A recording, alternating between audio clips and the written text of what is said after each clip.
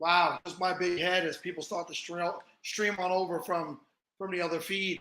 I got the next guest waiting in the wings. I'm going to see if Mr. Wrong makes his way over here to help me as well. We are in a home stretch of SFB Podathon, the sixth SFB Podathon. And I want to thank everybody that's here now, everybody that's been with us all weekend, everybody that's going to be with us the rest of the way. The numbers are starting to pile back up in here. We have a bunch of people coming in. And while I'm waiting for more people to join me, I will do the next read.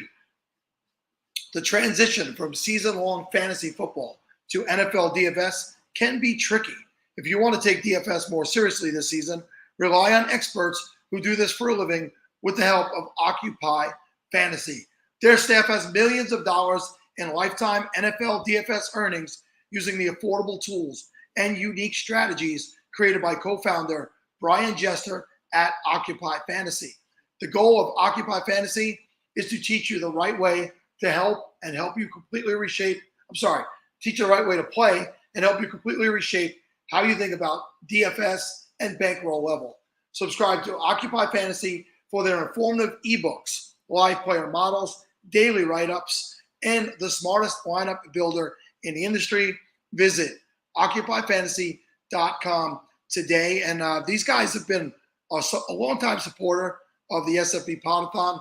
Brian, many years ago, probably 5 years ago, came on the Falafel House podcast, which I used to host.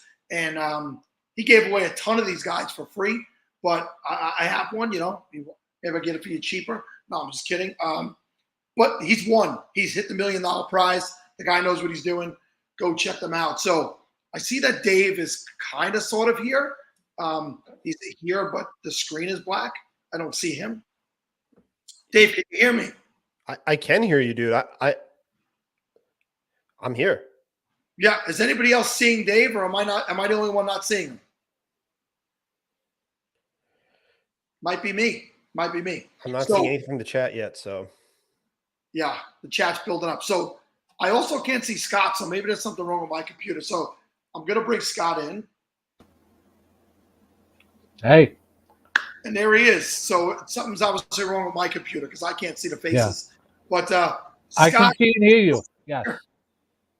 Welcome to the show, Scott. I feel weird talking to black boxes. But Scott, I mean, you've been in this business in a very long time. I'm happy to finally get you on a Podathon, get to speak to you. You reached out, and we knew immediately we had to get you on board. And I'm looking forward to 1 week from yesterday getting to meet you in person and drafting the New York City live SFB draft. So welcome to the show. How you doing today, sir? Good, thanks. I'm glad to be part of this. Thank you for the kind words, and really looking forward to next week. I mean, it's going to be a great summer. When we have these in-person events. So many people draft online, but there's nothing like getting together in person. Like, this is going to be a huge event. I was talking to Scott about it last year. Would love to have a New York event. And then obviously the Fantasy Football Expo after that. It's going to be an exciting summer. I think over the last few years, seeing more people get together in person is so exciting for the industry, when I have seen in past years where in-person events just don't have the kind of cachet and excitement and anticipation that something like SFB, these live events do. Yeah, and the live events are going on today. I have somebody posted 4 pictures in the 111 chat, so I'm the 111 next week in the Nathan's division. And I've been wondering all day what my strategy should be out of the 111 because of the tight end premium. And I've spoken a lot about Mark Andrews, and everybody knows J Mike Check, and he is there. And he started with Mark Andrews out of the 111. He was able to get Christian McCaffrey on a wraparound, and then Jonathan Taylor. Then he had Olave, Kittle, McLaurin, and Njoku. So I kind of like that start. There's no quarterbacks in there, but he's maximizing in some other positions. Scott, have you dug into the Scott Fishbowl scoring, and how comfortable are you waiting that long on a quarterback? Well, I've been playing a few years, not to brag, but I won my division 2 years ago. So maybe I know a little bit what I'm doing, although I never finished in the top 5 or top 10 like some of these guys, because it's great competition. But as you guys know, there's no one certain way to draft, and no two drafts are alike. You have to go with the flow.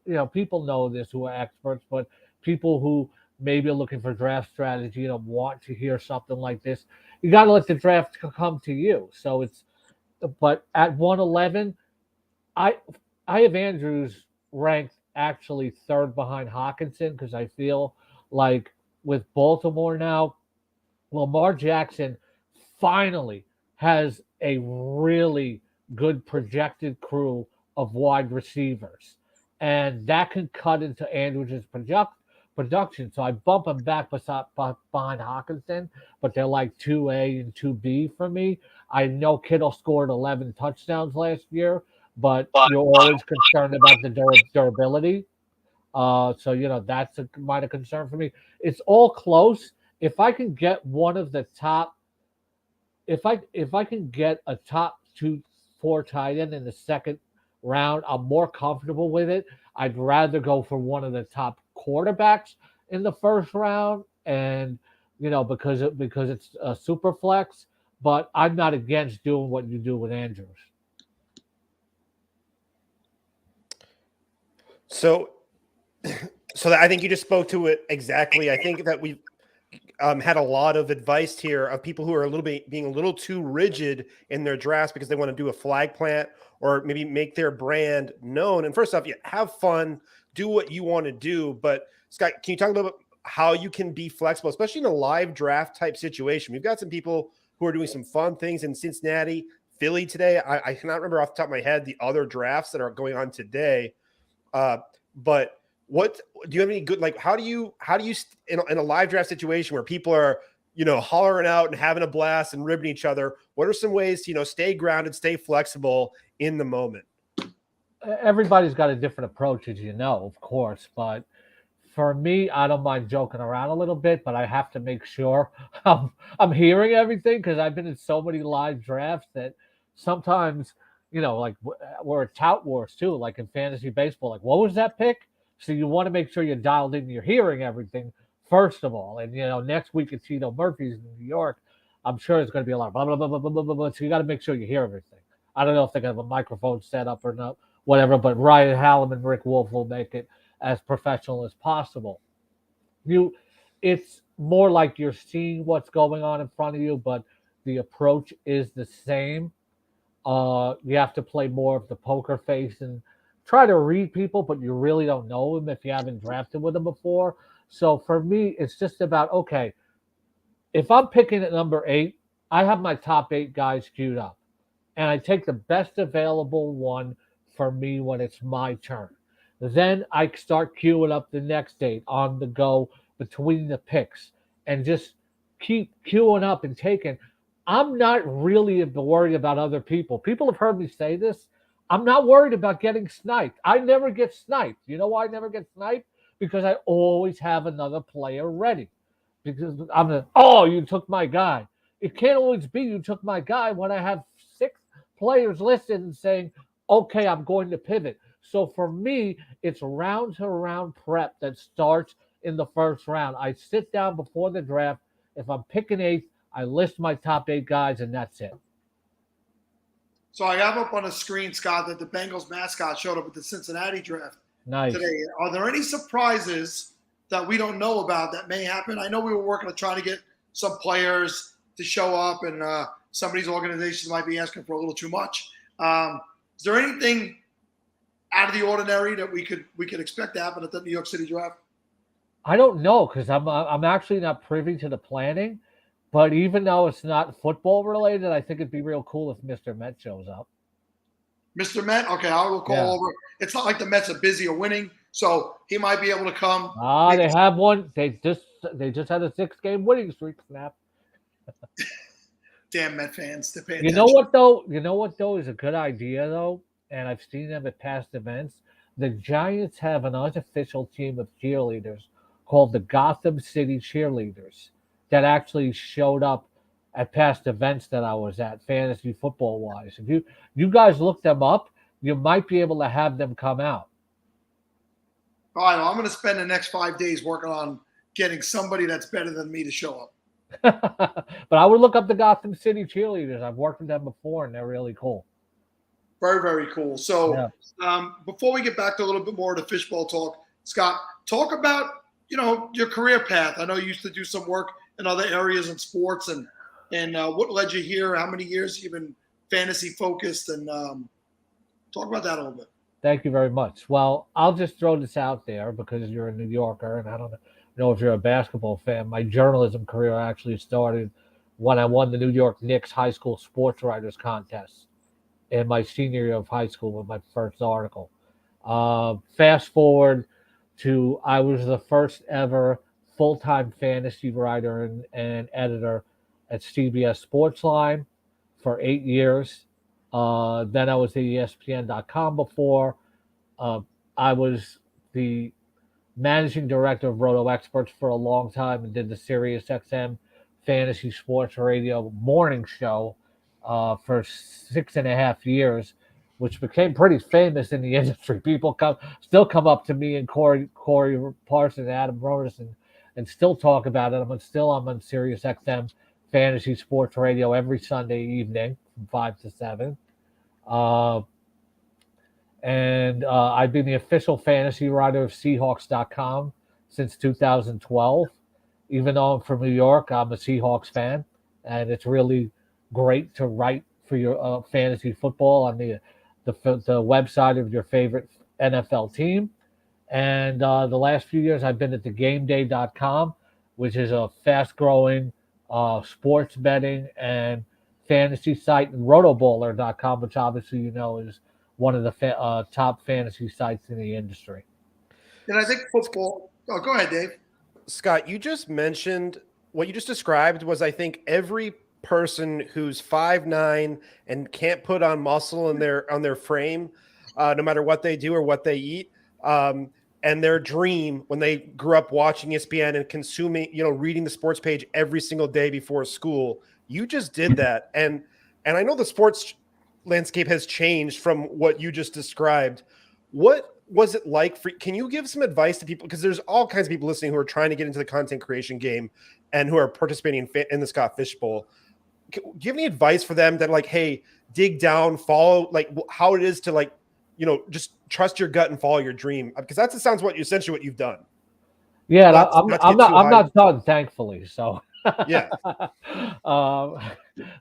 And I think a few years ago, I learned that I had to pivot, and I think I was the inaugural member of the Fantasy Sports Writers Hall of Fame, and in my bio it said, "Scott proved that a Rolling Stone gathers no moss," because I'm always willing to be flexible.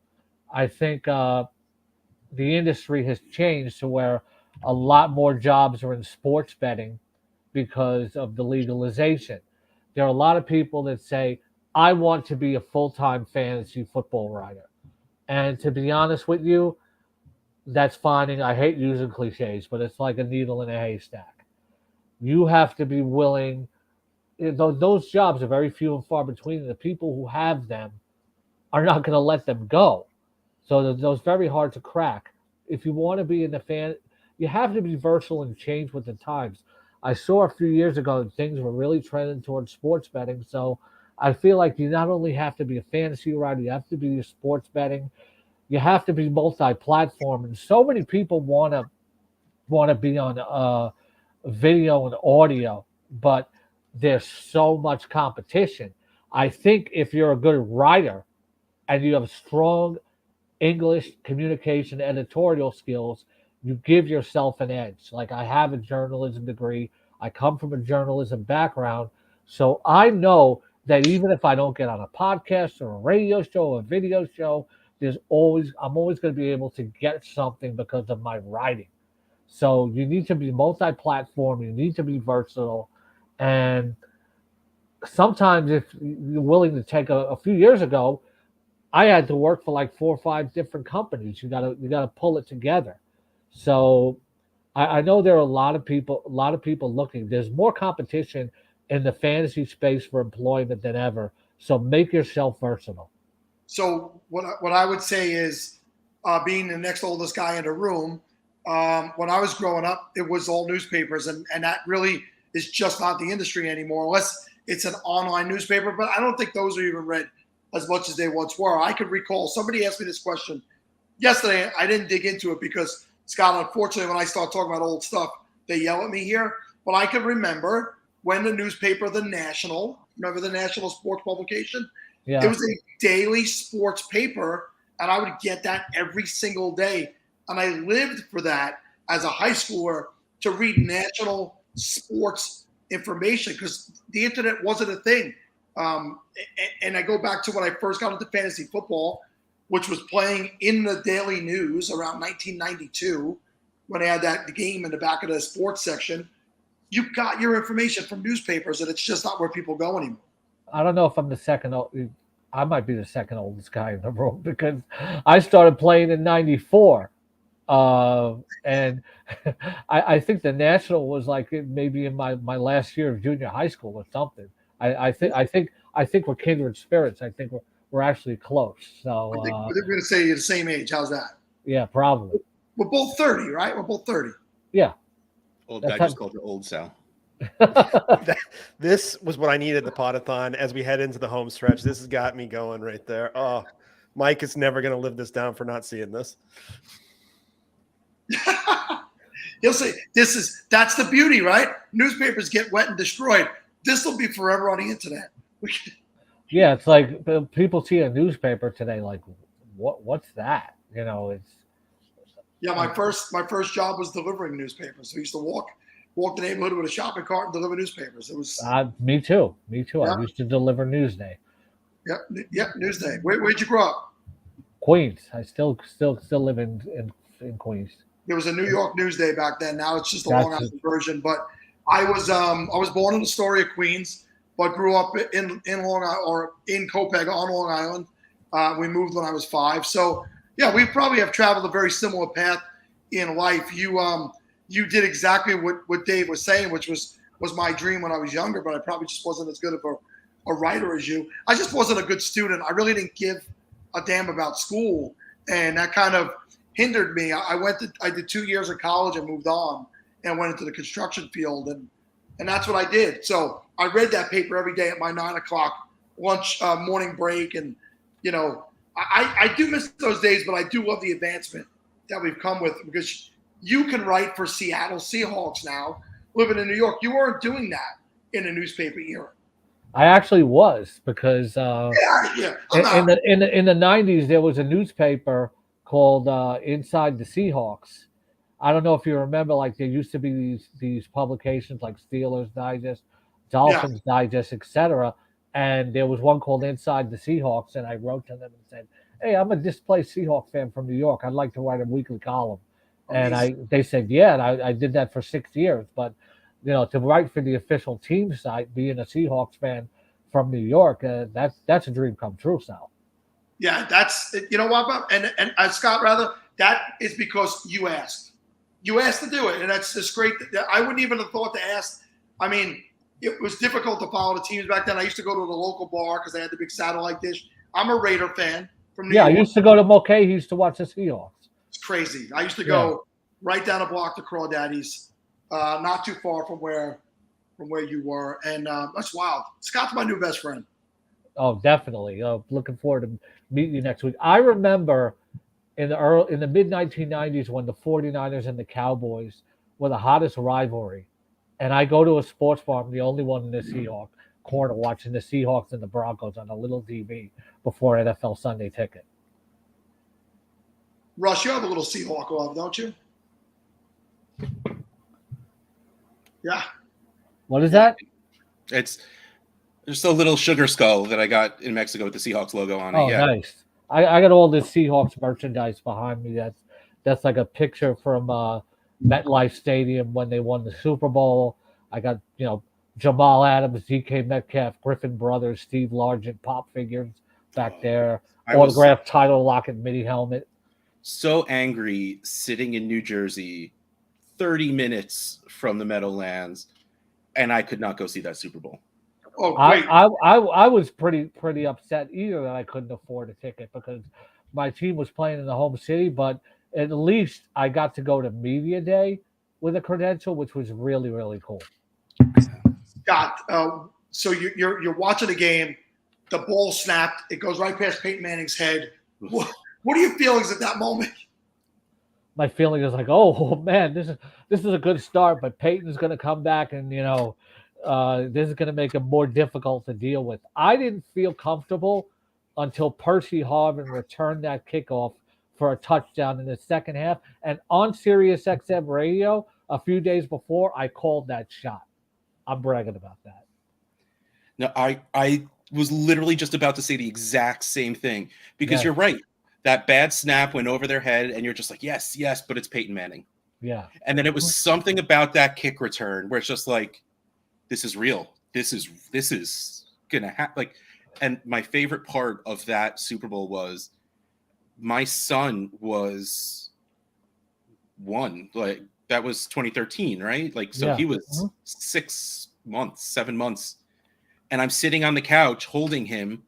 And every time something happened, I literally just held him in the air and started running in circles because there was nothing else I could do because I had a baby in my hands.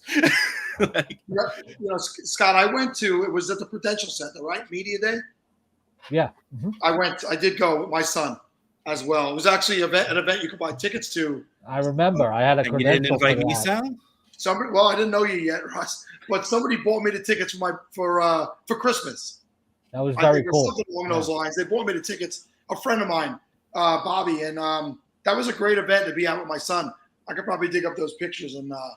I got to interview Bobby Wagner, Russell Lacone, Jermaine Kearse, Luke Wilson, and it was an interesting story because the Seahawks had played the Giants at MetLife Stadium during the regular season in 2013, and they picked off Eli Manning 5 times. I went in the clubhouse, and Ricardo Lockett and I got to talking, and I admitted I was a fan of him. He gave me his Scully that he would wear on the sidelines. So cool. And then he saw me at media day. He goes, I know you're going to be wearing your Scully on Sunday. You have to. It's going to be good luck for you.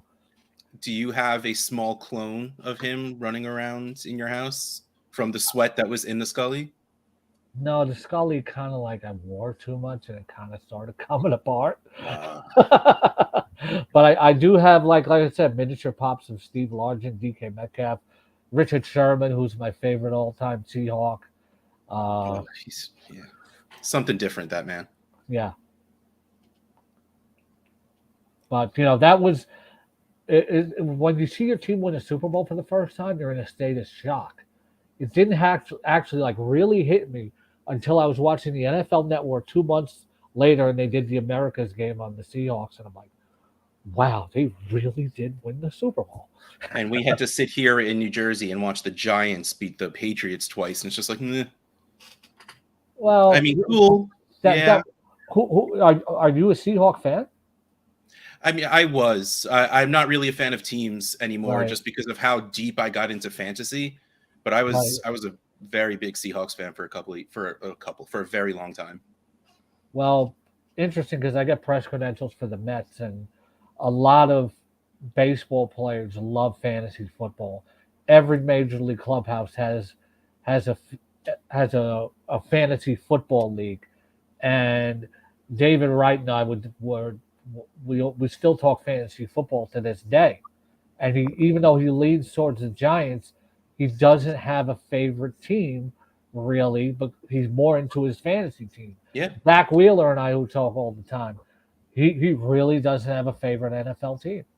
I know it says Mr. Wrong in the thing, but my name is David Wright. And when I first saw David Wright go across the ESPN News ticker, it said New York Mets, third base, David Wright. And he was like 2 for 3 in the first time he ever played. When I tell you the love that I had that was born for David Wright was unbelievable. So I know David Wright's a pretty common name, but I would say I'm a huge, big time Red Sox fan, big time fan of David Wright. One of the nicest guys among athletes that you will ever want to meet. Injuries sucked his career too. It derailed his career too quickly, in my opinion. Yes. My stepfather's name is Richard Sherman, actually. Really? So that's so cool.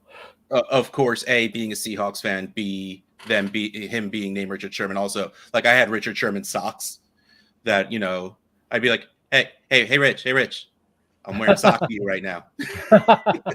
I have 3 different Richard Sherman jerseys. I have the white one, the blue one, and the green one. What are your I thoughts? own about 15 Seahawk jerseys throughout various parts of history, and I collect caps too. So. All right, I need to know your thoughts on these neon green jerseys. Are you a fan of these highlighter color jerseys? The Action Green, I love them. I have a Sherman. I have a DK Metcalf shirt jersey, the jersey they call it. I'm a fan of it.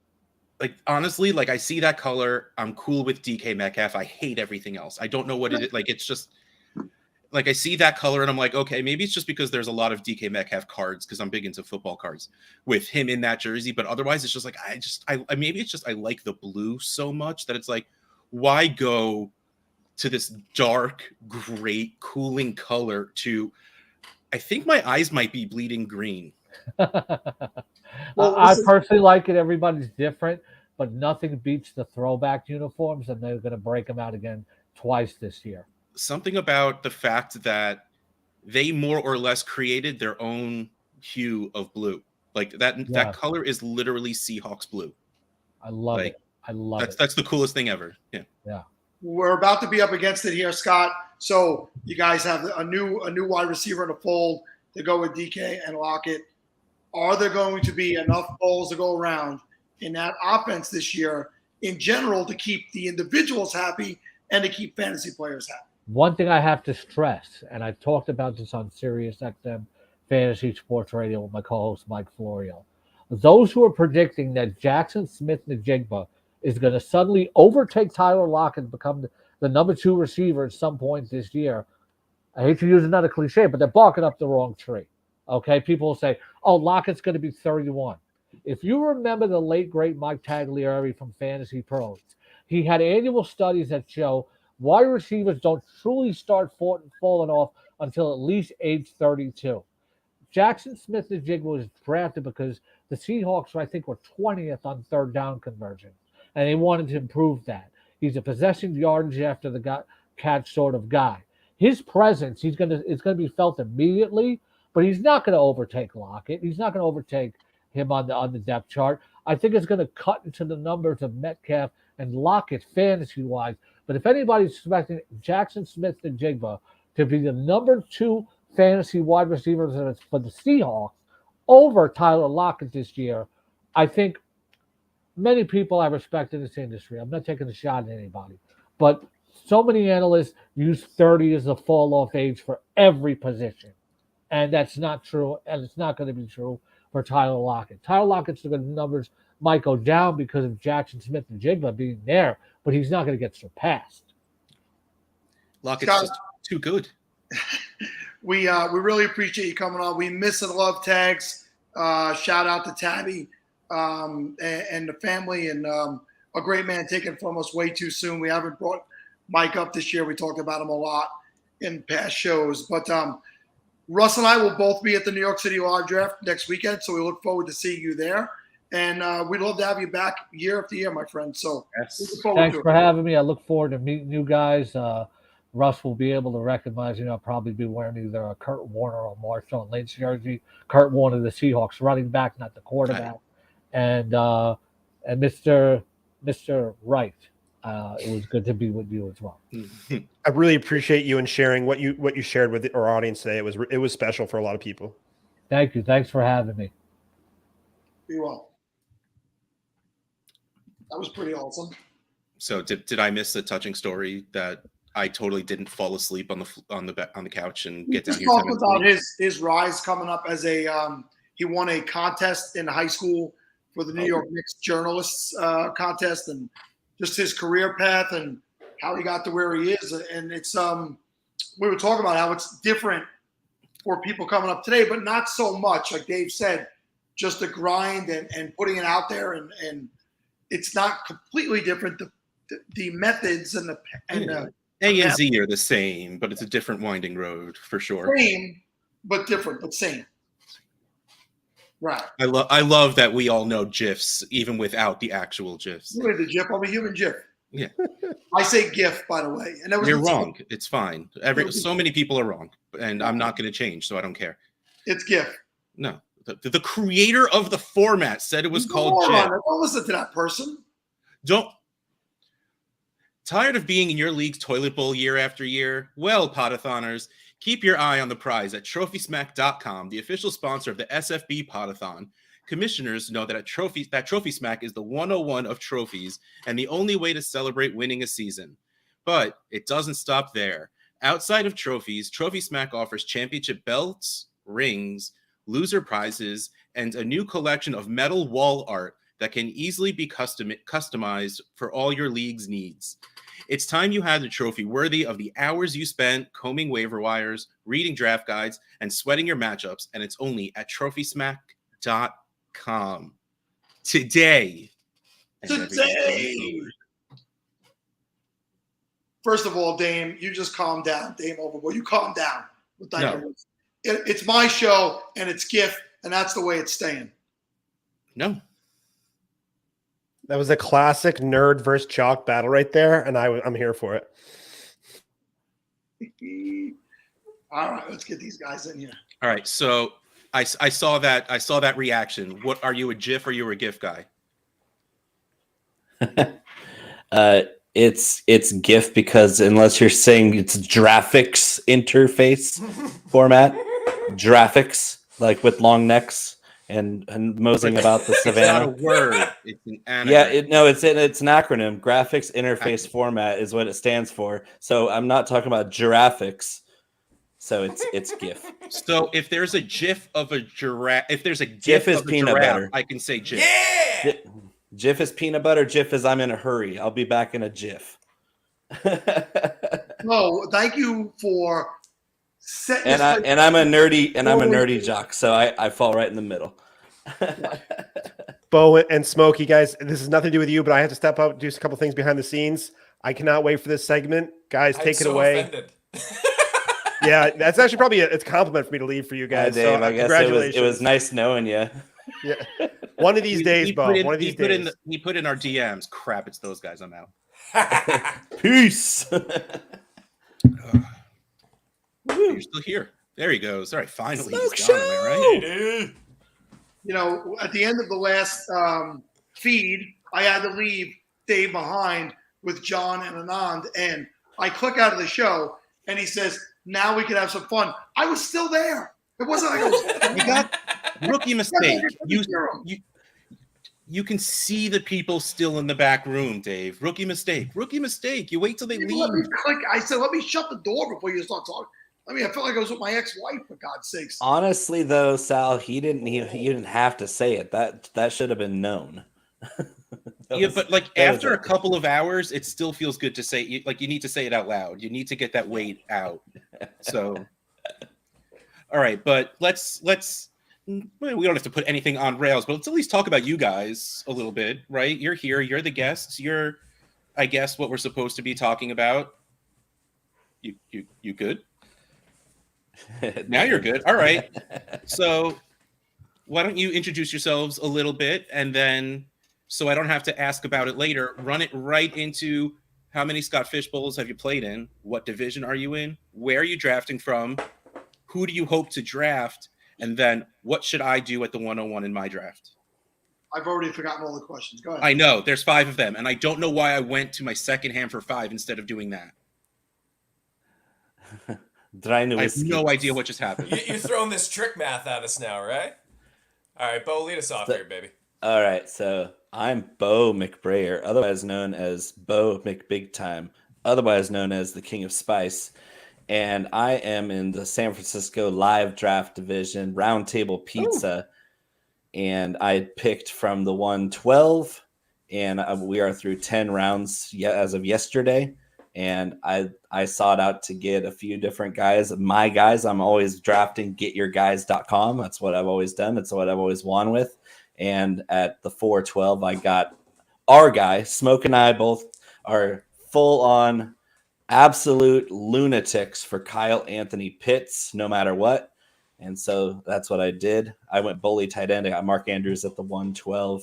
Actually, 2-1. I got Jamar Chase at 112. Ooh, So very interesting start. I love to answer your final question, if you're not drafting Travis Kelce 101, you're doing it wrong. Hey!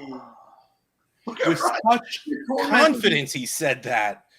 Ugh. Well, I'm looking He's at the not scoring and I wrong. say you can pick a top 5 quarterback, but just know that the next tier of quarterbacks are going to average like 0.3 points per game different from those top 5. The way the scoring lines up just evens all the quarterbacks out, and the tight ends like Kelce, who are more like a top 5 wide receiver, they're getting an extra point per catch. It seems like it's really simple math. All right. So okay, you said you first 2 rounds. No, you went Chase, Andrews. Then on my 3rd round reversal pick at 3-1, I took Anthony Richardson because there's no negative points. That looks like that is a very common 3-1 and looks brilliant every time.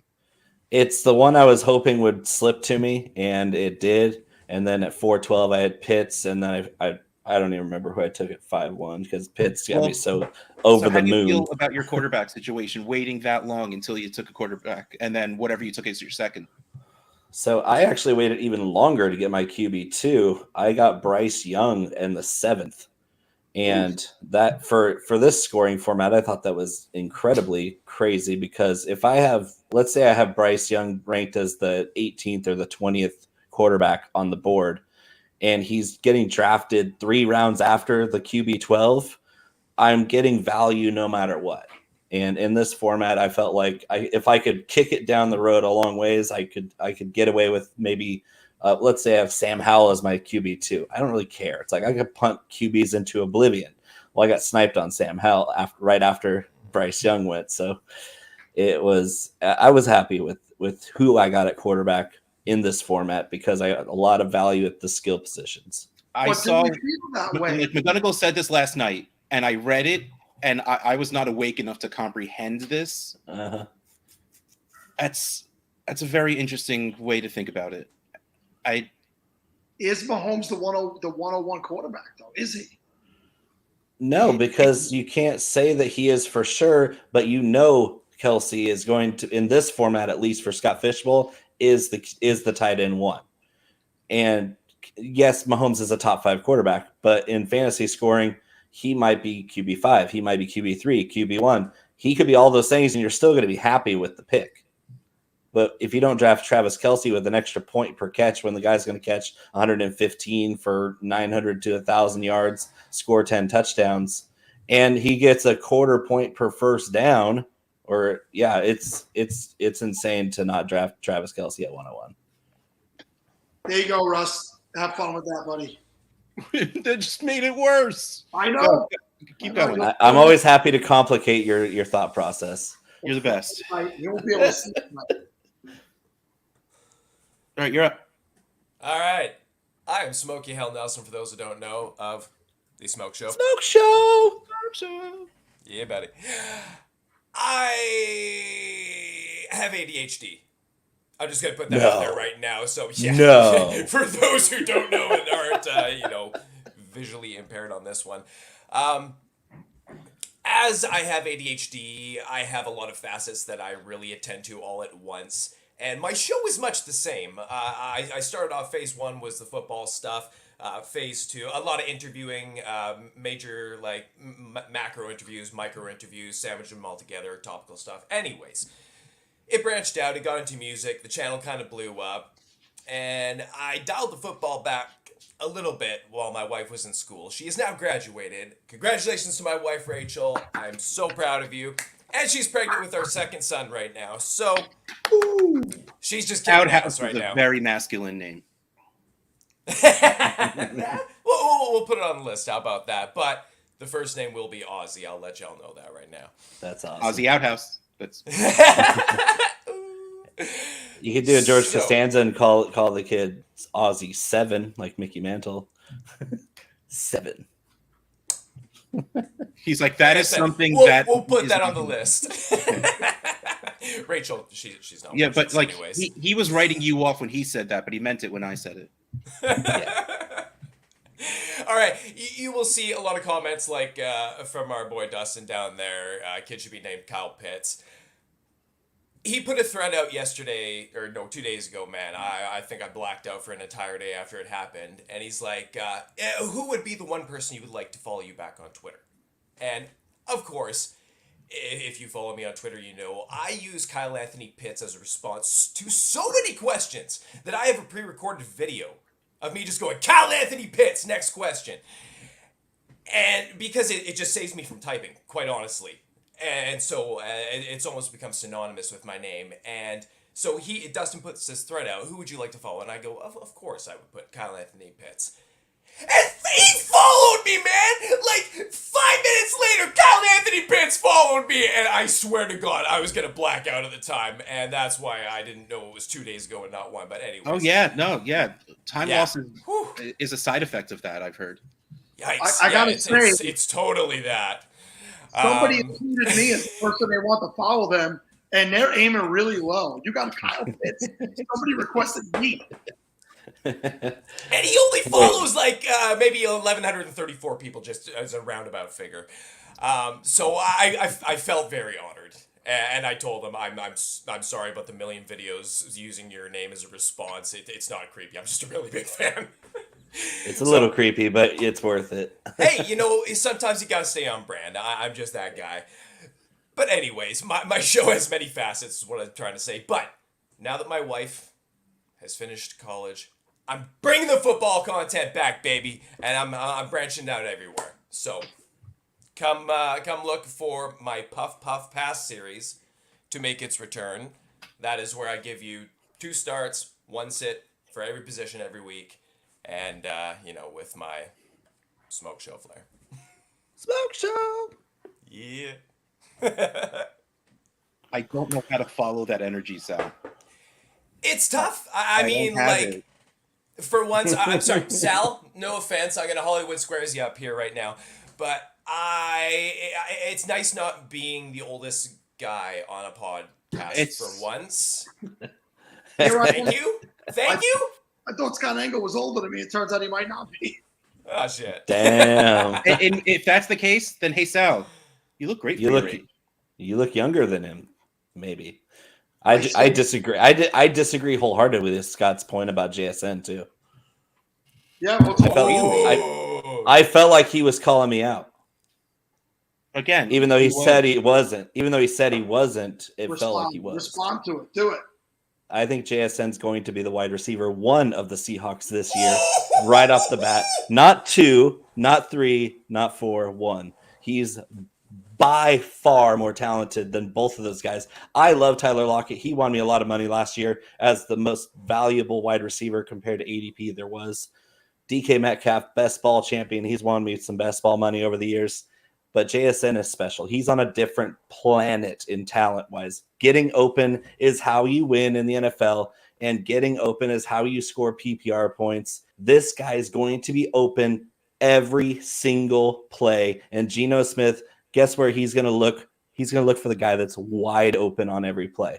And guess what? That's JSN. And JSN and that offense are going to be explosive. I picked JSN in the 6th round, by the way.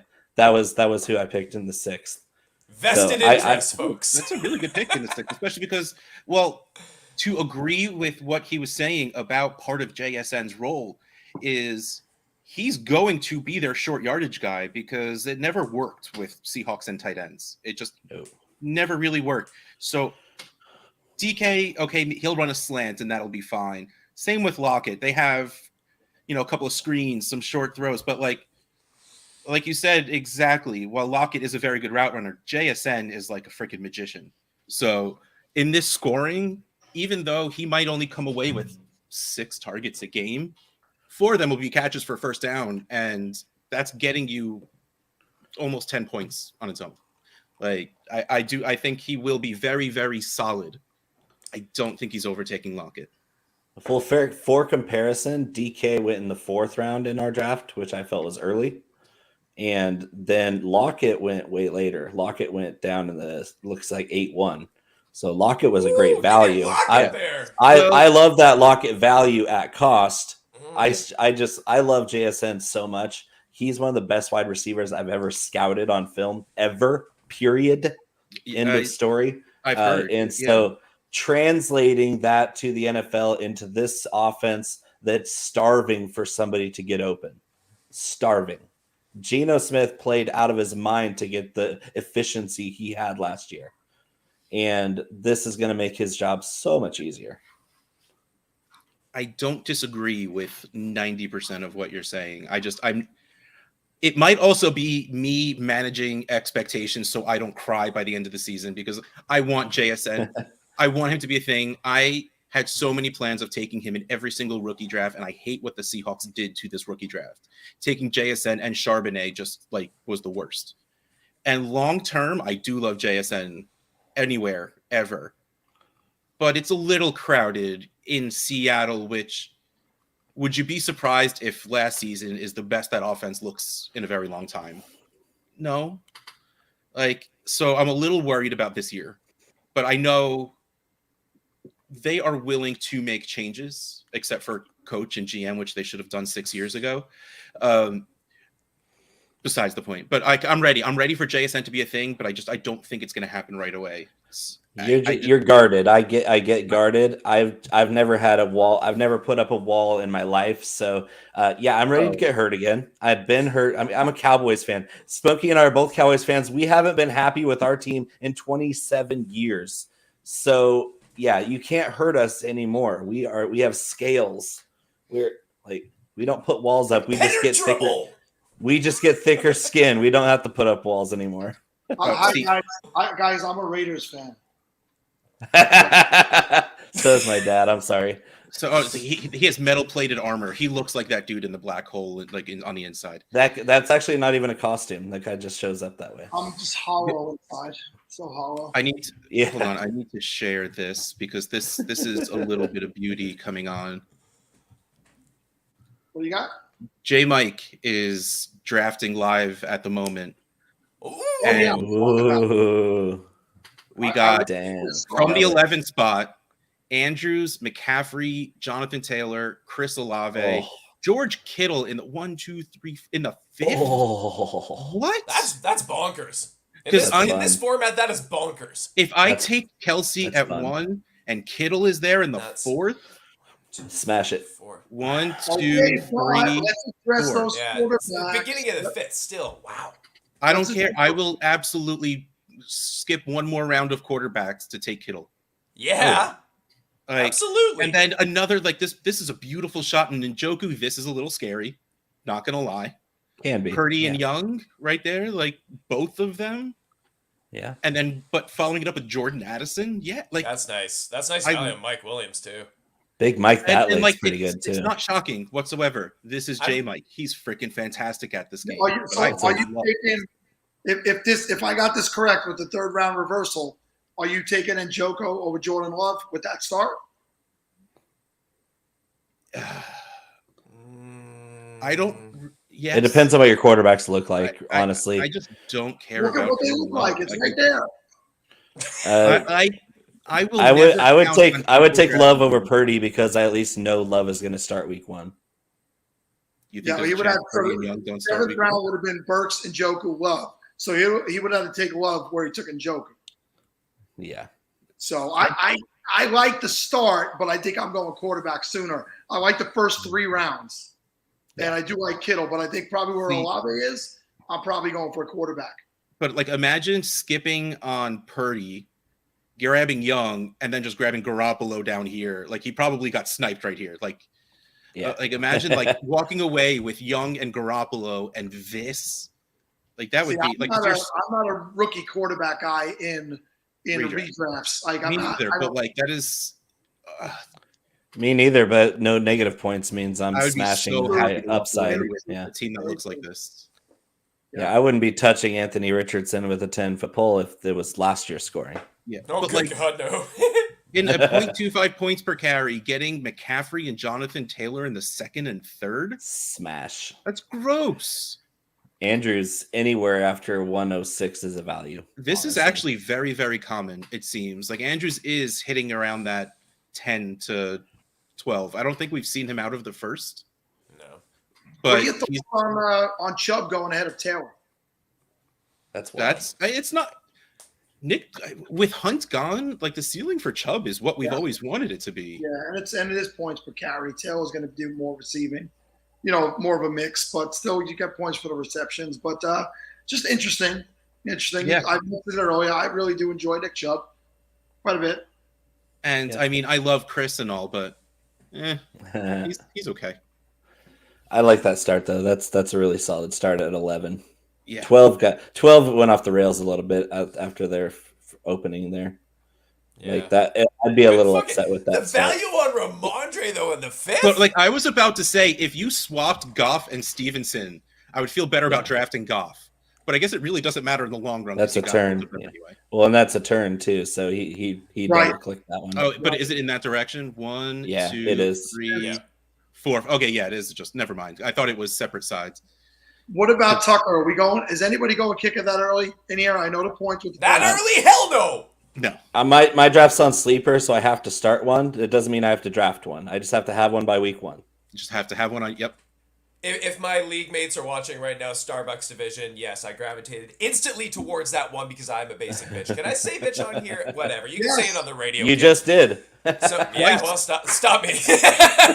Matthew Berry said the F word on here yesterday. But it's Matthew Berry. He's allowed to do that. It's literally what I'm drinking right now. It's what fuels this beautiful small child body that I have.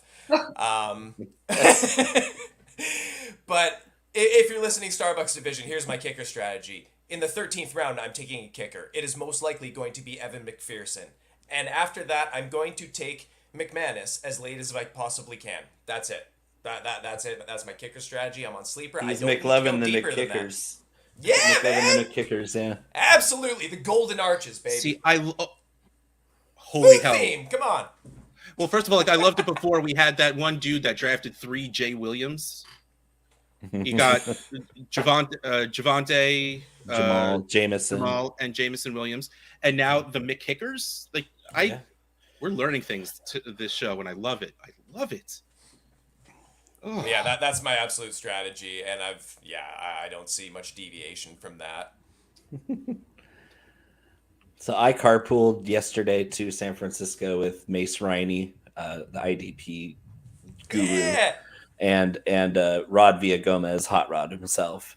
They live in the area, but it's just as long of a drive to go from their house to San Francisco it is from my house. So I cooked them breakfast. And after I tried to weigh them down and slog them out with a French toast breakfast sandwich. Oh, man! Like I made French toast, I made eggs, bacon, sausage, did it all up. And I was like, oh, I'm going to put them in a food coma. They're not going to be on their game. And I made the mistake of like, hey, have you guys ever tried affogato? And and Rod had never heard of affogato, so I made them affogato, and they were all pepped up by the time we hit the city. So Mace sniped me 3 times yesterday.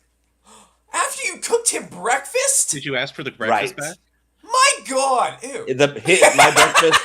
My breakfast was still on his breath. It was in his belly. Oh, that's cold. That's cold, kids.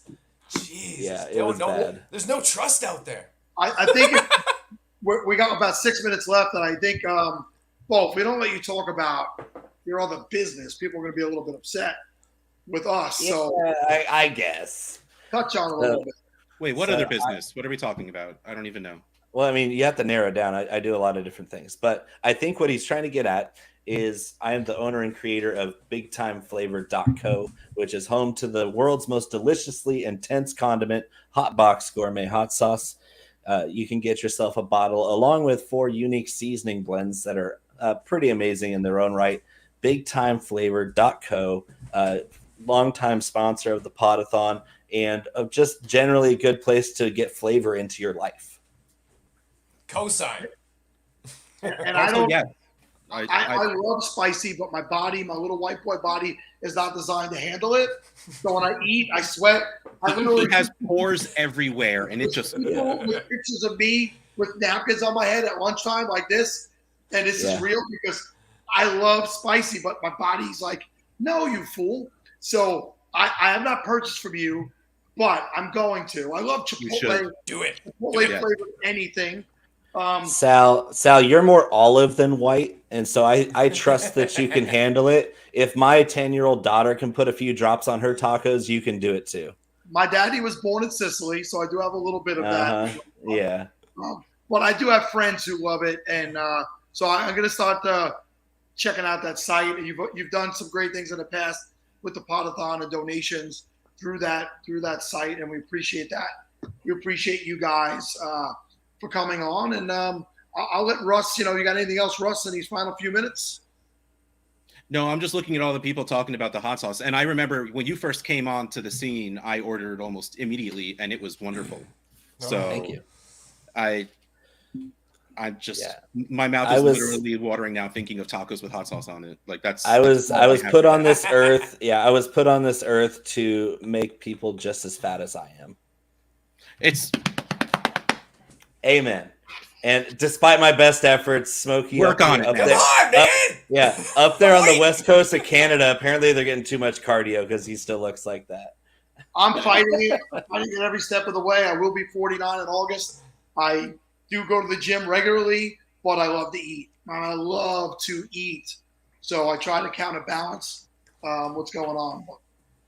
As long as my doctors aren't saying, Russ, you're about to die, you should really lose weight.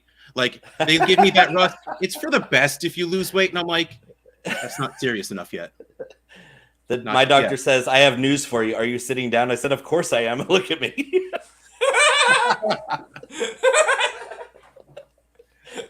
Last time I was at the doctor's, he suggested a standing work desk. I have one. And I'm sitting at it right now. I'm sitting at a standing desk right now. I literally broke out laughing, and my wife was there, and she was literally just like, the motor on this thing is not plugged in, guys. It is not plugged in. It's at the very bottom. And he's like, well, they make treadmills you can keep under your desk. And I'm just like, look, you've known me for a lot of years. What? I get it. You're telling me I need to lose weight, but these are the suggestions you're giving me right now. Bo, can you give me the link one more time for where they can get your hot sauce? It's bigtimeflavor.co. Bigtimeflavor.co, not com, .co. Go there. And it's flavor spelled without the U for your Canadians out there. I have a lot of Canadian fans that want to type the U into flavor and make it doesn't wrong. work. You don't want to know the site it brings you to. So now you have to buy the site with the U. Learn how to spell it, but not for it. I copied and pasted it and threw it into the chat. Nice. So any sales you get in like the next 10 minutes, 10% goes this way. Actually, welcome. I was probably just gonna do any sales from today. 100% of the proceeds go to the 2 fantasy cares. Yeah. I mean, I guess that's okay. Until midnight tonight. Hey, do not wait till tomorrow. Let's get some of Bo's money. I gotta get some orders in. I heard that right now. I told you I'd make it, Smokey. I'm not early, buddy, but I told you I'd make it. What's up, homie? It's Zaddy Fayella. I gotta go buy some more hot sauce. I got like 2 bottles left, but I gotta buy more apparently because you don't want to run out. You do not want to run going out. right now to do it. Yeah. I just figured it out after 30 minutes. Smoke reminds me of Goat Boy. That's what it is. Goat Boy from Saturday Night Live. That's. Yeah. Classic. Hey, Mike, is that wall color seafoam green, or is it just my eyes? No, I don't know. Oh, that's avocado, if anything. It feels like we call it the avocado room. Nailed it. So yeah, with my big head being the pit, so it gives that aesthetic. So if I learn how to drywall, I cut out the baseboards in this room, and I put the little boards up, and I have no idea what to do next. Once I learn that, we're gonna paint it blue. But I am like 6 weeks into this project and still learning how to use drywall tape. So hey, only 2 years left. Yeah, well, we'll get there.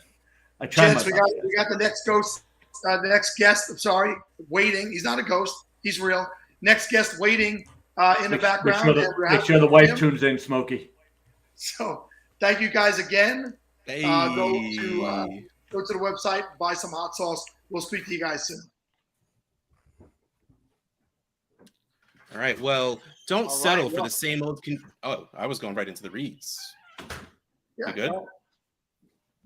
Right. Well, don't settle for those same old convenience store snacks. Bite into beef jerky and snack sticks from John's Elgin Market. With over 30 products to choose from, there's a flavor for every craving. From barbecue beef or hot and spicy venison to exotic meats like our best-selling alligator snack sticks. It's time to treat yourself to damn good jerky.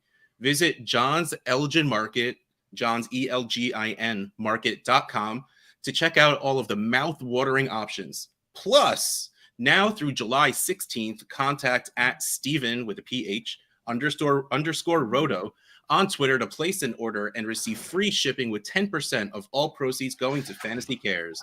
That's right.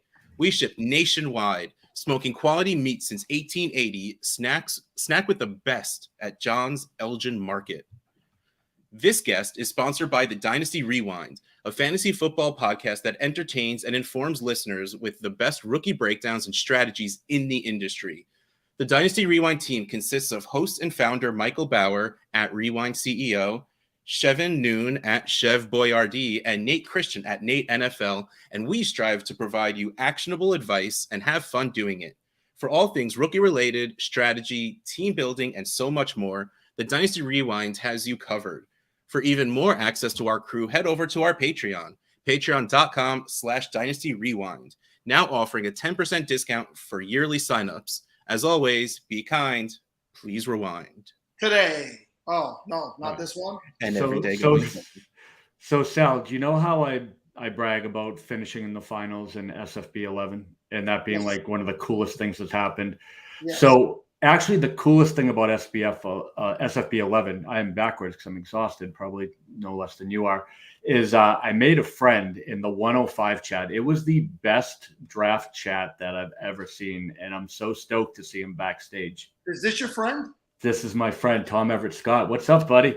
Hey, So, am I on? fellow 105er, still you are backstage? on. You are on now. How you doing, Well, buddy? we're best friends now, Mike. You better believe it. I have to be. I mean, 105s go, we go way back to 2 years That's ago in true. a group chat. No, Well, tell us look, 105.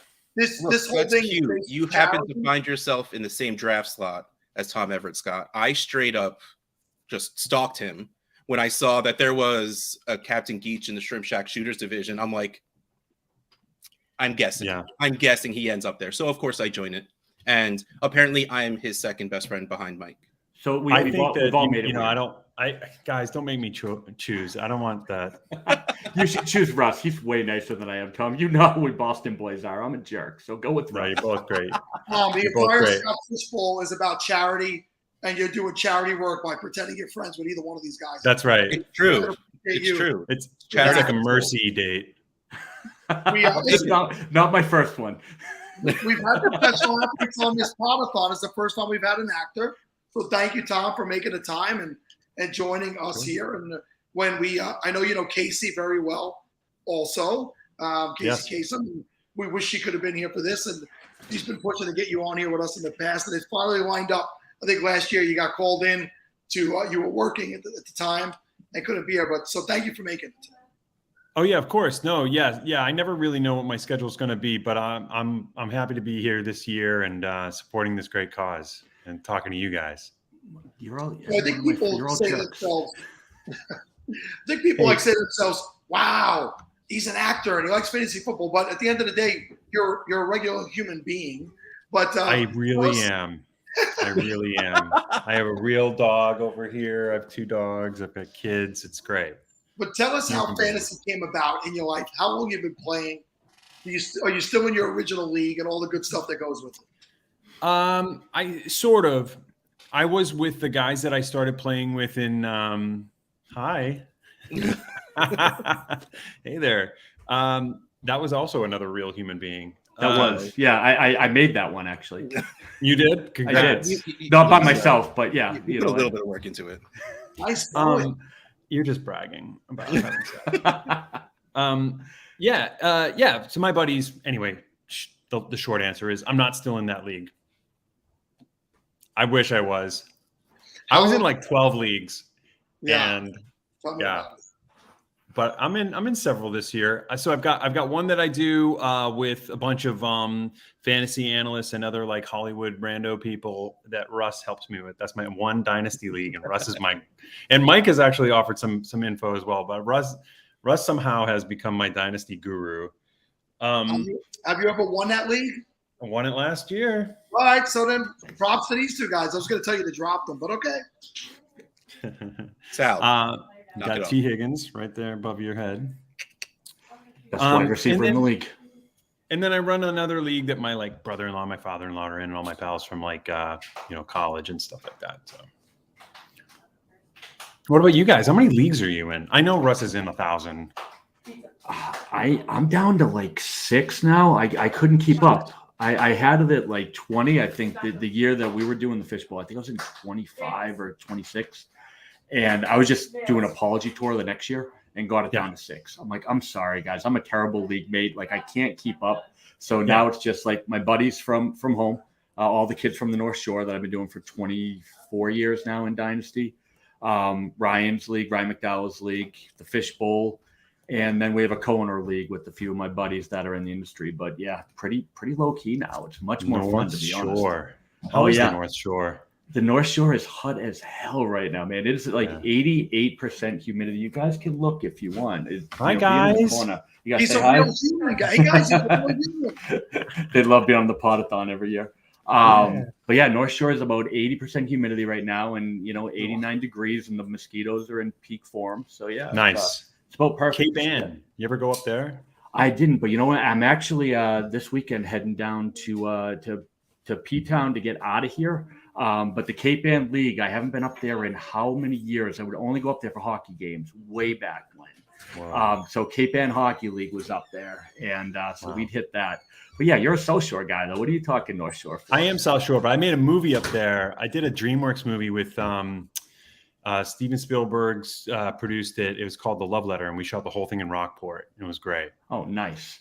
Yeah, I'm actually driving down towards your neighborhood Monday. I'm heading down to P-Town, so I'm probably going to cut around down 24 and head that way and take my life in my hands for a few minutes. But I'll be down. Go right through East Bridgewater. Don't blink, or you'll miss it. Oh no, yeah, hitting the gas pedal and flying right through. I'll do a quick wave though, a symbolic wave. But yeah, it's brutal. Be happy you're not here today. It's a mess up here right now. Sounds like great staying inside weather, if you're asking me. Yeah, it is. Yeah.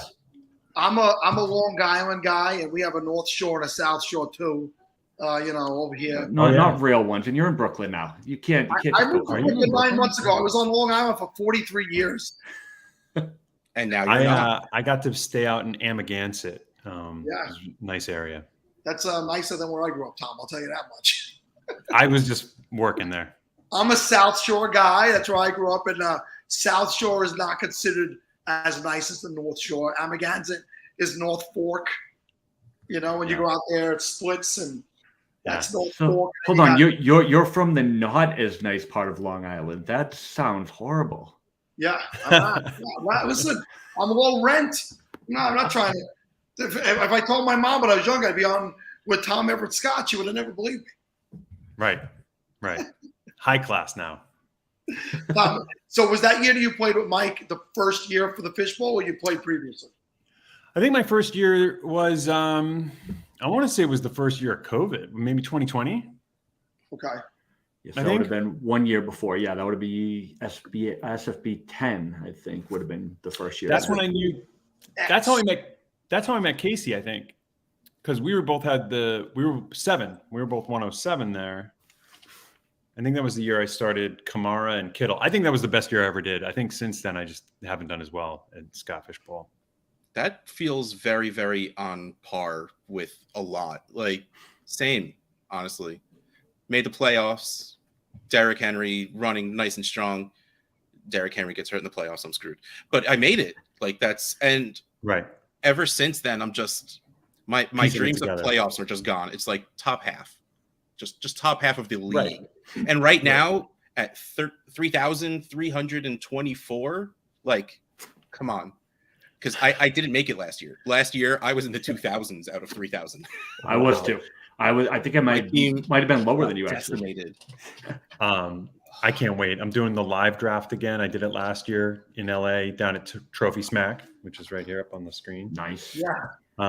Yep, that's gonna be fun. I got my friend Josh Lucas, who's another actor. He's I I don't know if you know him by name, but I mean, you would know his face. He's been in 1,000 movies, and he's the voice of Home Depot. He says, let's do this. I mean, that's Josh Lucas. I got him and his son are really into fantasy, and we're in a league together. So after I get off with you guys, I have to explain to him how to use the site. Don't send him the projections I sent you. That way you have a shot. Don't give him too much. I won't. Tom, is he playing on MFL or Sleeper? I don't know. I have to find out. He's doing the email. Sleeper is so much easier. God. I know. So I feel like he's probably on what is it called? My Fantasy League? Yeah, MFL? yeah, MFL, yeah. Yeah, no, it's no fun. There's nothing fancy about that one. Oh, it's like It's my fantasy league, not my fancy league. Right. How's that? I still like it, but I'm old. So Same. Yeah. I can't help it. Tom, the fantasy influencer. Hi, Cooter Doodle. Aw. Oh, I was just in New Orleans. I was only there for like a brief moment. Otherwise, I would have said hi, Cooter Doodle. Well, you said it just now. So Tom, what are the chances we can get you to Canton, Ohio next month? You can say Dude, hi I've to been Cooter trying there. for 2 years now. I don't know.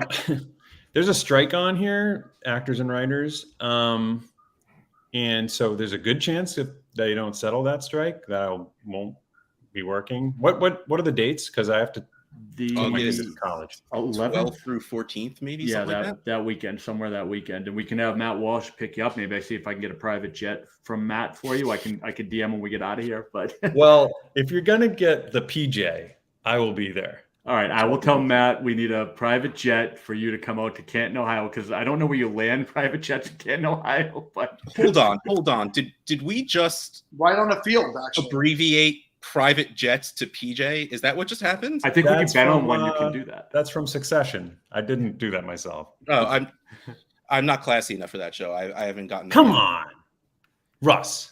I You're classy enough for that shit. Oh, I appreciate that, but I have to finish Ted Lasso first. It's taking me forever, and it's so damn good. Do you fall asleep every night you start watching something?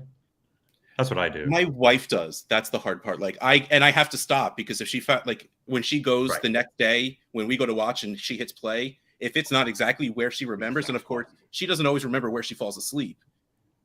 What'd you do last night? I swear I changed it the second I saw you were asleep. I did not keep going. So it takes me If forever. that's your to watch. big secret that you keep from your wife, I think you're okay. No, I don't do that. I'm too afraid of her to ever do anything That like sounds like it. So Russ, just watch a show she doesn't like at night, and then when she falls asleep, you want to turn it off anyway. It's a good reminder. That's what I do with Below Deck and Kelly. Like she watches Below Deck. I'm not a fan. So the second she falls asleep, stop on to something good. Oh, see, no, I'm a comfort TV watcher at night, so I fall asleep to like cartoons. Like right now, I just went through Batman the Animated Series, Superman the Animated Series, and now I'm in Justice League. And then after this, I think I'm going to watch Brooklyn Nine-Nine again. Like Booster Gold, baby. hell yeah.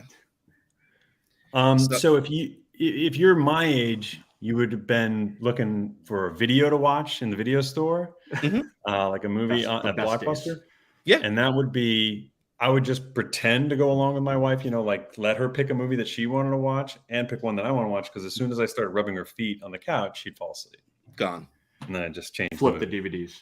Yeah. So do you remember when there was nothing more disheartening that you saw like the cover. DVD cover and there was nothing behind it, and how heartbreaking that used to be? I was like, I can't do this, and that's how I got sucked into Columbia House, and I think I still owe them like $89.95 because like then I got my 10 DVDs sent, and that was that. I'm pretty sure actually Tom Boiler may have been one of those that I got sent out for the penny. Like you tape it to the mail, you send it out, Yeah, and the DVDs penny. show up. Yeah, and you think you just made it rich, and it turns out you signed a contract you're never going to outlive. They come for No, nobody ever paid that. That's why they're out of business. you. This is probably true. I mean, if you want the real answer, they never expected anyone to pay. What they did is they had a lot of people owe them money. They sold their debt to the banks, and that's how they made their money. But that's not the point, really. Okay, We paid information I $1.90. could have used in 1992. Exactly. I did not know that in 1992. I'll put that out there because They would I call fell my victim house. to both CDs, VHS tapes, and then DVDs. Oh, they were calling constantly saying, "Dude, this will follow you for life." And I'm like a 14-year-old kid, like crapping my pants, not realizing 14-year-olds can't sign contracts. I'm like, No. I'm Exactly. screwed. Like when they told you personal record, like your private record would follow you through school. I'm like, this sucks. Tom, do you remember standing at the slot outside of Blockbuster waiting for people to return? What are you returning? What are you returning? I'll get on the inside as soon as you put it. Hey, I know somebody just returned. Right. I was And never that's that New York. desperate. I was It's New York. never that desperate. That's New York City. That's because there's just like too many people, limited DVDs. Yeah. That's a level. Oh, they didn't have the cart. Like you could go to the cart. Remember the ones they didn't put back yet, the push cart? Yep. And you flip through that. Yeah. If it wasn't behind the thing, you flip through the push cart. If not, you got something else. Or you go in, you go right to where the deposit slot was, and you kind of check there first. Yep. Take a peek, see if it's in What there. does that say? Does that say Back to the Future 1 or 2? Is it 2? Is it 2? Either way, you take both of them. You take either one. Whichever goes in. Yes. Yeah. All right, And so- it is all about comfort watching these days. Yeah. Like I'm with you on that. Like I'd rather watch something that I know is good, that I love. I'll watch it for the 20th time before I'll try something new that I'm scared will suck. Blockbuster. So I read somewhere that anybody who had that they were talking about people with anxiety, because I'm always trying to learn about these different things about why I'm all messed up and everything. But they said that people with anxiety watch the same stuff over and over again because there's no surprises. Yeah. So if you miss it, because I'm always sitting there, I can't fall asleep watching TV if I don't know how it's going to end. Yep. Like I have to know, or else I'm screwed. So now I just watch the same, 12 movies. I'll go on Netflix and they'll be like, you want to continue watching? And I knew it was at the end. I'm just like, start from the beginning, run it again. I cycle through a couple of TV shows because movies are just too short. So I'll go through almost anything done, Brooklyn Nine-Nine, The Good Place, Parks and Rec, anything by Michael Schur, pretty much. 30 Rock, Scrubs, Avatar: The Last Airbender. No, this is exciting, Russ. Keep naming stuff nobody cares. That's great. I saw some smiles out of Tom Everett Scott, and if that's I can say true. I did one thing and it was make Tom Everett Scott smile, I call it a victory. He's a nice guy. He's been smiling since he came out here. What are you talking about? Yeah, that's right. That's right. It's just a trick, Russ. Sorry. I don't care. I told you, I don't care. I'll fall for it. Tom, are you a Patriots fan? You're because right now I have NFL Network on, and they're playing Super Bowl classics. It's not the Patriots, but it's the 52-17 Cowboys-Bills game. How is that a classic? It's a That's Super. not a classic. It's a different. Yeah, it's a classic. I don't know. Classic blowout. It's not like Bears Patriots, if you remember that one. Oh, that wasn't a classic either. But you guys made up for it. You had to go how far back to insult Patriots fans? 85, bro. 85. Recently, the Raiders won a Super Bowl. You shut your face. How was Taco again for you, buddy? Because it's okay. It. That did hurt a little bit when you said that, though. I mean, that was a beatdown. I mean, that was with. I mean, the Bears not only beat us; they had a video, the Super Bowl shuffle. They were the worst rap video in the history of obnoxiously in your face about it. Yeah. Jim McMahon followed me on Twitter, and I actually contemplated blocking him because I was angry. I gave it a thought about hitting the block button because it just brought back pain I didn't need to feel. Such a flex right there. QB. Such a flex. Are you guys doing best ball anywhere? Yes. Not enough, to be honest. Not a lot, but I do have money from last year in Underdog. So every week or so, I go in and be like, I got a couple minutes for a fast draft. Let's go. Do you take shots on that Pats offense with Bill O'Brien back? Yeah. Yes, everywhere. Henry in best ball, I am not. I don't draft Ramondre quickly enough. Like he goes before, but I am so in on Juju. It's ridiculous, and I am crossing my fingers. DeAndre Hopkins goes there. Yeah, because Nuke and Juju together is like such a freaking pairing that I'm all for. So I'd be down for that so much. All right, so if Nuke ends up there and they're together, where's Mac Jones going? Where are you taking Mac? Where are you comfortable? Are you comfortable with him as your QB1? He's QB 15, the way he always like that. Yeah, he's still a QB 2. He'll be safe. He won't have the biggest ceiling in the world, but that's what Mac Jones is as a. I almost a human being, and that's messed up. But as a fantasy football asset, That's just what he is. He's I'm a sure real he's human. wonderful human being. He's a real human. That's the what we're taking away from this segment is That's right. athletes and actors are also just real humans. Well, Totally. What's that All right. mean? Well, guys, Until speaking of we're real not. humans, Until AI takes my job, and then we're I'm screwed. not. But my kid has his first day of work ever at 3:30. So Tom, it's been a pleasure. But my biggest one is going to work for the first time, and I got to Where does drop he him work? off. He's a babysitter, so he's got his Ooh, first cool. job. So we are That's stoked, exciting. and I can't have him late. So it's wanted to come on, make sure I spend some time. Mike, but start keeping appreciate track you, of what he owes you, Mike. Don't let Yep. them get away with it. I'll do my best. Dad You tax. guys All right, have Mike. Good fun. to see you, man. Later, bud. Yeah, Tom, I have a 22-year-old son. I have 3 kids. My daughter actually is 23. She's a publicist for TV and film. She moved out to LA 2 years ago. She's doing fantastic. I couldn't be prouder of Great. what she works for the DDA group. I don't know if you ever heard of them out there. DDA group. DDA That's group. great. Yeah. What are some of her clients? Like, what are some of her projects she's been working on? She actually was setting up interviews at Ben Kingsley's house last week. She's like, "Oh, I'm at Ben Kingsley's house." She's Cool. worked Whoa. Sir Ben King. Ben with Kingsley. She's worked with Ethan Hawke. She's worked with Jesus. I'm freezing up. That's great. That's exciting. That's such so a cool entry job. She could really do anything from there. She could learn publicity and then go work anywhere. Yeah. So she's on a hot track, and then I got my 22-year-old son, who's a lot like his father. So he's just bouncing around all over the place. But I keep track of everything he owes me. He's making money now. So, Oh, so I want Mike to start running a tab. That kid's got a job. yeah. I'm trying to get my kid to get a job this summer. He's 18. I was about to ask, is he like 12? Because I'm trying to get my 10-year-old to get a freaking job already, the freeloader. Well, good luck with that. It's What not can a going 10-year-old do for work? I'm pretty sure they outlawed that. Yeah. I mean, technically, legally, yes. But we're in New Jersey. Not everything is above board. It's fine. I guess like he could have a paper route. Those don't I- exist anymore. He can't. Well, who's They- reading the newspaper, Tom? Come on. Jeez. Nobody.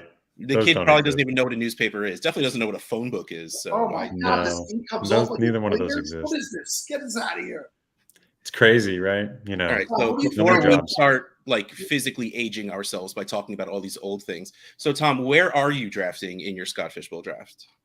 It's last year they determined the draft order on the day, and with all these games, like how Right. you performed, and then you got to pick your spot. This year, I don't think they're doing that. So I probably whatever I checked in as, like it was like I just signed up for Randy's Donuts, which is one of the leagues here. Such a good logo. Just so it is, and just so I could be in the same league with a couple of my pals, Liz Loza and James Roday and Garrett Lerner, and they're all Hollywood types. So, well, Liz is a fantasy analyst, but the other A little guys bit are, both, are yeah. And Liz So is on we're the just- Fantasy Cares board too.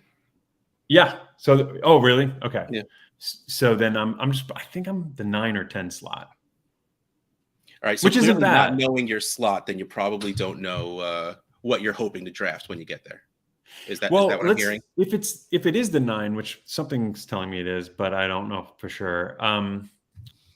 So then that third round reversal. So 9, who's going 9th, you think, in these mock drafts? You're getting a lot of the Chases, Jeffersons, Okay. Justin Fields-ish, Justin Herbert. If you want to be spicy and bite up on Mark Andrews, that's happening every once in a while. Okay. Yeah, I don't know what my strategy is yet. I'm going to start looking at some, I'll probably do a couple mocks. Yeah, you are the 109. Oh, thanks for looking. Oh, nice. There you go. That's Russ. You're there. You're just there to save me. That's By the way, I got to throw in Liz Loza was an actress. She did start out as an actress. Yeah. You can ask her about that. Yeah. She that's why I my said she's both. Yeah, she was Yeah. an actress for a while. Holy was crap. many years ago, but she made the transition over to fantasy. But she did start out as an actress. Very cool. All right. I didn't know we had that in common. Okay. Just when you see her, just give it the old elbow. Hey, fellow actor. how you doing? Hey. Yeah, Is right. that like the internationally known actors greeting? Is just like, Yeah. hey, It's the thespian bow. The Desbo. Yeah, Thesbo. That came out wrong. I did not mean it to sound that way. Sounded great. Sounded great. I've said a lot of dumb things that.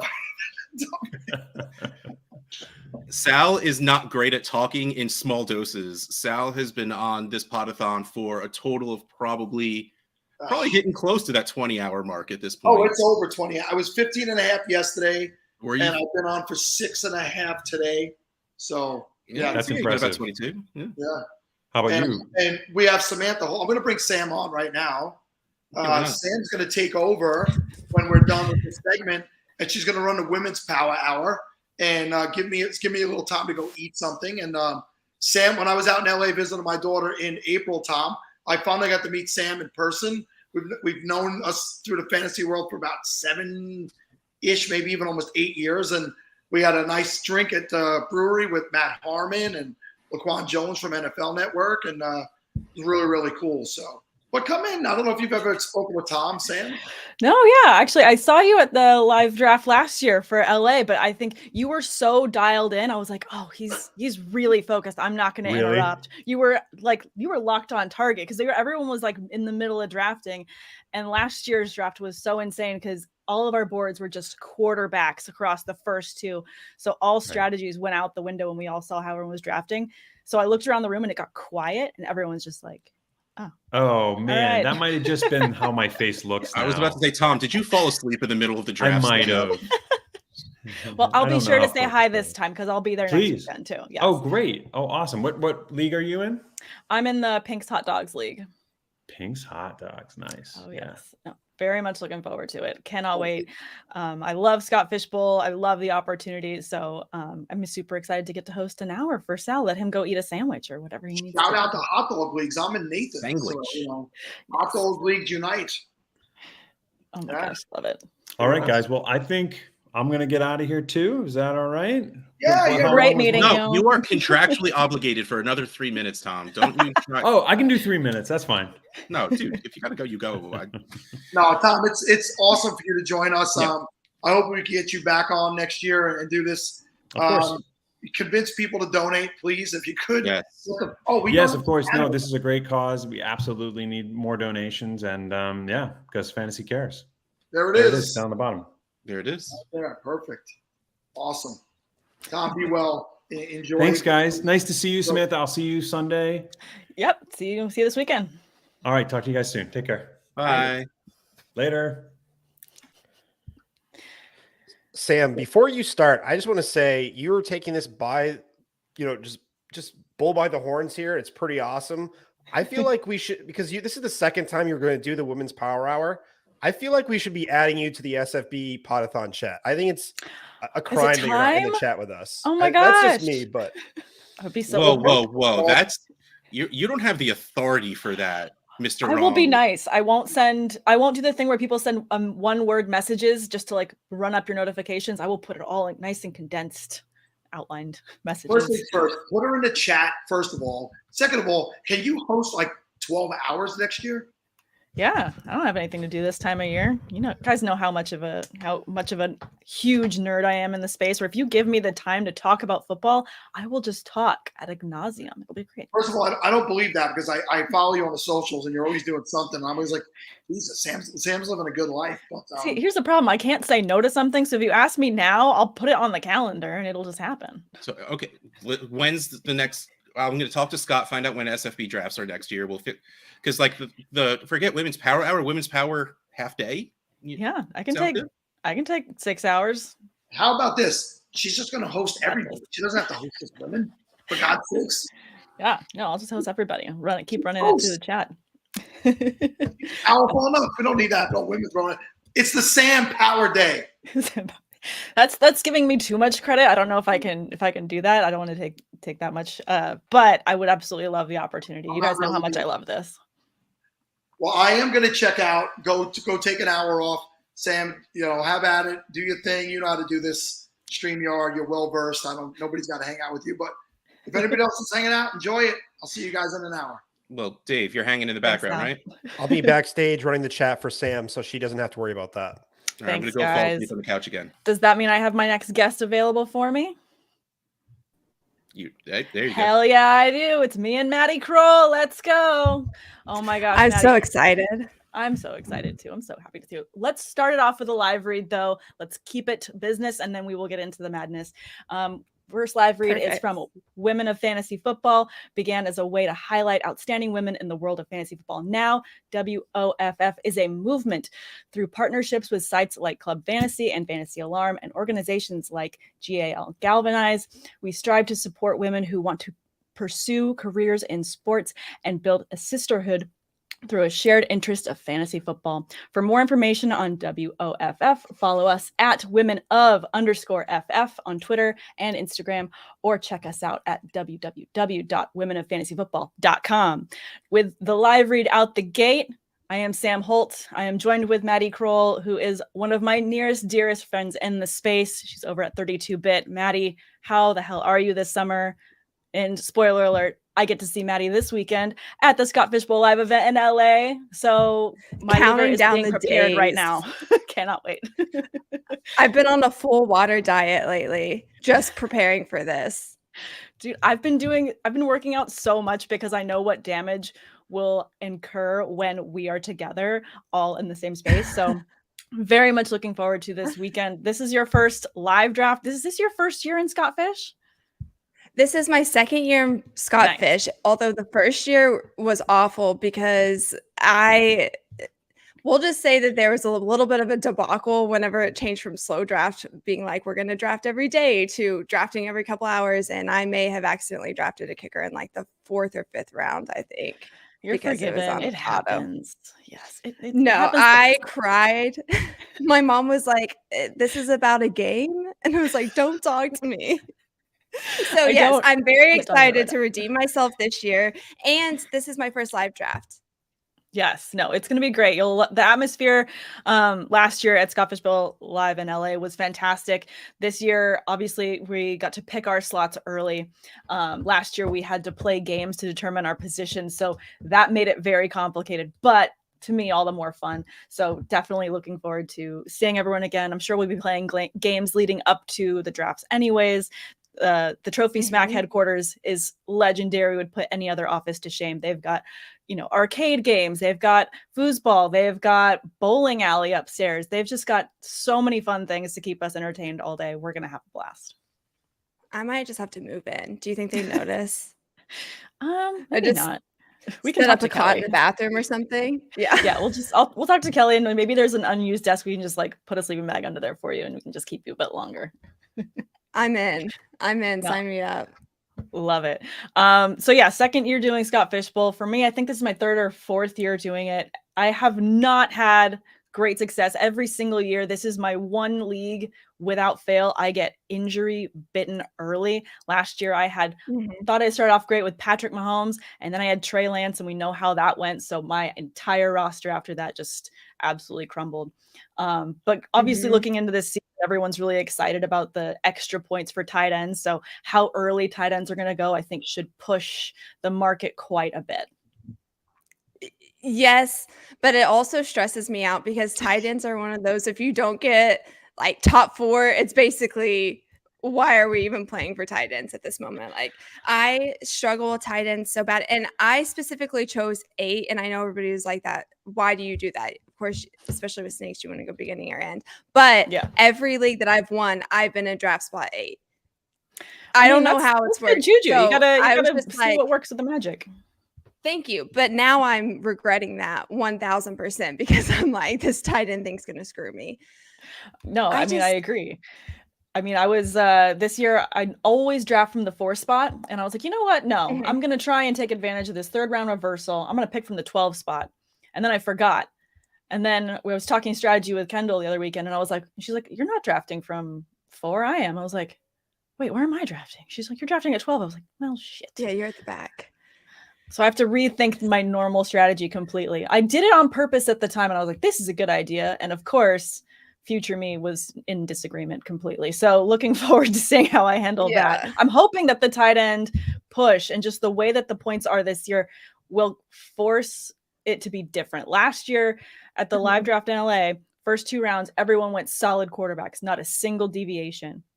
this is the first year I think that we could see that deviation because of this tight end extra point situation. I want to know, last year, was it you who said that you were going to go 0 running back for Scott Fish? I don't thought that it think was I you, went was it not? No, I didn't go 0 RB at Scott Fish. I know I went two quarterbacks, and then I think I took a running back, and then I think I took my first running back late, but not as late as true 0 RB people went. Okay. I'm thinking about it. That's why I was asking. No, I think this is totally the year to do it, to be honest. This is the year to do it. This is 100% the year because of the way that, running backs are situated right now, but also we have some players that are holding out possibly. And so you've just got this kind of question mark. You've got Dalvin Cook, who still hasn't found a home, who wherever he goes is going to absolutely plummet the running back possibilities for the players there. Like if he goes to Miami, just absolutely say goodbye to those running backs. They're not going to see them again. Really, wherever he goes, he's going to be that pivotal person. But for me, that doesn't mean I'm not drafting him. I don't really care where he ends up. He's going to get the volume. Exactly. But for me, I think I'm going to hold out on RB this year. We're going to go really late. Really late? You're going to go really late. I've just been burned the past 2 years. Super late. Super late. I just wondered if anybody else is on my team. I'm sure. And in the chat, would love to hear you guys if you've already been drafting or you're looking forward to getting your Scott Fish Bowl drafts going early. Let us know if you have been going 0 RB in these drafts, because I'm curious. I think this is definitely a great year to do it. The wide receiver position is just so dang good and stacked right up at the top this year. I just can't wait to get my hands on as many of them as possible. I see Courtney Harden in the chat. I see Felix. I see Albert. Guys, so good to see you guys in the chat. Love it. What's up, Felix? I hope we see you in Canton again, bud. Yeah. Absolutely. Oh my gosh, I love seeing hi everybody in the chat. It's fantastic. But let's get back to a little bit of strategy. You're talking about 0 RB. I think the reason why everyone's super excited about going 0 RB this year is just because this top chunk of wide receivers is so good. If you left any draft with anyone between Justin Jefferson all the way down to Garrett Wilson, even Jalen Waddle after Tyreek Hill, if you're going into this huge chunk of receivers, you're feeling really good with your wide receiver one. What do you think about Tyreek Hill? Sorry, choking on that. With all this drama going on, do you think that it's going to slow him down any? I mean, we obviously don't know what and if any suspensions, any moves or anything like that are going to happen. I always am cautious about any players that come into the season with, any kind of off-field issues that might hold them out. But I think that when you're looking at a draft like this, he's still going to go where he's going to go. If he comes across my board and I'm choosing between Cooper Kupp and Tyreek Hill, I'm taking Cooper Kupp. If he's coming across my board and I see him or Stephon Diggs, it's going to be a little closer. But maybe that was the other one. Diggs. I have faded Stephon Diggs just because of everything that's going on with him.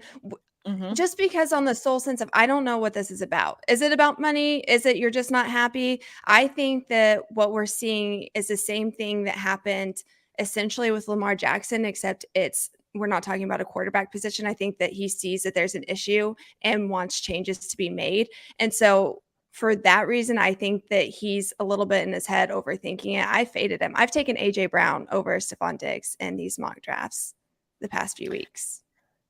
Yeah, no, I think AJ Brown's Lamb even I think I took. Oh, really? CD. Okay. Well, I do like which I know. Oh, go ahead. No, go for it. Oh no, I was just saying I still think that Stephon Diggs is going to get targets. I'm not saying that because I don't want people coming at me for that.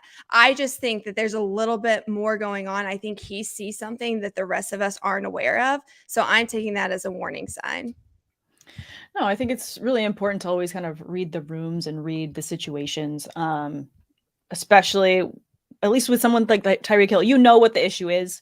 There's no smoke and mirrors. It's what it's this, and either A or B is going to happen. With someone like Stephon Diggs, it's a read between the lines, read between the tweets, read between the Instagram posts of what is going on, and that's much more complicated. And when that's possible rumors of being unsettled, even just in the locker room, then you're like, okay, so where there's smoke, there's fire. Is this going to be a bigger issue for everyone in the Bills and not just for Stephon Diggs? You know, you've got a little bit of that you have to kind of weed through, and that can be a little bit confusing and muddling, which I get why you'd want to stay away from it for that reason. I saw in the chat this one from Corey saying the scoring feels like it makes it harder to go 0 RB, even though we always worry about the bigger injury risk at the position. I think because of the big injury risk at the position, and because of the way that, at least in this league, and I feel like in a lot of other leagues as well, how much you can find little diamonds in the rough across the waiver wires, I think it's still an opportunity to try 0 RB. I don't think you negate it completely. I mean, you do get an extra point. You have the point per first down, which I think is obviously, valuable. But I think that's why you just look at the position differently. I look at it like, if I'm going to go and get, a bell cow back, I'm going to get someone like, I'm going to look at like Nick Chubb. I'm going to value Nick Chubb for what he is to be that ground and pound guy and get me those points. But I'm also going to look at someone like Austin Eckler and say, okay, I want the running back that's going to have the reception upside. I think I value the pass catching running backs a lot heavier, specifically in leagues like this, than anything else. So, I mean, you just want the gadget guys. And I think there's a couple rookies even that have that opportunity, that you have this possible turnover that you can find value later. And I'd much rather just have guaranteed high points on the other positions that can help outweigh those lower, the other running backs if you don't happen to get a top 15 guy. 1000%. I also think that there's going to be a lot of people who are going to be sleeping on Najee just based off what we've seen the past couple 100%. seasons, but with the changes they've made on that offensive line, it's going to be a little bit more what he was used to in college, in a sense where he's going to have those designed openings where he has a little bit more time. What we've seen in the past is he just doesn't go. It's almost as if he's waiting for somebody to make something happen, and then he goes. Now we're going to be able to see those design movements for him to get up the field. No, definitely. I love that you brought that up, because I really wanted to get into offensive line with you, because if you guys don't already know, Maddie is an absolute guru when it comes to reading offensive lines and reading in the trenches and getting you the news you need to know about which moves, like she just mentioned, running backs are going to have better opportunity going into this season. So I wanted to ask you, and I was hoping you were going to bring up my Steelers, because you know how I feel about my team. But I feel like our offensive line is better this year. I mean, we were starting off pretty low, but it's much more improved, right? We made some good moves in the draft. Yes. It's going to be better. It is going to be better. And we saw improvement towards the end of the season last season. And a lot of that was just you guys made I'm saying we, like it's my team. You guys made improvements leading into last season, but what happened was they just needed some time to get their rhythm together, to get set, to get their spacing right. We saw towards the end of the season that happened. I think that it's only going to become better from here on out. One thing that I wish that you guys could get is a strong blocking tight end that can kind of step in on that side, because for you guys, the interior three is going to be what's most important, just because of your quarterback. Yeah, no, 100%. And I mean, I'm also looking at my Steelers where, year 2, Kenny Pickett. I'm very excited to see what he's going to do. Obviously, it's got to be a positive ton of touchdown regression to the mean and for the positive for him, because he's got his feet under him. He's got more used to the system, the rhythm of the team. He's going to have that better improved offensive line. I like what you bring up with the tight end, because I look at someone like we got Darnell Washington, and he's, really big bodied tight end that I think could be very effective on multiple sides, not just as a big target in the end zone, but could be a big blocking tight end as well. So I'm hoping that we're putting the pieces together for our formula to have a better season. Am I that Steelers fan that's going to be like, yeah, we're going to the playoffs, and I mean, we're going to totally go to the Super Bowl? We will likely get into the playoffs by someone else's mistake, because that's what we like to do, and because we're coached by Mike Tomlin, who doesn't know how to lose, because all he wants to do is get to those wins. Because I mean, he's my and it's not even a question. No. I feel like the Steelers have that mentality. We go to the playoffs. No, and that's absolutely. just what happens. We just go to the playoffs. That's just what we do. I mean, death, taxes, Steelers end up in the playoffs. Like, it's just things that are going to happen. But I want to talk on the other side too, because even though you and I are very close, and I feel like we're good friends on this, we are slight rivals in that you are a Ravens fan. Now, I feel like I'm the nicest of Steelers fans in that I adore Lamar Jackson. I was going to love say you're a him. Lamar Jackson truther. Yeah. I love him so much. I love him so much. He's just not only an amazing athlete, amazing human being. I got to watch him when he was playing at Louisville, and phenomenal athlete. So for me, I love watching him play. He now has been signed. What kind of peace did that bring you when you finally got that news that, okay, we're moving forward? Because I was nervous for you guys. Yes and no. Yes, and I was more concerned about there was a reason why he was acting the way that he was, and it wasn't just money. He was acting that way because, to be honest with you, Greg Roman's offense was just not conducive to any playmakers. He was solely relying on Lamar Jackson, which is kind of what we saw a lot happening last year with the Bills and Josh Allen. And when you do that, what happens is those quarterbacks want to act one of two ways. You either go the Pat Mahomes route and you kind of take it on and you make crazy things happen. Or if you're looking at it from a business perspective, which I think is what was happening with Lamar Jackson, is he's thinking, this is my body. And if you want me to run, then give me some design runs that you're going to protect me with, instead of just trying to have all the pressure on me to make something happen every snap and things kind of fall apart. So when they re-signed him, it made me excited just because of the fact that I think that they have made steps and strides to show him, hey, this is what we're going to be doing. He's come out and he's already said he's not going to be running as much as what he has in the past. I don't think that that's exactly true from a fantasy standpoint. I know some people were concerned. I think it's more of that we're going to have design throws. I think that he's going to spread it out a little bit more. We're probably going to see things like what we saw with the Rams a couple of seasons ago, where there's a lot of empty. They're going to be spread. We're going to use the talent, especially with OBJ. I think Zay Flowers is going to be somebody to watch, especially in Dynasty. But I think that this is going to be phenomenal for Lamar Jackson in fantasy this season, just because he has a lot more opportunity to get touchdowns, which is where we were lacking the past few seasons with Lamar. No, for sure. And I feel like the last couple of years, there's been a new rookie receiver, a new rookie talent, or a new wideout for Lamar. And it's like, okay, this is going to be the guy now. Now this is going to be the guy. Now looking at Rashad Bateman, Zay Flowers, and Odell Beckham, just looking at the three of them, do you feel like this is the best situation he's seen so far at the receiver position, leaving Mark Andrews just to the side? Because I feel like he's always going to be his number one. But just talking about he's always going to get those looks. I think a lot of people have OBJ overrated. We haven't seen a ton for him. He's the guy that can come in and make a good play every now and then, but he's not going to be your ride or die wide receiver. What he can be, and what they'll probably utilize him as a lot, is going to be a good distraction. Where 100%. If you're going to leave him wide open, he's going to make something happen. But if you go cover him, then we have other guys that can kind of slip in. I still believe in Bateman. It's just the injury is tough.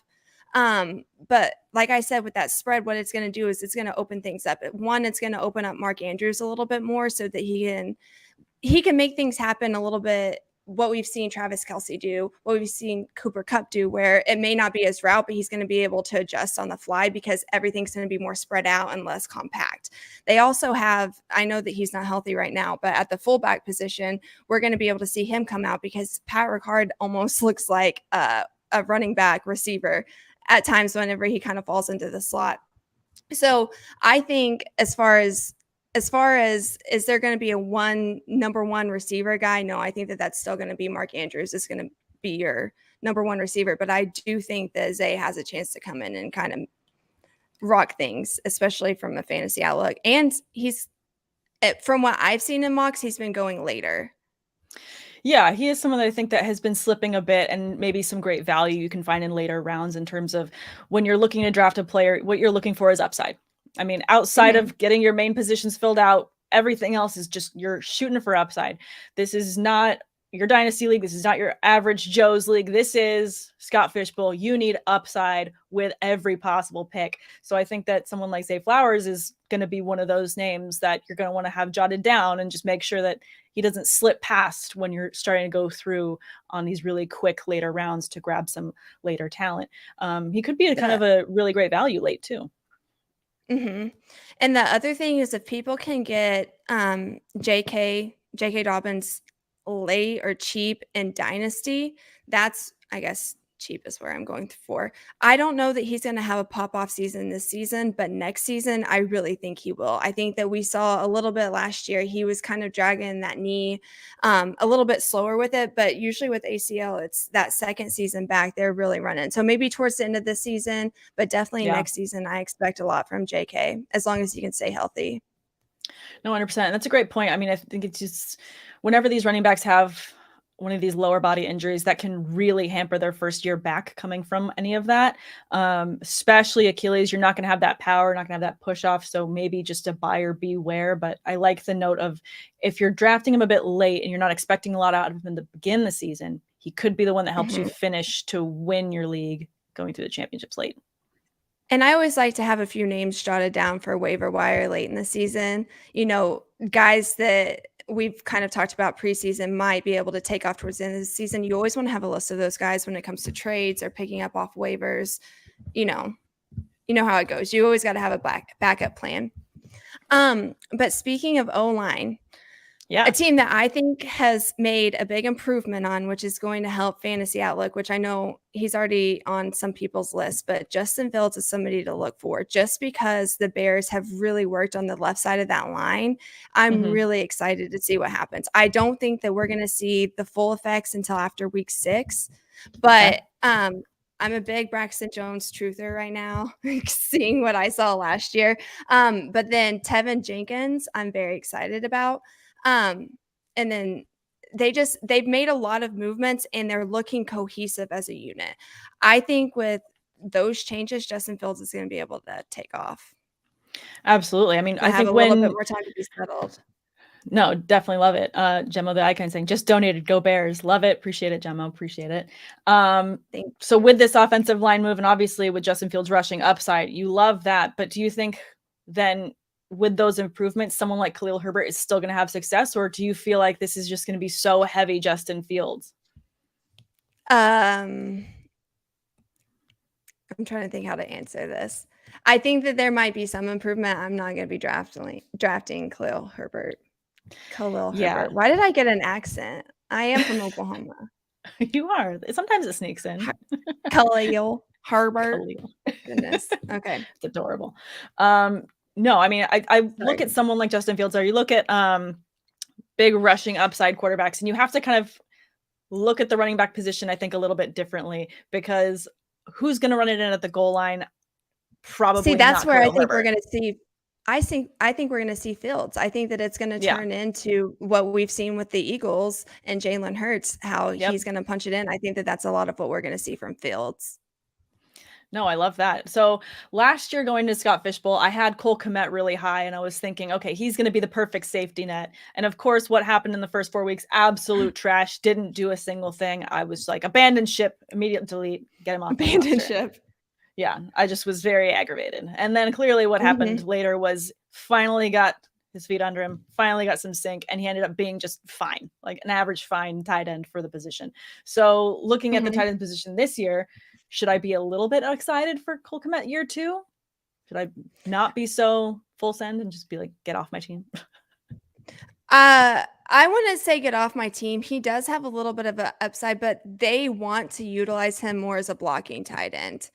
He kind of comes open, but the thing is Fields' eyes don't go to him typically. Is even as a rookie, we didn't see him use the tight end safety net.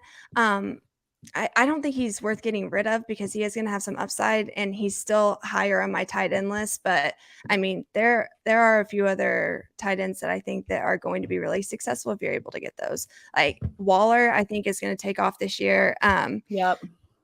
Hawkinson, a lot of people slept on Hawkinson. Now he's going to go crazy, but I mean, he's in my top 5.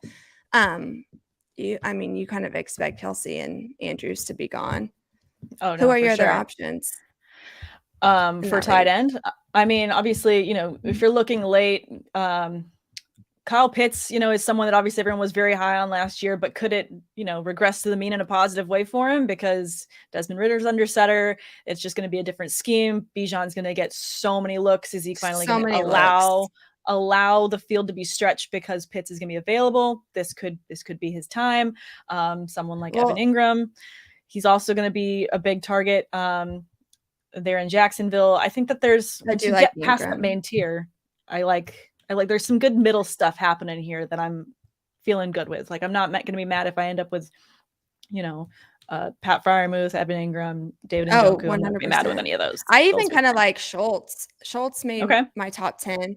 The only thing that I don't like about Pitts is because Ritter is a true runner.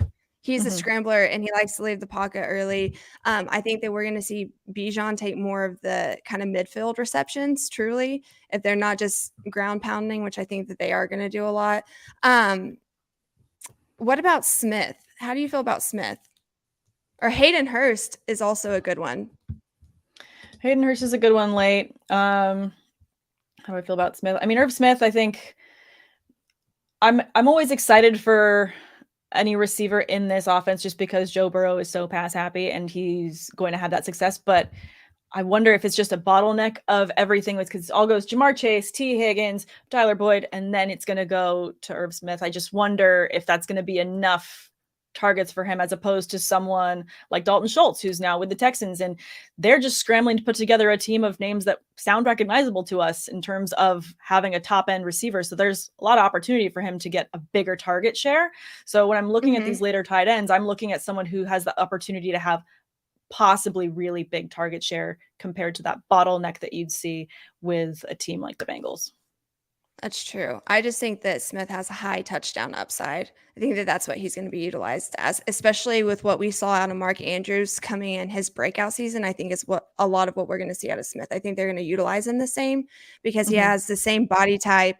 He's a good receiver, terrible blocking tight end. And so I think they got him for the middle of the field or to utilize as that go-to touchdown guy, or maybe he blocks off and then ends up in the middle of the end zone. We'll see.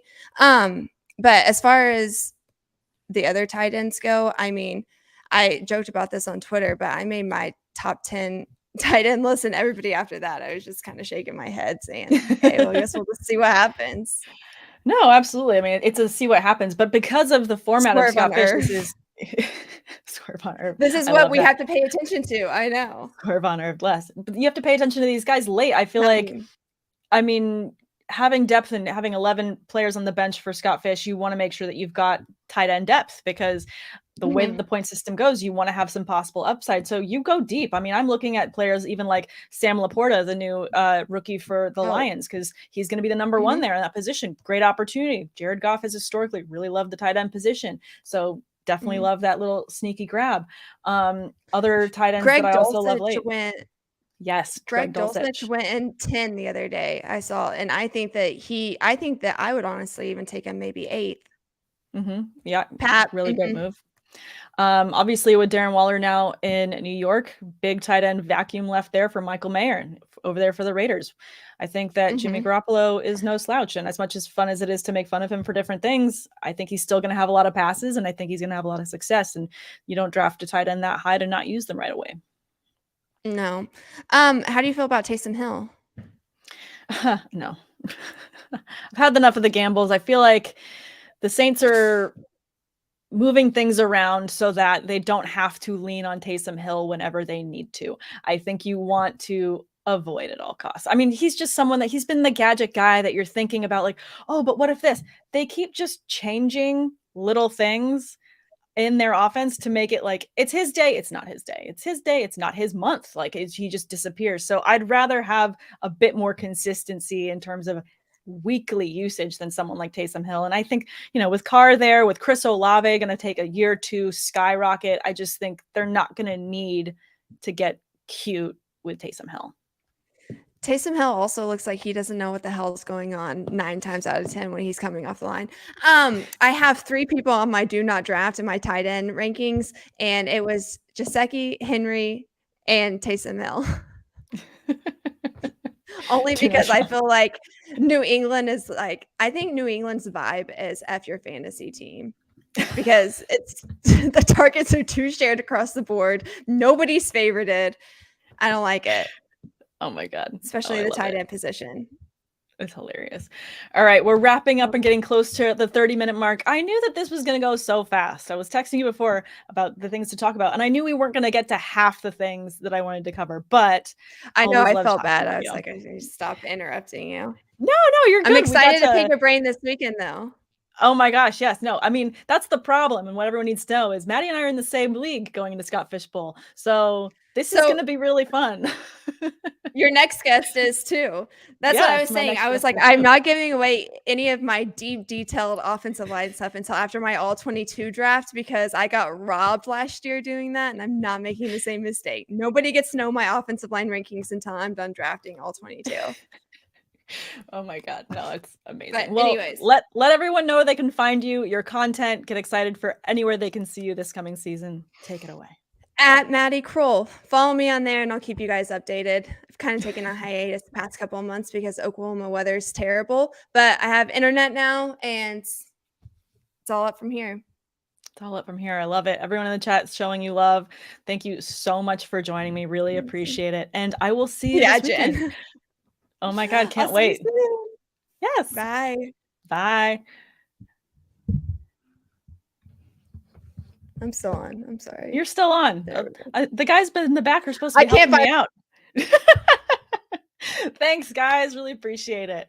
I'm going to be getting ready for my next guest to come on, which is Kendall Valenzuela, near and dear friend of mine. Can't wait to have her on next from Matthew Berry's Fantasy Life. But I'm going to go ahead and jump into the next live read before she comes on. Women of Fantasy Football began as a way to highlight outstanding women in the world of fantasy football. Now, WOFF is a movement.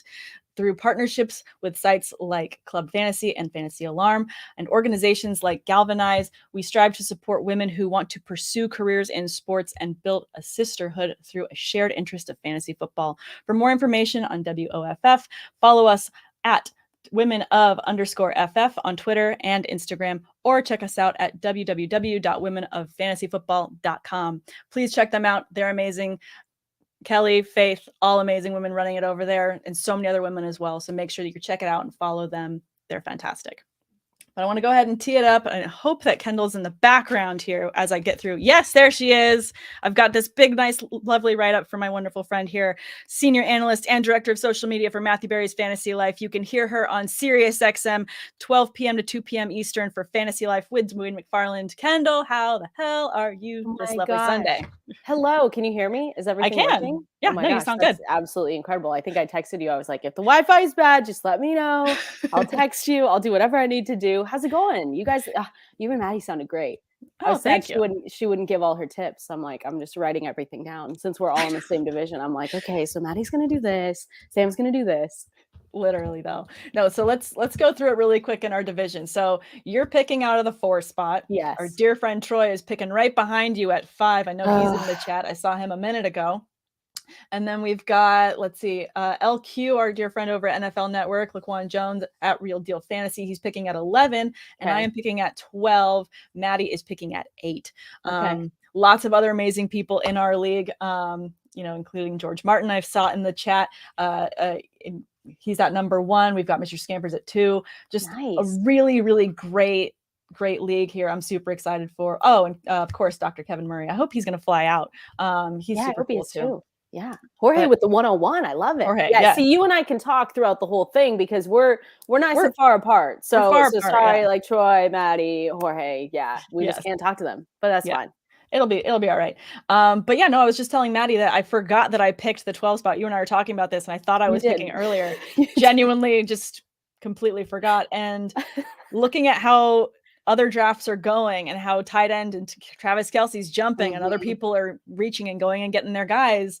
Last year, you and I were together. We saw just this wall of quarterbacks go. And now I'm thinking, okay, I'm actually going to be okay on quarterback because I'm looking at 12 and 13 and I'm not in love with the quarterbacks that are sitting at immediately the 12 to 13 range. So I'm hoping that other people will just go high on tight end and I can maybe sneak and still grab a decent quarterback there. Yeah, it's super interesting. I'm not texting on my phone while we're doing this, I promise. But I've been looking at drafts going on today because you've got Denver going on today. I know Jordan is in that one right now. And I looked through it, and the 104 spot is such an interesting spot to be in for me when I've looked through all the chats and the mocks that people have been doing, because Kelsey is going usually 104, right? Yeah. You get the 3 elites, so you get the Patrick Mahomes, the Hurts, the Josh Allen, and then people have to make a decision. And they say, okay, since it's so tight end heavy, I'm sitting here and I'm like, okay, if Travis Kelce's there, you take him, but then you have to come around and you have to get your quarterback. And some people have gone back to back. Like I looked through Jordan's draft; they're going on right now in Denver. I don't know what league he's in, but it looks like a really good draft, but he went Josh Allen and then Tua Tagovailoa, and he was waiting to pick his tight end till later. And I think that's a really interesting way to do it too, because there is such a drop off at the tight end position, especially this year. Like when you go look at the Fantasy Life ranks and you go look at what Dwayne McFarlane and Ian and everyone over there has been saying, I looked through them, and to me, there's a significant drop off when you get to maybe your very own Pat Freiermuth. They rank Pat probably near the 10 spot. And so after him, it's like, okay, then you're going for the Evan Ingrams and the Okonkwo's and all this other stuff. So it's making me really nervous to think, okay, if Travis Kelce's there, you got to get it. But then, you're going to have to come back pretty heavy on the quarterbacks. And then again, wide receivers, or you just say, screw it. And you just don't do it. I don't know. You got to tell me your plan. You're probably going quarterback or something like that. I mean, I feel like at 12, I have to allow the first round to run its course. And the reason why I picked the 12 spot was because I wanted to capitalize on that 3rd round reversal. Yep. And you love a 3rd round reversal. I love that for reversal. I like to pick more. Just give me more, give me my stuff sooner so I don't have to wait. I'm only a little bit impatient. Clearly. No, I'm really hoping that because of the scoring now, it's going to push those tight ends a bit more and maybe even go as wild as, you see Travis Kelce go at 4. Would love that for you. But even if someone goes and they grab Mark Andrews right before my pick, he goes at like 10 or 11, I would love to see it. So that way I can just get a little bit higher on the quarterback edge, because again, last year I had Mahomes, but I had Trey Lance. And because of that absolute obliteration of an injury, I know I need guys that are going to perform right out the gate. So need me some guys that are going to have a decent floor right off the bat. Yeah, I think it's Travis Kelce for me, or you just go with what we usually do with the quarterbacks. I'm hoping that he falls 104. I'd be more surprised if he did. And I think that we've been saying that in our 104, DM chain, whatever we're in, it's just like, what's our plan here? What are we doing? Yeah. And so it's then it's quarterbacks. Cause I picked the 104 spot only because I had I had the 4th pick last year, and last year it was probably just me being my first time, and I did really well. So I'm like, oh, okay, I'll just keep the good vibes going. But it really was all about those mid-round quarterback picks. I remember we were sitting next to each other, and I just said, okay, I'm going to go Justin Fields, and he ended up really, really saving me towards the end when he started to get going. And it was one of those picks that he fell and he fell and he fell and he fell. And it was fun to see, not at the beginning, right? At the beginning of the season, it wasn't incredible, but then when he needed to, he got you where you wanted to be in Scott Fishbowl. So I'm hoping we'll see where Travis Kelce goes. If not, you get one of those really good quarterbacks and get a lot of good wide receivers while you're going, and then just go through, some of the tight end tiers that you can find.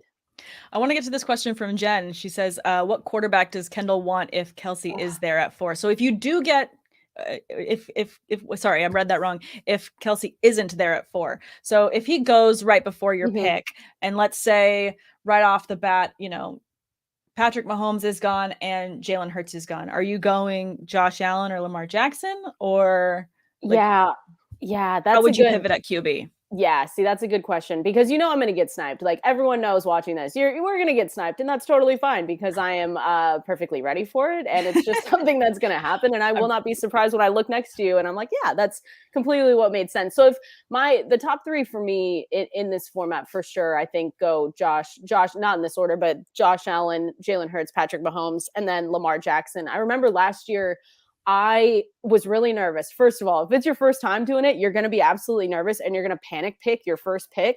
And those, however, I don't even know how long we had. Was it a minute? Did we get a minute? 30. I think it was pretty fast. I think we had like maybe 1 to 2 minutes. I don't. Whatever think it was, it went too quickly, and I panic picked. And of course, you do all this research, and then you sit down, and everything wipes from your brain. So I remember last season for me, it was at my pick. It was actually Lamar Jackson and Joe Burrow were the two I was going for, and I was thinking I was going to go Lamar. I turned and went Joe Burrow, and it worked out way better for me. But I'm looking at the regular top 4 quarterbacks, which Jalen, Patrick Mahomes, Josh Allen, and then for it'll probably be the same. It'll probably have to be Lamar Jackson, Joe Burrow in that order, but I'll probably panic pick again. I'm not going to lie, because no matter what, I'll go through everything and then just say, but the top 3 are still going to be there. If Travis Kelce goes earlier than 4, you'll still have Josh Allen, Jalen Hurts, Patrick Mahomes, like one of them fall to you. So that should be good. I'm happy with that.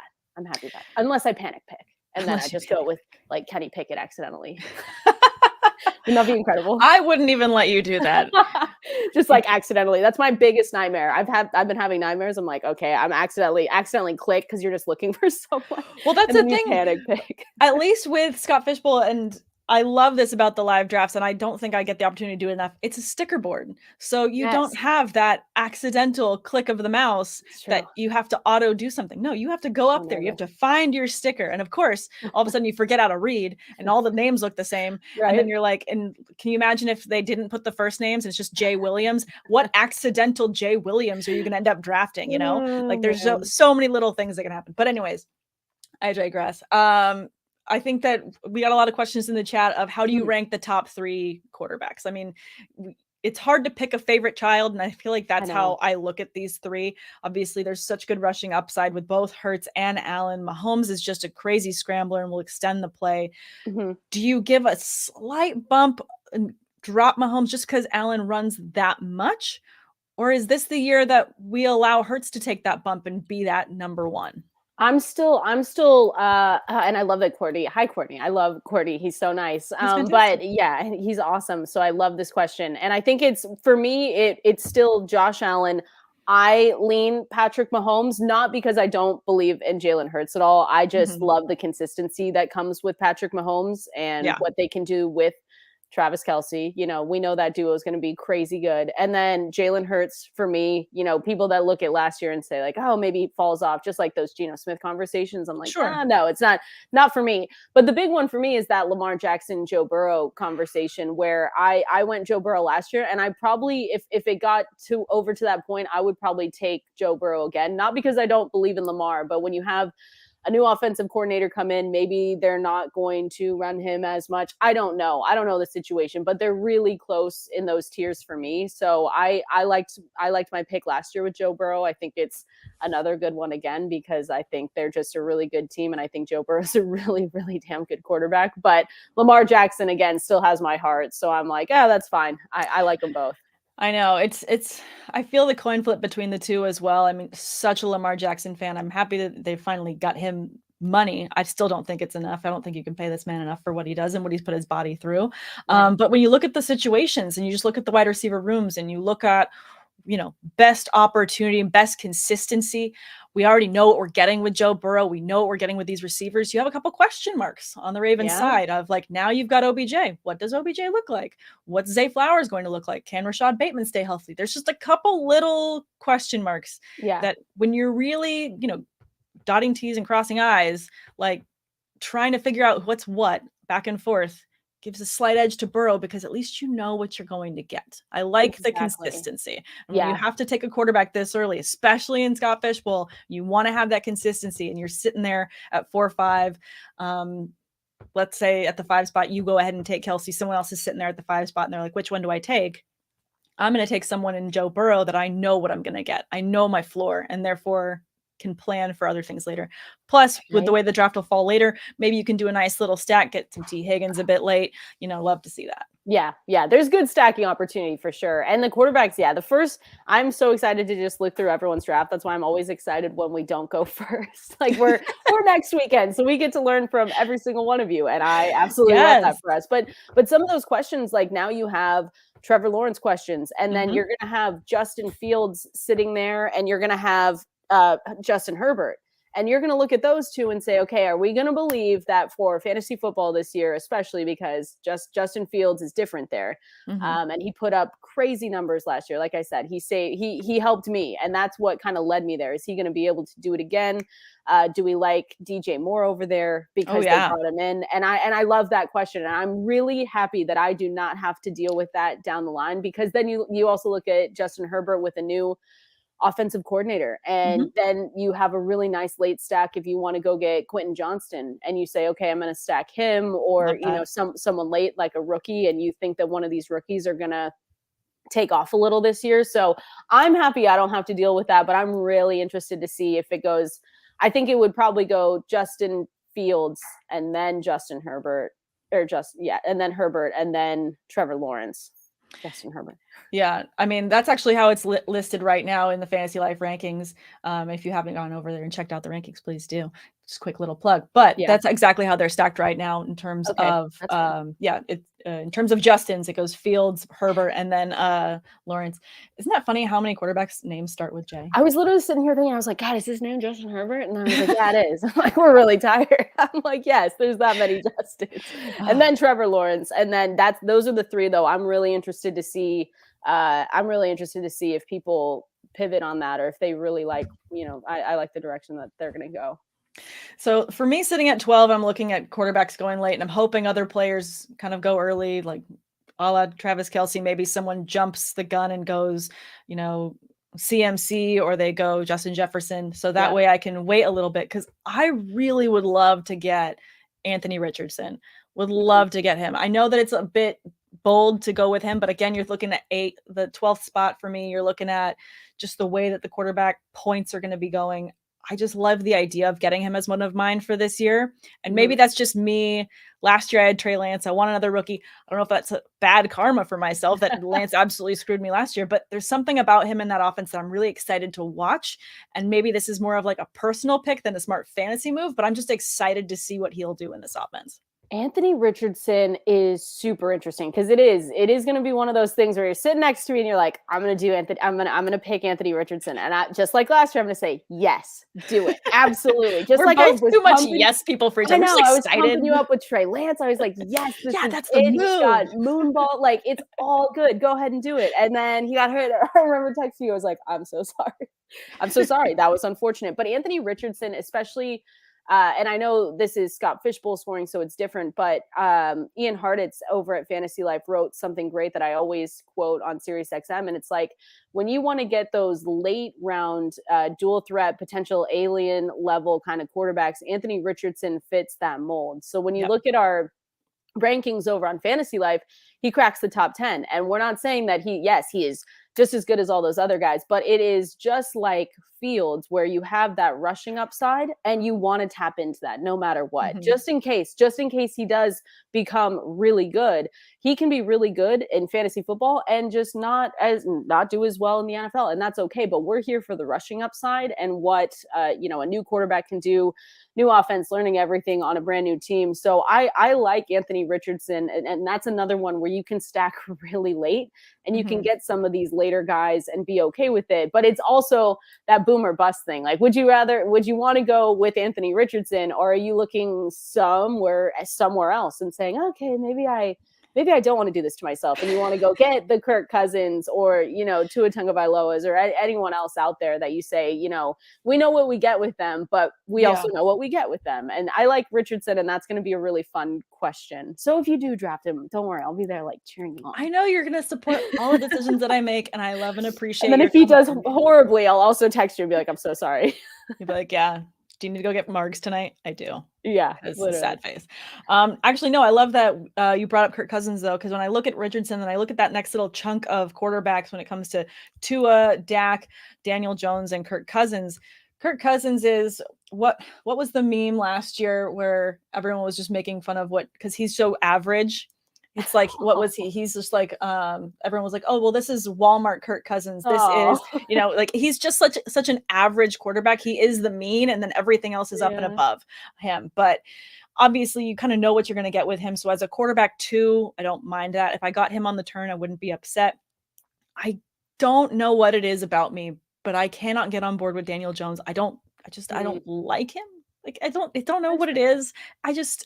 I shouldn't be so negative, but there's something about watching a man run the field unblocked and trip over his own feet that just makes me say, okay, did you even lace up your sneakers today? Did you even, did you turn off the oven before you left home? Like, are you even trying? Are you even trying to be present? Yes. It's just an ick. It's an ick. Thank you. That's what it is. And I don't know. Maybe because he has Darren Waller now, I can get a little bit more excited just because of the amazing receiver that he can be and how he can help open up that offense, which desperately needs like finally someone to plant a flag for the receiving core there so that Barkley isn't just carrying the entire team. But I just can't get excited about him on my team. If I have to pick him because I feel like there's no better options, you're gonna look down the table at me and just see like one sad tear of just like.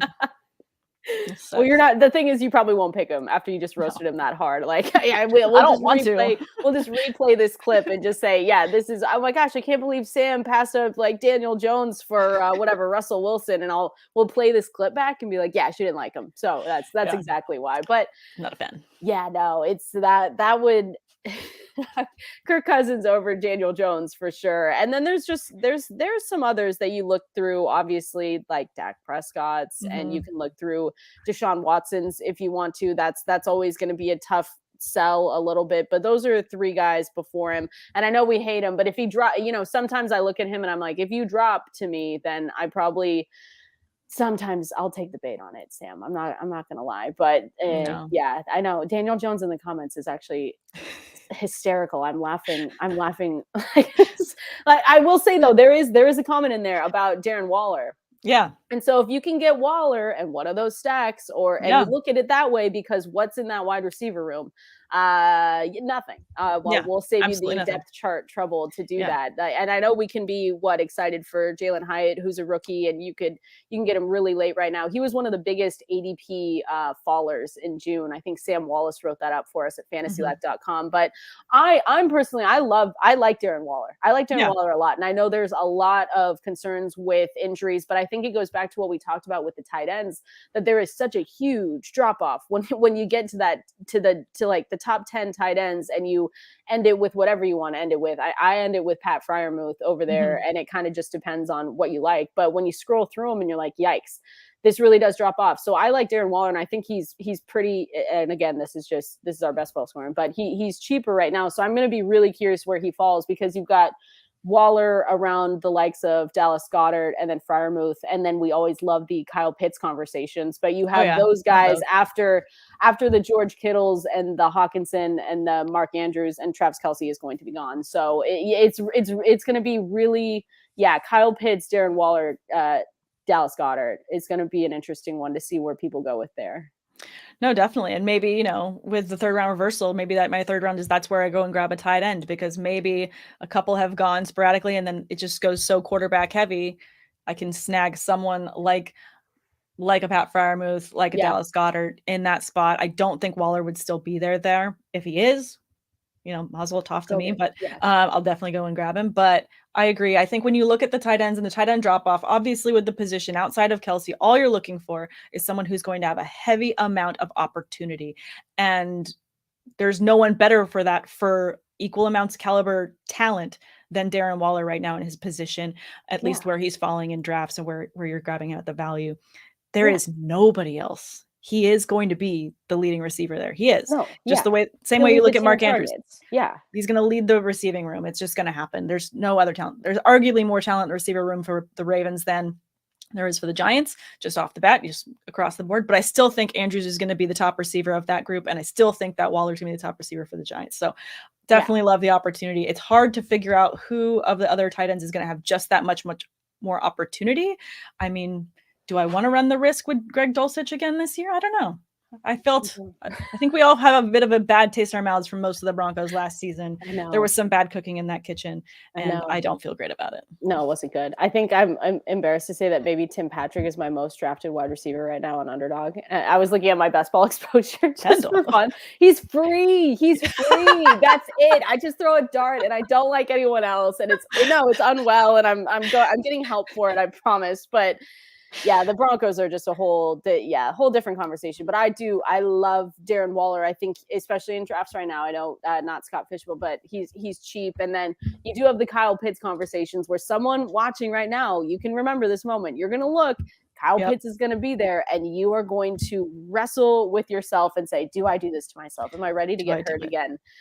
And the answer is probably yes. You are ready to get hurt. With this scoring system, you might be ready to get hurt again. But Kyle Pitts will be an interesting one. Just the talent profile's there. Everything's there. I mean, it's just everything was bad. He didn't have a good quarterback last year. I'm not saying it's going to be much better, but the unrealized air yards that he wasn't able to get, and everything that you lay out on the table, if it was there, he was going to be able to do it, and it wasn't. So have fun, whoever wants to be hurt again. But I also am okay with drafting Kyle Pitts. Yes, no, I feel like if you play fantasy football at any level of competitiveness, meaning you play in more than one league, you subscribe to the Fantasy Life newsletter, you listen to more than one podcast, you are ready to get hurt again. This is just a sport for those that enjoy the love-hate that goes along with it. We're just ready to get hurt again. But speaking of ready to get hurt again, and I do want just your 2 cents before we wrap up on your Seahawks. Last year, I talked a ton of trash and just about your Seahawks. And I said that there was not a chance in hell any of them were going to be worth anything for their draft capital. And I couldn't have been more wrong. So I love to first admit when I'm wrong, was grossly wrong. But I want to know how you feel about this receiving group of Metcalf, Lockett, and Jackson Smith and Jigba, who I see a lot of people getting really excited about JSN right now. Yeah, let's preface this. I'm a huge Seahawks fan. So taking the bias aside from it, when we were live for the draft, I was super excited when the draft happened because getting Jackson Smith and Jigba was incredibly awesome. And I was like, yes, this is it. I mean, who's gonna stop this group? Yep. And I do love them, but for fantasy, I understand that it's not as fun because that is crowded. And then you go look at Kenneth Walker, they draft Charbonnet, and you say, okay, who's going to be have more of the pass catching work in that aspect? And you're probably looking at Charbonnet for that than Kenneth Walker when we saw him last season. So I'm personally really excited to watch this team. I think they have a really good trio, and I'm drafting. I will say right now, I'm drafting a lot more Tyler Lockett than anything because I think, per usual, that we are just undervaluing him. And I don't know how we allow ourselves to do this every year, but you can go back and look at his ADP and where he finished from like 2018, his ADP was wide receiver 54. He finished wide receiver 16. And then you go 2019, wide receiver 19. He finished wide receiver 13. And then in 2020, wide receiver 21, and he finished wide receiver 8. So I think Tyler Lockett is always just completely underrated. But I like the whole squad. I think wherever I can get value, though, I'm probably getting a little bit more value with Tyler Lockett. I like drafting Jackson Smith and Jigba because you never want injuries, but it's a just in case thing. I mean, if Father Time were to come around on Tyler Lockett and we say, oh, the age cliff has finally hit him, then you're going to have JSN step up. And it's the same thing with DK Metcalf. Again, we never want injuries, but that's how we look at these things. That's how I look at Quentin Johnston too. I think he can fully take over that number 2 role, but he can, because it's Mike Williams, but the injury bug can happen. And when it does, and you're looking at some of these rookies like JSN or Quentin Johnston, you say, okay, this makes sense and this is good for me. So I like the whole group. I think Geno Smith is going to do well again. I wouldn't reach for him because I was with you last year. We can't lie. I mean, I was looking at that and I was like, no, this is great. We're tanking and it's going to be fun and that's fine. But Geno Smith surprised us. And I don't think the 2022 season with Geno Smith was a fluke. I know a lot of people say that. Do I understand though, that it will be hard to replicate, or that maybe in some instances that he can replicate, but not to the same level as what QB5 is what he finished as. Yes. Yeah. So, for sure. But I like the whole group. I love Kenneth Walker. I love Zach Charbonnet, and I think it's really fun. And Noah Fant is interesting, not interesting enough for me, but that's definitely someone, if he sneaks on to any waivers or anything in any format, that I will look at just in case. But they're not as fun with their tight ends with like Disley and Noah Fant. So that's definitely a tight end space that I have fallen victim to, and I will not do it again. However, I do love your point that you bring up when it comes to just, being injury wary. The Seahawks are not a team that, is shy to the injury or have dealt with them in the past. They absolutely have. And, when they went and drafted someone like Zach Charbonnet, you turn heads because you say, all right, well, this is Kenneth Walker's job, but they're really good at pivoting as soon as anyone needs to leave the field for any amount of time, and that person is allowed the opportunity to boom. And so I can see that for him late. So I like the idea of grabbing Zach Charbonnet as just a bit of insurance a little later. Yeah. So there's a lot of good late grabs here that I think you could jot down and be excited for, just, some possible upside of it late, like JSN, like Charbonnet. I think that Lockett's a great value where he's going now, but we'll see how it goes. Yeah. Thanks, Sal, for having us on. Wait, before we move on, Kendall, where can everyone find you? Make sure we plug everything over at Fantasy Life.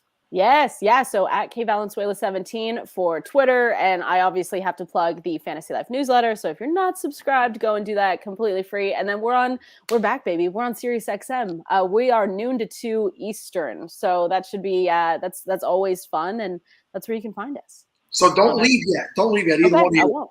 Okay. Wait. It was an amazing hour, and I'm listening in the background while I eat my pizza rolls. And legitimately, this hour every year is the most informative, data-driven hour because we're just like punch drunk, and you guys fresh and nail it. And it was actually the most amazing listen I've had over the last 30 plus hours, and I feel like I might actually be ready to draft now. Cool. What I will say is, people are requesting that we extend the hour. We have guests lined up. We have 9 spots left. 5 of them are female centric spots. There's Kate and Michelle are coming on, Yvette's coming on, Faith and Kelly are coming. So, Sam, you're welcome to stay as long as you want and be a co-host the rest of the way. If you're busy, I get it. Kendall, stay. I mean, it's totally up to you guys. We're here. We have the room, the space. I don't want to make you feel obligated to stay, but you're more than welcome to stay if you like to. Oh, I love that so much, and I really appreciate it. I do have something that I had booked to do after this right away. So otherwise, I absolutely would, because, Kendall knows this. If I have nothing else to do on a Sunday and I get to talk football all day, I absolutely will. But I actually have some people coming over to my house in a little bit, and I got to get downstairs. Otherwise, I totally would. Very cool. Well, thank you both for coming. Doing a great job. Kendall, send my best to Matthew. Matthew cursed us yesterday. I'm sorry. I apologize. He took over Heath's spot. He stayed for half a Heath spot. He did the interview. I just shut up. But awesome, ladies. Thank you so much. Thanks, guys. Thank you for having us. Have a great rest of the day, everyone. Bye. Bye. Hey. Hey, Russ. We are just not as good to look at. I'm telling you. Look at these faces. I was about to say, it depends who you ask, but I think the answer is just no. Really I was trying to be nice to us for like half a second, and it did fail miserably. It really doesn't depend on not even our children would say anything different. All right, but you know what my children would say? This guest is sponsored by the Dynasty Hot Sauce Podcast, a Dynasty football podcast hosted by FF Larry Monkey and Run DFF and friends to discuss strategy, player value, and hot and spicy takes. At the Dynasty Hot Sauce Podcast, Larry and Justin talk Dynasty football and make you laugh as they let the good times roll and provide valuable and actionable Dynasty content every episode. Larry Monkey has a flair and a brand of insight that can't be rivaled anywhere. Meanwhile, Justin Rogers seamlessly reels him back in with his data-driven analysis. Listen to the Dynasty Hot Sauce Podcast today on all major platforms and every day going forward. This segment is brought to you by Around the Block, a website designed to fulfill all of your sports needs. Founder and CEO Ronnie Harder, VP and Director of Content Chris Spooner, and their team of dedicated writers and podcasters are passionate about bringing you next-level content across major professional and college sports. Around the Block focuses on showcasing its contributors' talent and emphasizing audience engagement to give Around the Block community the best possible experience with the sports they love.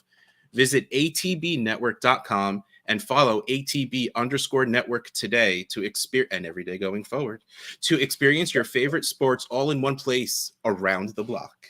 So I just want to say, Dynasty Deviant has guests asking if we have comfortable chairs. So as I mentioned, I live across the street from where I work. So I took my office chair with me. This thing has 3 different sections that all move separately. Look at the build-up on this. It's amazing. I'm so jealous of this chair. I could not be in a better chair. It's so ergonomically fantastic. Yeah, so yes. Look at me. I was far too lazy to bring my work chair from next to my room down to the basement. So this is my usual podcast chair. It's usually fine for like a good 2-hour podcasting. It is not living up to what I would hope for the 20-something hours that's been going on. Well, let's bring these 2 gentlemen in, Nick and Brandon. There they are. Look at these Cowboys. That's right. I forgot about that, Brandon. All right. Welcome back anyway. Just stare at the fishbowl shirt. Stare at the fishbowl shirt. Right there. I love it. I love it. It's got the old school fishbowl. We got, is that Atlanta Braves? Yeah, get out. Yeah. Oh, man. Let's go. I don't even know. What are they, like an expansion second Atlanta football team? Correct. Oh, cool. I know Atlanta's awesome. I didn't realize they needed 2 football teams, but cool. I like it. Yeah, but one downtown, one outside the city. Yeah, just like New York. Dude, they're both in the same stadium and both not in New York. Oh, right, Buffalo and whatever. But yeah, Jets and Giants, same building. New Jersey Giants doesn't sound as good. That's right. You throw that folding chair across the yard. All right, gents. Well, welcome What's up, in. guys? We're really in the home stretch. I believe we have 3.5 hours left to go with this Podathon. If I'm any good at math, I think that's approximately correct. You are not good at math, but that is still correct. Nice. I want to thank you guys for being here and helping us get through this these 2 days of fun, madness, sometimes funny, sometimes informative, but mostly only when the ladies are on, giving real information. So come on in. You've been with us before, but explain or tell everyone who you are, what you do, and what's going on in the world. Well, again, it's a pleasure to be back on here, Sal. Back on the Podathon again. Great coming in here talking SFB 13 with you guys. Of course, myself, I am Brandon Murkison. I write with rotoballer.com and also host the Woo Fantasy podcast alongside with my co-host over here as well, Nick Heffley. What's up, guys? Nick Heffley at the Real FF Goat. Brandon is the whole fantasy knowledge. I just get to enjoy. We've been lifelong friends here. I actually host the live Atlanta draft, so we had 2 drafts yesterday. Had fun down here. First 10 rounds, ready to get going back again tomorrow. So how'd it go? First, before we even get into the draft itself, what was the event like? How did it feel? How was the ambiance? How did it go? From my perspective, since I hosted, it was crazy. I hopefully made it look like it was running very smooth, but running around on the back end, just trying to make sure to get things here and there done. So we hosted at the Battery. So I actually work for the Braves. I do season ticket sales for the Braves, so I'm right down there. So one of our folks down the Battery, he owns a piano bar called Park Bench. So we've hosted there last year. We're doing it again here this year, but it provides a really nice wide open space there. The event went really good. We changed up a couple things from what we did last year. And Brandon, you tell me, but I think you said, man, it was even better than what last year was. And you thought last year was great, even though.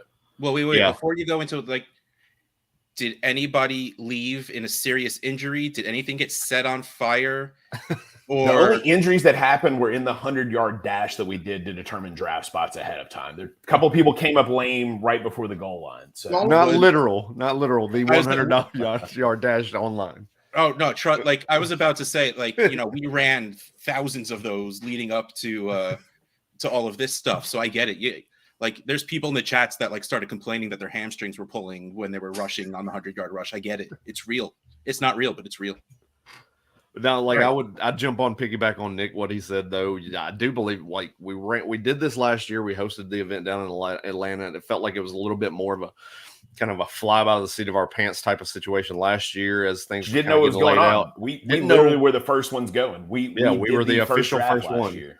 So then now this year we got the experience. You know, we've both been in fantasy sports for 20 plus years now. So we've done live drafts. We've hosted live drafts. We've had the experience behind us. So another year coming into it, I felt like this was a little bit more organized. We ran everything a lot more smooth. I, of course, was doing a live stream of the draft while we were doing the first 10 rounds yesterday, of course.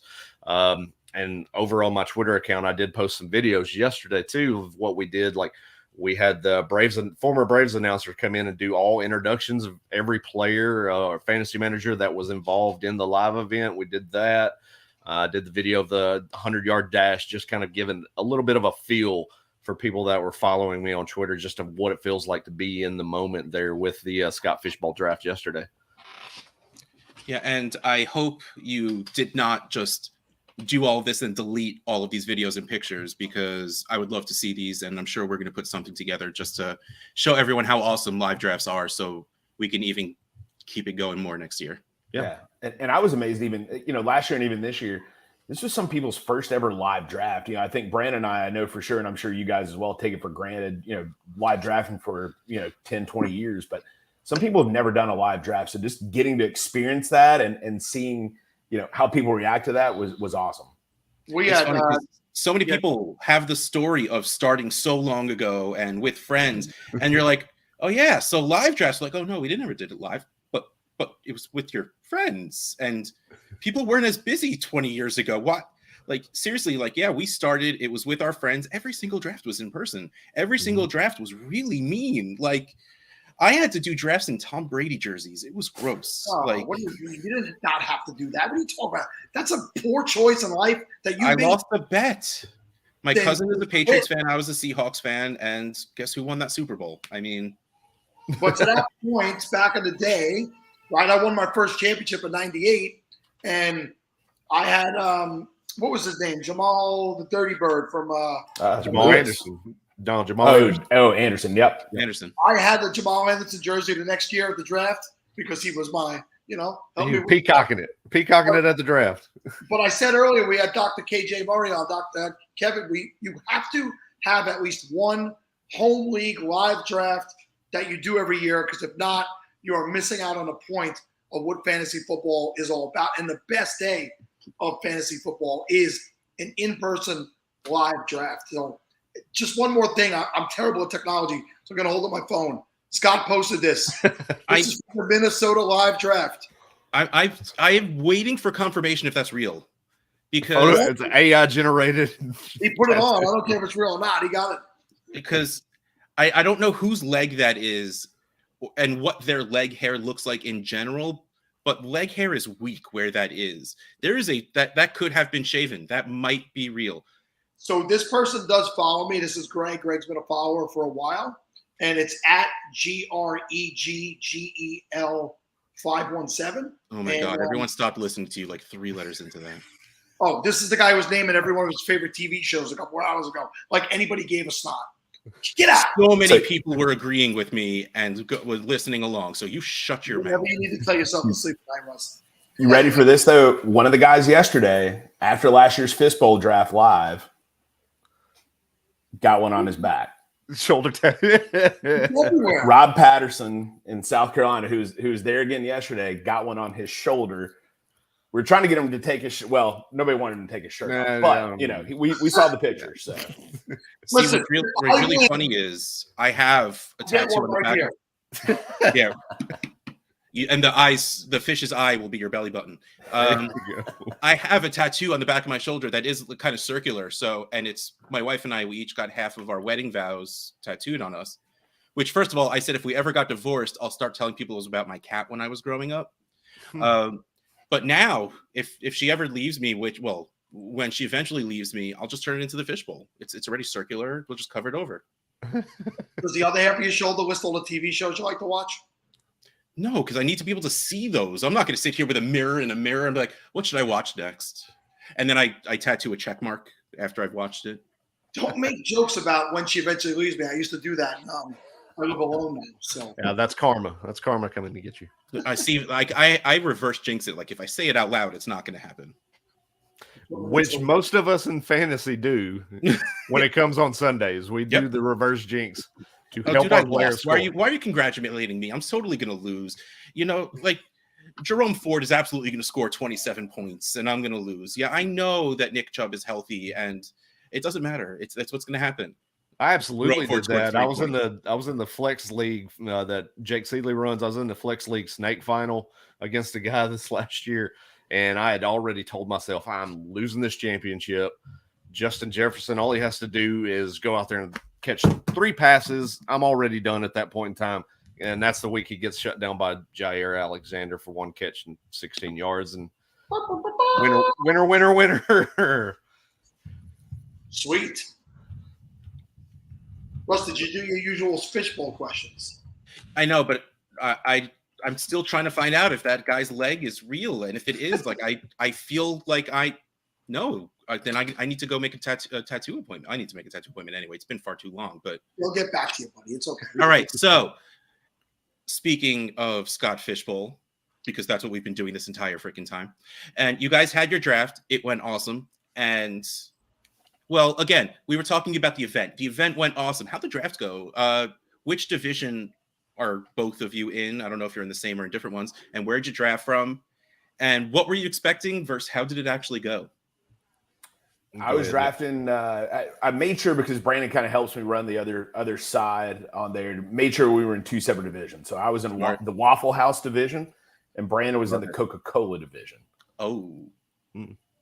To split it up. So we to determine draft order, we wanted to make it a little bit different. So last year we did the 100-yard dash. Right.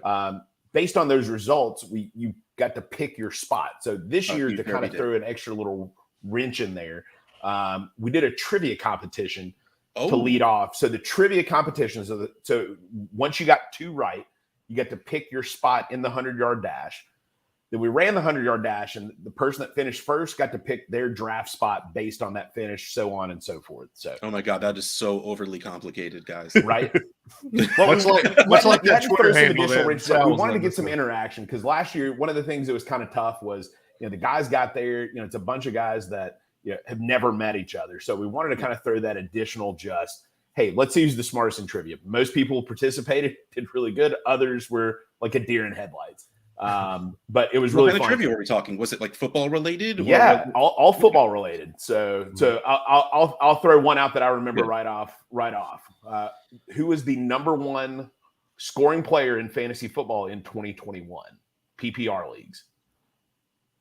What year was that? 2021 PPR leagues. It wasn't McCaffrey or no? Was not McCaffrey. Are we talking? Was it Allen? Oh wait, was that Devontae? Was that Devontae's year? No. Yeah. I got nothing. I have no idea then. B, do you remember? Yeah, that's my little Cooper Cup in 2021. Correct. Well, that's right. Yeah, years, like time means nothing to me. I'm so screwed at those questions. It's crazy how so many years just kind of meld into one with fantasy football. So, but anyway, so after we did all that, we had the 100-yard dash. My guy finished second to last. So normally in a 3rd round reversal, I want to be on the back half. This year I did not, but I got picked number 9. B, where did you finish there? I wound up getting the 1-6 spot, so I'm right smack in the middle of this draft this year. And I started my draft off from the 6th spot. Obviously, I talked about it on the stream too, watching the Buffalo drafts, kind of seeing how things were playing out early on. It seemed like that first 4 was pretty cut and dry, depending on where some of these players are going to come off the board. Where's Travis Kelce going to come off the board? In my particular division in Coke, he came off the board at the 1-1, then followed by the quarterbacks. You had Allen, Mahomes, Jalen Hurts coming off the board. At 6, I went Joe Burrow. And then at that point, I've got my anchor QB. Then I can kind of start being a little bit more flexible with my draft strategy at that point in time. Best player available mentality, just letting the board come to me like I do in any other draft. Obviously, with the tight end premium scoring, we saw Kelce go early on. In my division, oddly enough, Mark Andrews, I think, went a little bit later on than what we've been seeing in some of these other drafts. And then tight ends started to kind of filter out a little bit. Everybody wasn't jumping in on it and attacking that position like I thought they would. So then I kind of got a little bit of a false sense of optimism, I guess, so to speak. About the fourth round, I decided I'm going to forego that position. I think one's going to come back to me. Fifth round comes around, and then next thing, chaos ensues. And a tight end run hits right in front of me. And every single guy that I was naming during the stream, all right, I want to get Darren Waller here. Bam, he's gone. Let me get Pat Fryermuth. Bam, he's gone. And then next thing I know, I'm stuck with Evan Ingram, and it's a good fallback, but yeah, it's not bad. Definitely not what I was aiming for. I got sniped in quite a few spots from the middle of the draft there. All right, so what about you? Okay, so I have the 1-1, so I'm trying to figure out what the hell to do with that pick. And every time someone gives me an idea, it just makes me more anxious and makes me feel like I have less an idea of what I'm going to do. So how did the Waffle House division start out? Yeah, Waffle House started ever so slightly different. So we went Jalen Hurts 1, Allen 2, then Travis Kelce 3, and Mahomes 4. So pretty much the same 4 guys, just in a little bit different order. So drafted at 9, I was hoping to get one of those top quarterbacks. Lamar Jackson was the last, kind of that top echelon of guys, which I guess he's starting to make it into that top grouping of guys. But Trevor Lawrence, he wound up going quite a bit earlier than what I probably would have imagined him going. He went at the 1.7. At 9, I had a choice between Christian McCaffrey and Justin Fields. I'm a Bears guy. I just McCaffrey, the way he finished, if he's going to be healthy, is going to be one of the top scorers in this format.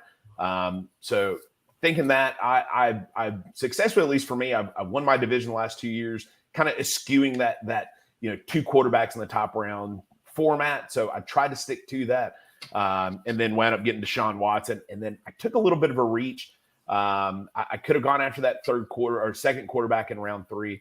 Wound up going Kyle Pitts. He stunk so bad last year. He's got to do something this year, right? I love that line of thinking. I agree.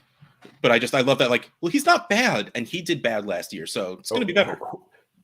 So crazy horrible. Like Russ, I was going to point out, he was the rebound candidate. He's always a good thing the next year, right?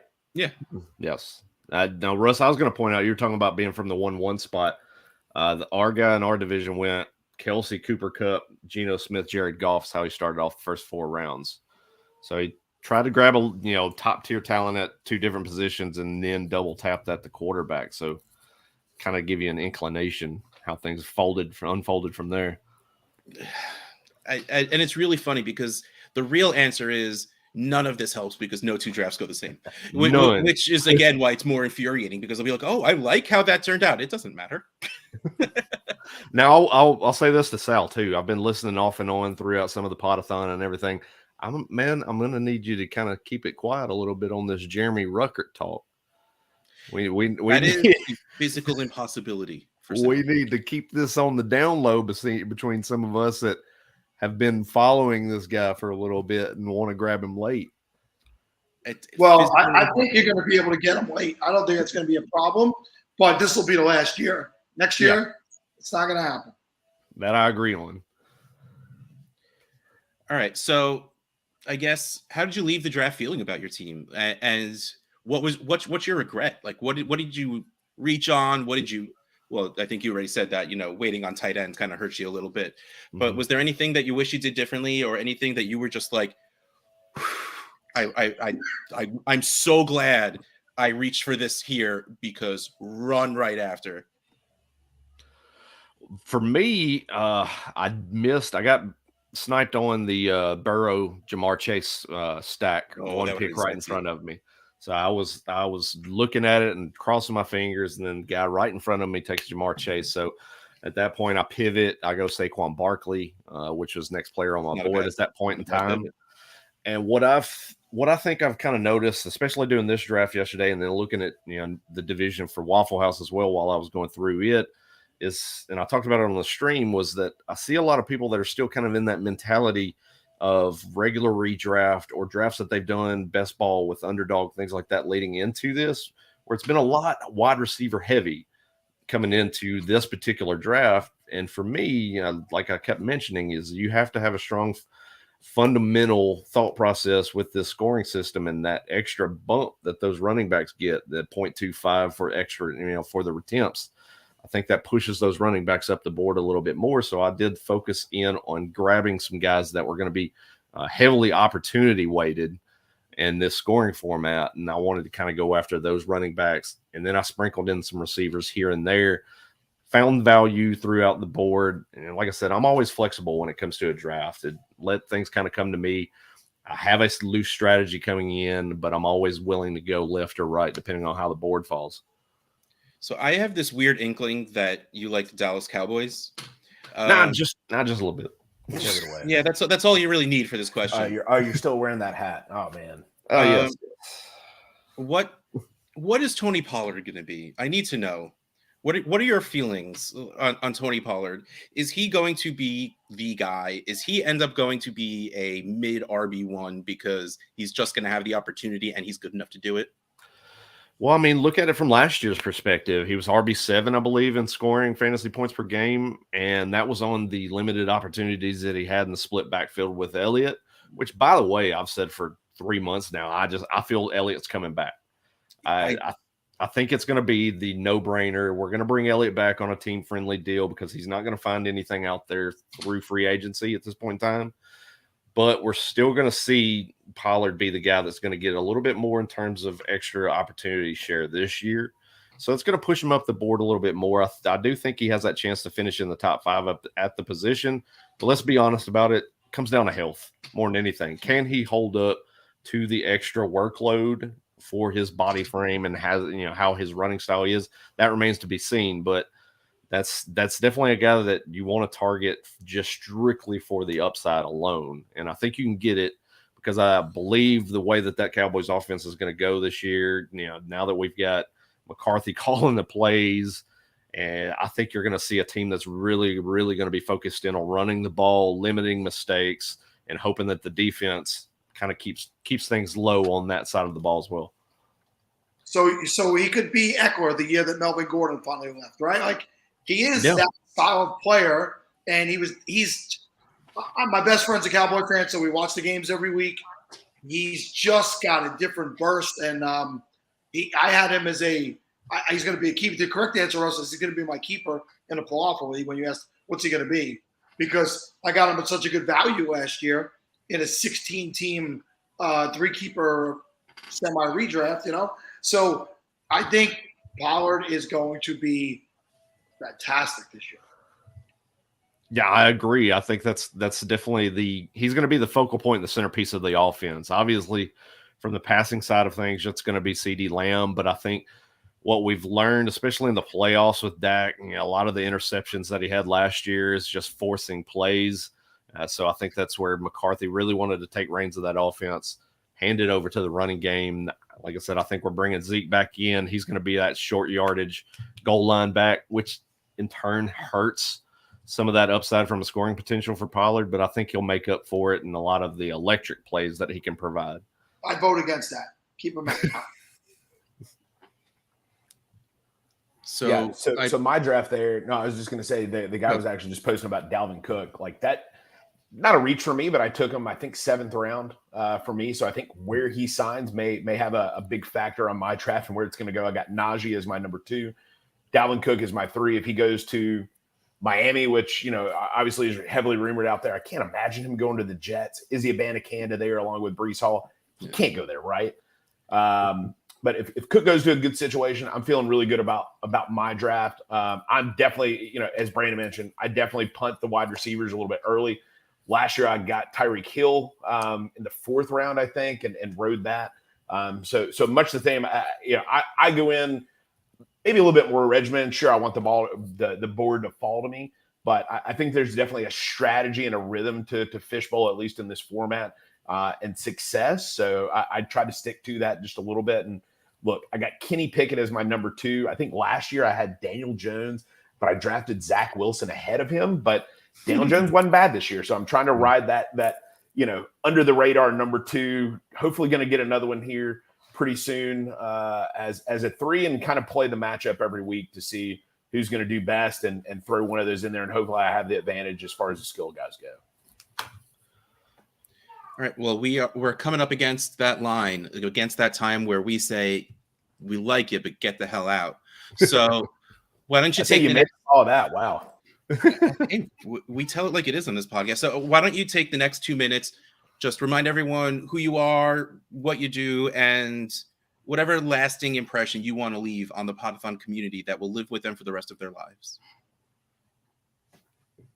Go for it, Nick. Well, hold on. My little girl has decided she's going to come in. Yes, let her in. Let her in. Hi. You want to say hi to everybody?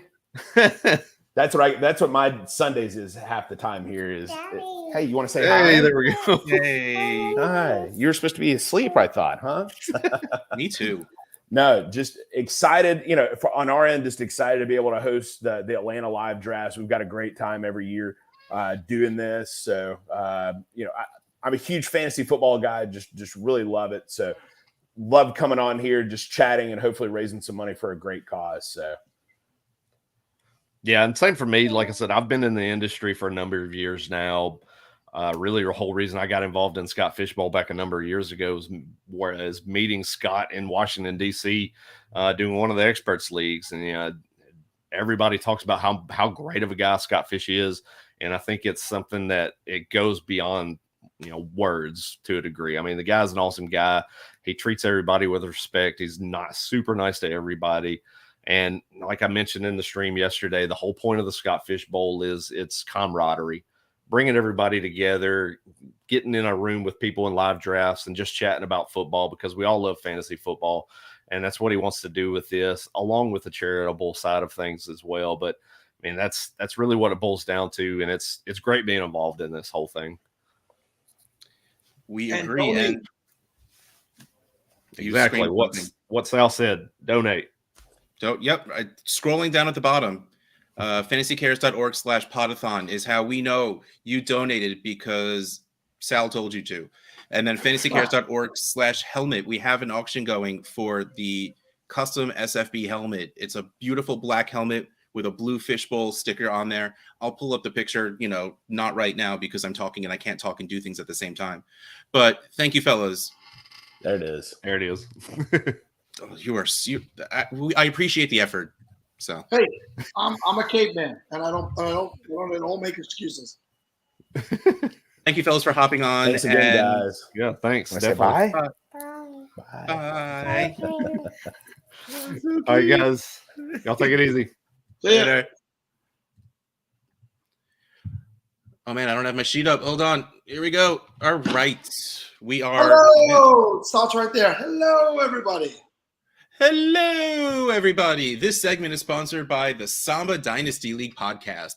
Did you like Dynasty leagues? Do you like reality shows? Well, buy a hat and hold on to it because the Samba Dynasty League is one of a kind, extremely hilarious podcast.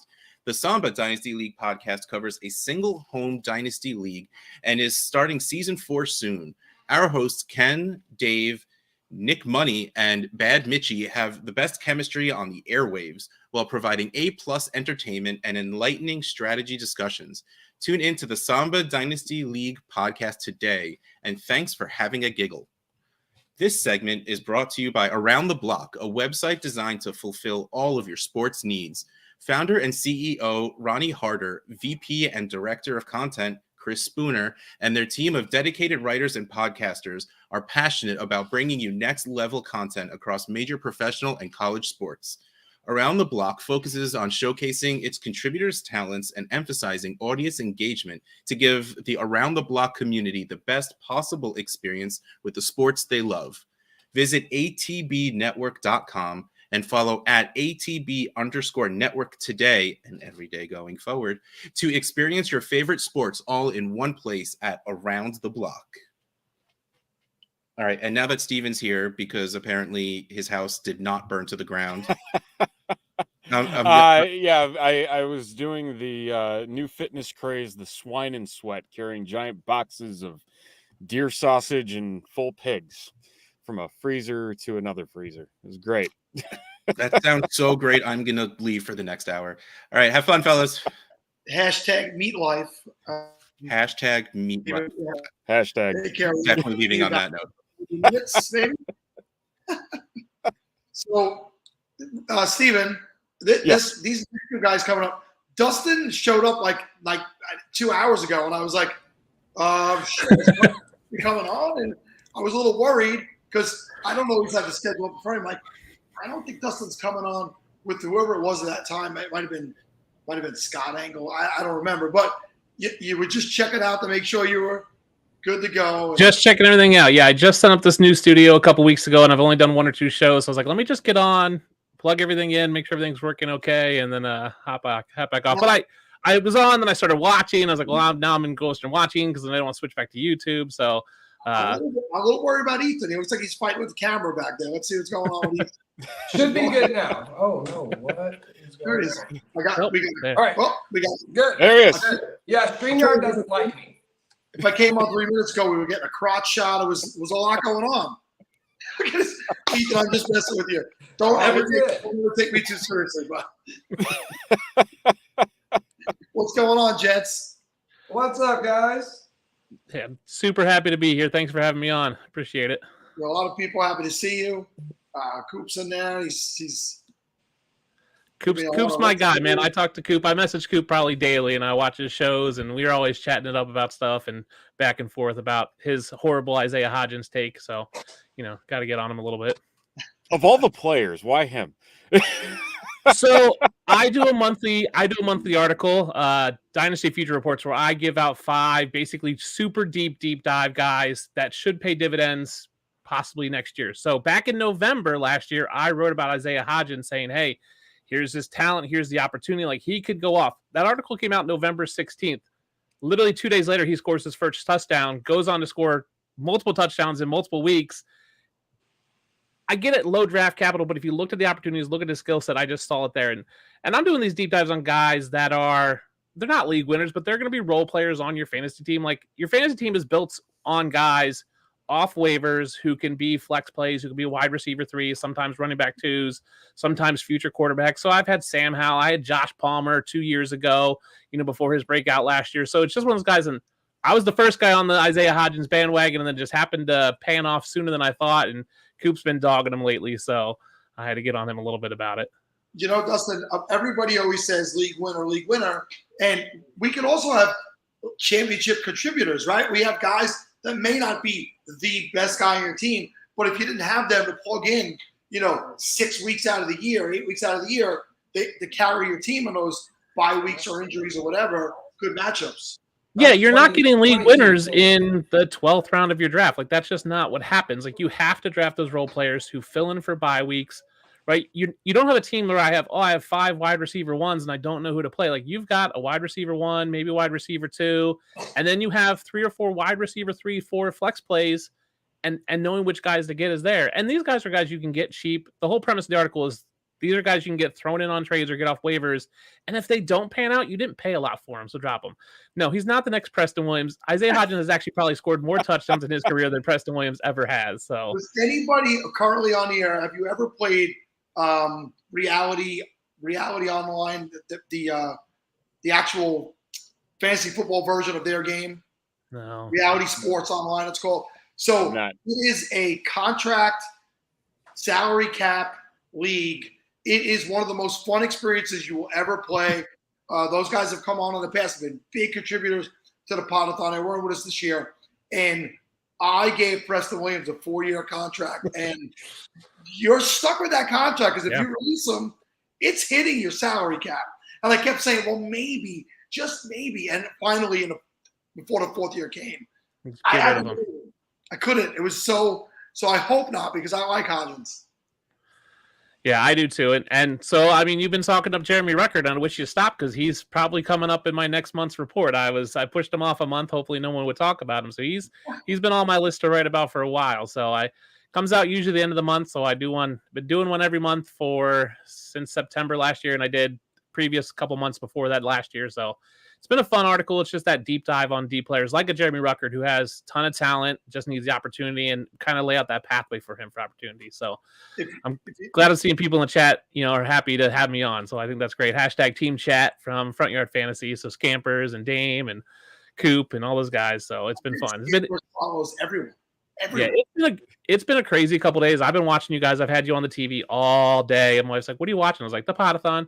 And I know, Sal, you guys talked with Smokey about my tweet that's been blowing up the past few days. So that's been cool just to see connections and make new connections. And to me, that's what Scott Fishbowl is all about. It's connections and donated charity. Like the fantasy football itself.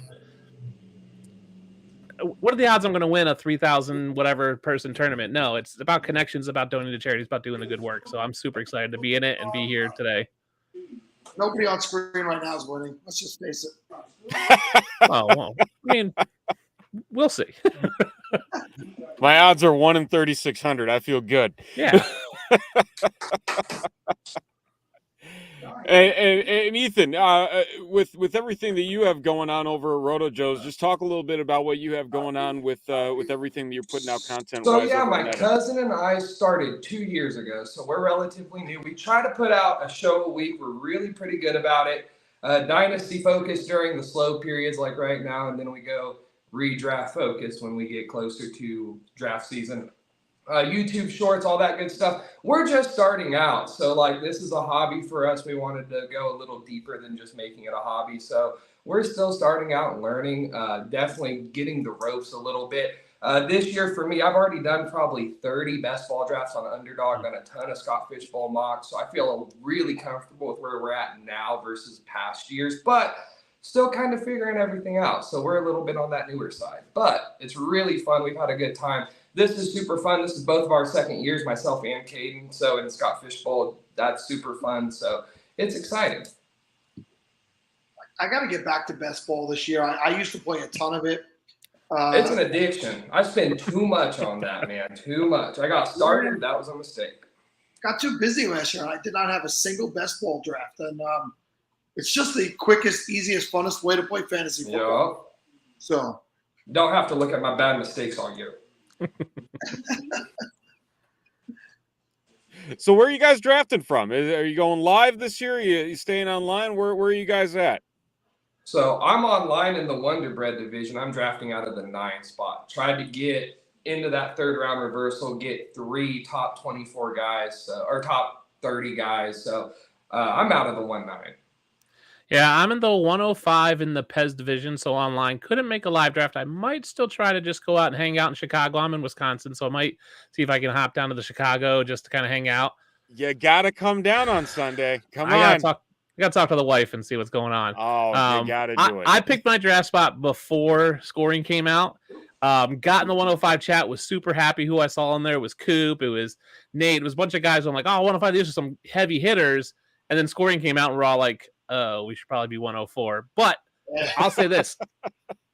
First round doesn't matter to me. Like, it is what it is. It's the 3rd, 4th, 5th round. That's where I think you have a chance to really separate yourself in this tournament, because as long as you don't kill yourself in ADP, like if you're 105, 106, you get someone in that range, as long as you're not going completely off ADP, it doesn't matter.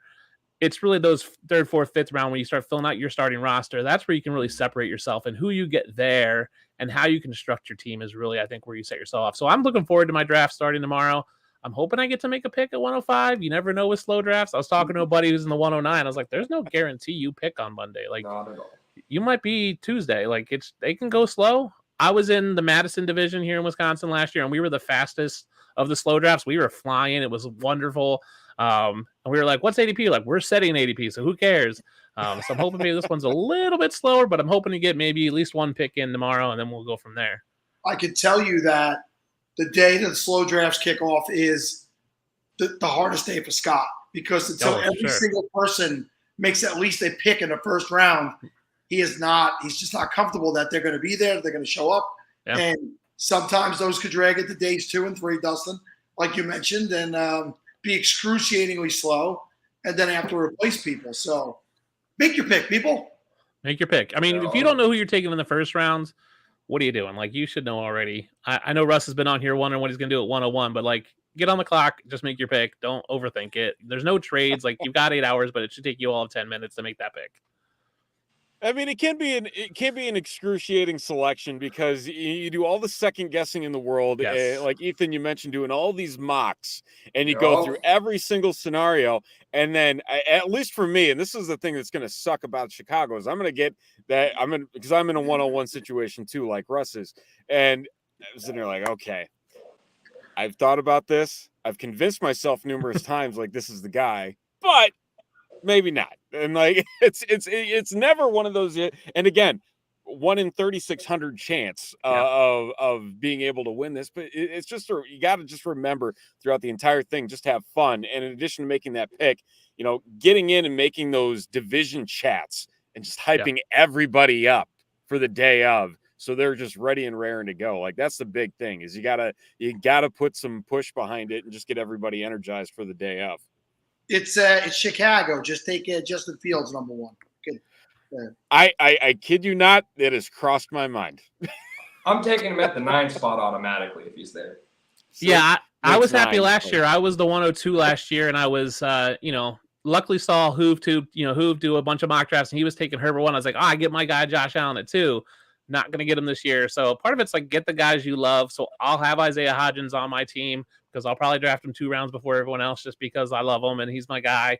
So just get the guys you want, have fun with it, right? Like it is what it is. Where you can draft the best team on paper after your draft, but injuries happen, things change, you never know what's going to happen. So just have fun with it. But yeah, make your picks that first round so Scott doesn't have to worry and keep those drafts moving along. Yeah, I said earlier, Stephen, 2 years ago, 2 of my first 3 picks were Cam Akers and J.K. Dobbins. They didn't make it to the start of the season. Yeah. They didn't make it to game 1.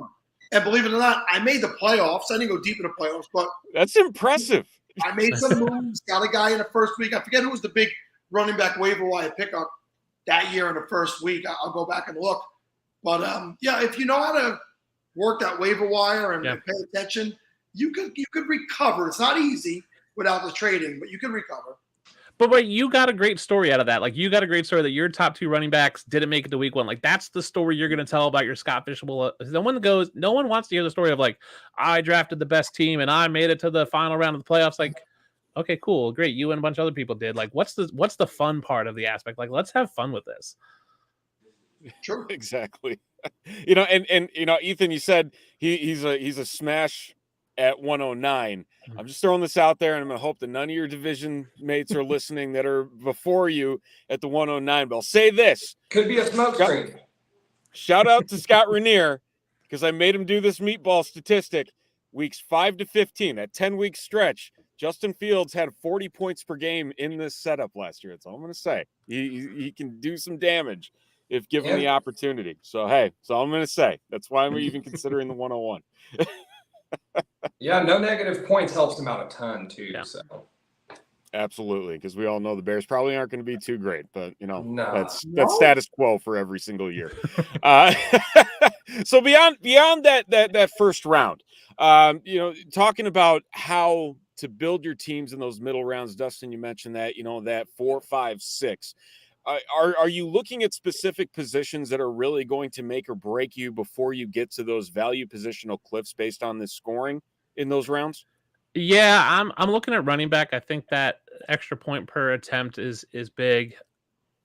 I obviously deep dive in a lot of these deep, so I feel comfortable in my ability to pick out a deep wide receiver. So I'm with Britt Flynn with her anchor RB strategy. Like I want to get one in the top 3 rounds, like anchor myself with that. So I'm looking to go quarterback, running back, quarterback, possibly maybe a wide receiver if I can get a stack, because I think that's important, and then kind of load up from there and then load up on some receivers and then draft some running backs late. So I can pick out some late running backs that I like. I've got my guys I want to target, but I definitely think running backs should be pushed up the board, which is great if you want to stack. Like if you're looking at getting a Dak Prescott, right, and you can stack them with CeeDee Lamb, like that's great. If obviously you're not gonna be able to stack Mahomes and Kelsey, but if you can get, an Amon-Ra St. Brown in the second and then Jared Goff in the 4th, like that's a great stack, and you can do that. But you really have to figure where that's at. If you're not going to stack, like if you've got Mahomes and you can't get that stack, then maybe you want to look at running backs. Yeah, Britt Flynn has a great article in the Fantasy Alarm Draft Guy about her anchor RB,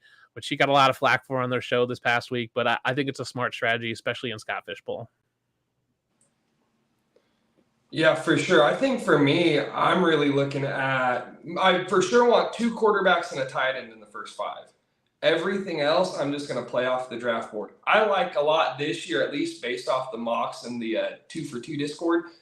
I really like that middle-ish round quarterback, Aaron Rodgers in the late 4th, 5th, Daniel Jones in the 3rd, 4th. That's a good value tier for me. So if I can do that, that's probably ideal.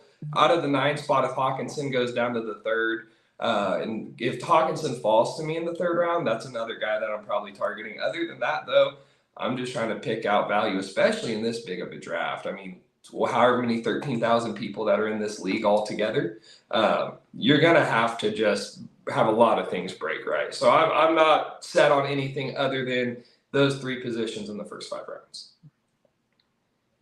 You know, based on, like you said, Hawkinson either drop into the 3rd or even in the 2nd round. There, you have your Mark Andrews. It's worth it there too. And I mean, that's you're sitting in that prime territory to be able to attack and grab one of those guys. So, you know, that's the one. I think the one position I'm fearing most is tight end, because it's either going to be one of those where the value drops, or it's going to be gone like that, and you're going to end up having to take a risk on a guy who's got that ceiling upside.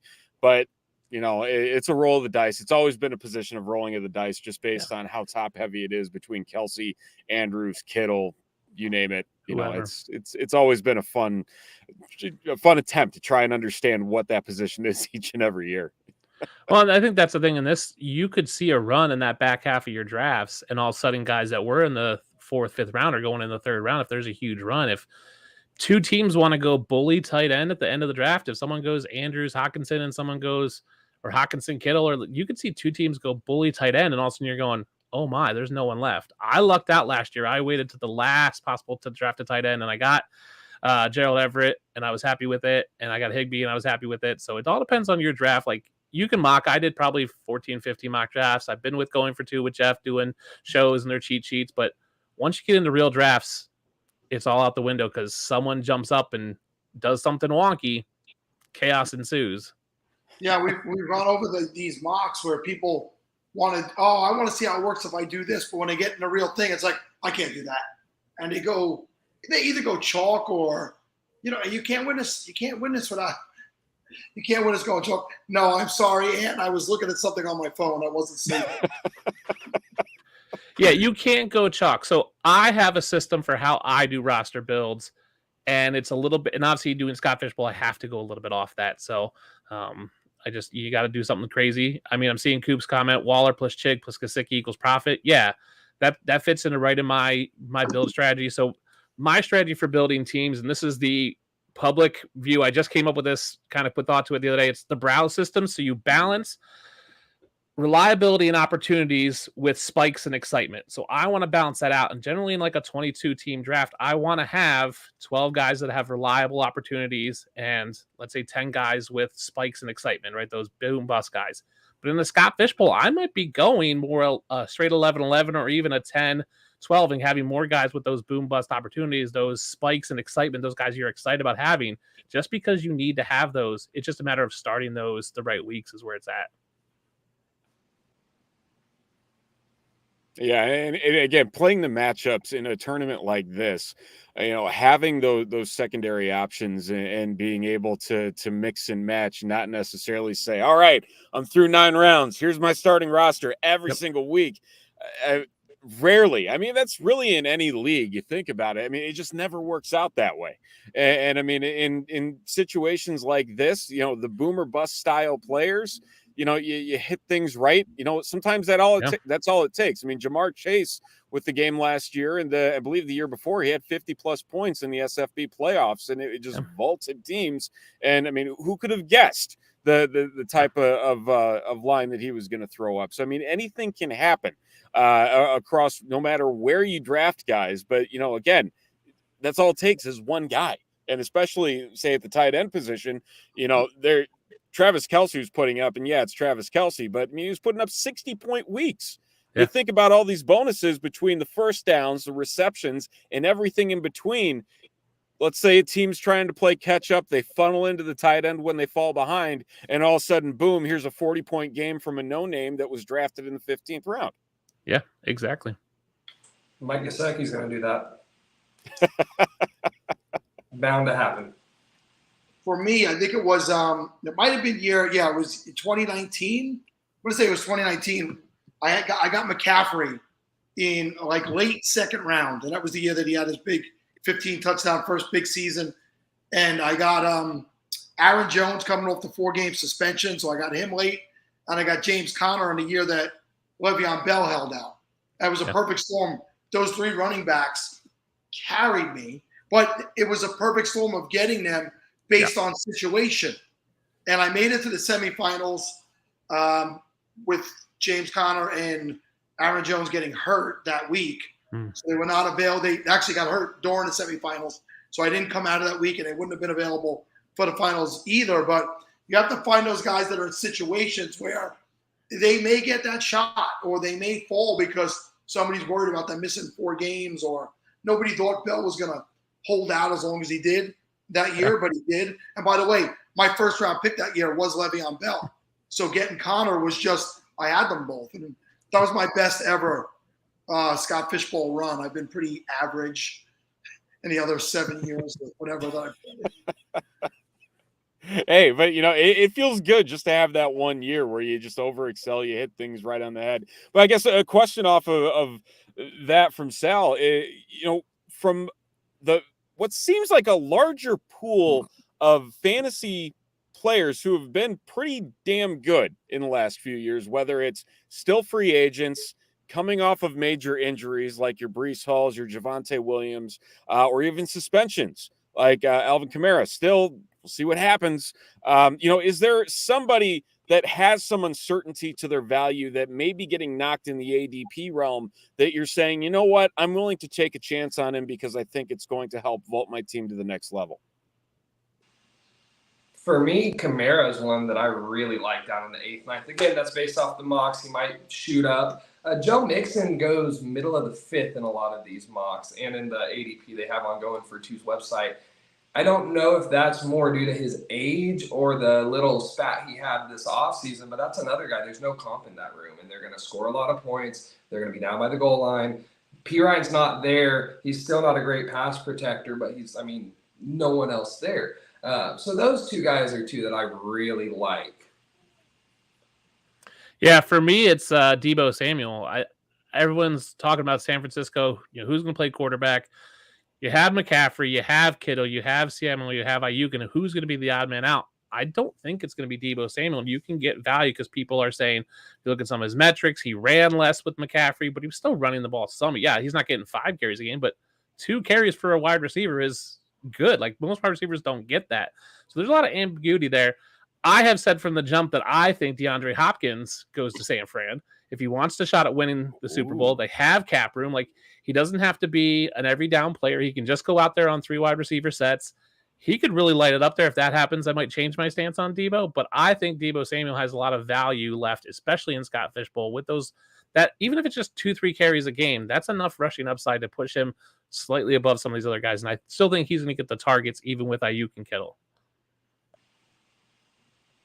That's one landing spot I really haven't thought about when it comes to Hopkins. But in talking about Deebo, again, a guy that is screen pass city and just everything. That's all it takes is a pass behind the line of scrimmage. That's technically a rushing attempt. There you go. And that's how he's thrived. That's how he made his big season a couple years ago. And, again, that's maybe all it takes to get things started there with Sam Darnold potentially starting week 1 for the 49ers. Hell, it's better than whoever they had starting in the NFC Championship game, or I guess who they ended up with by the time that game was over.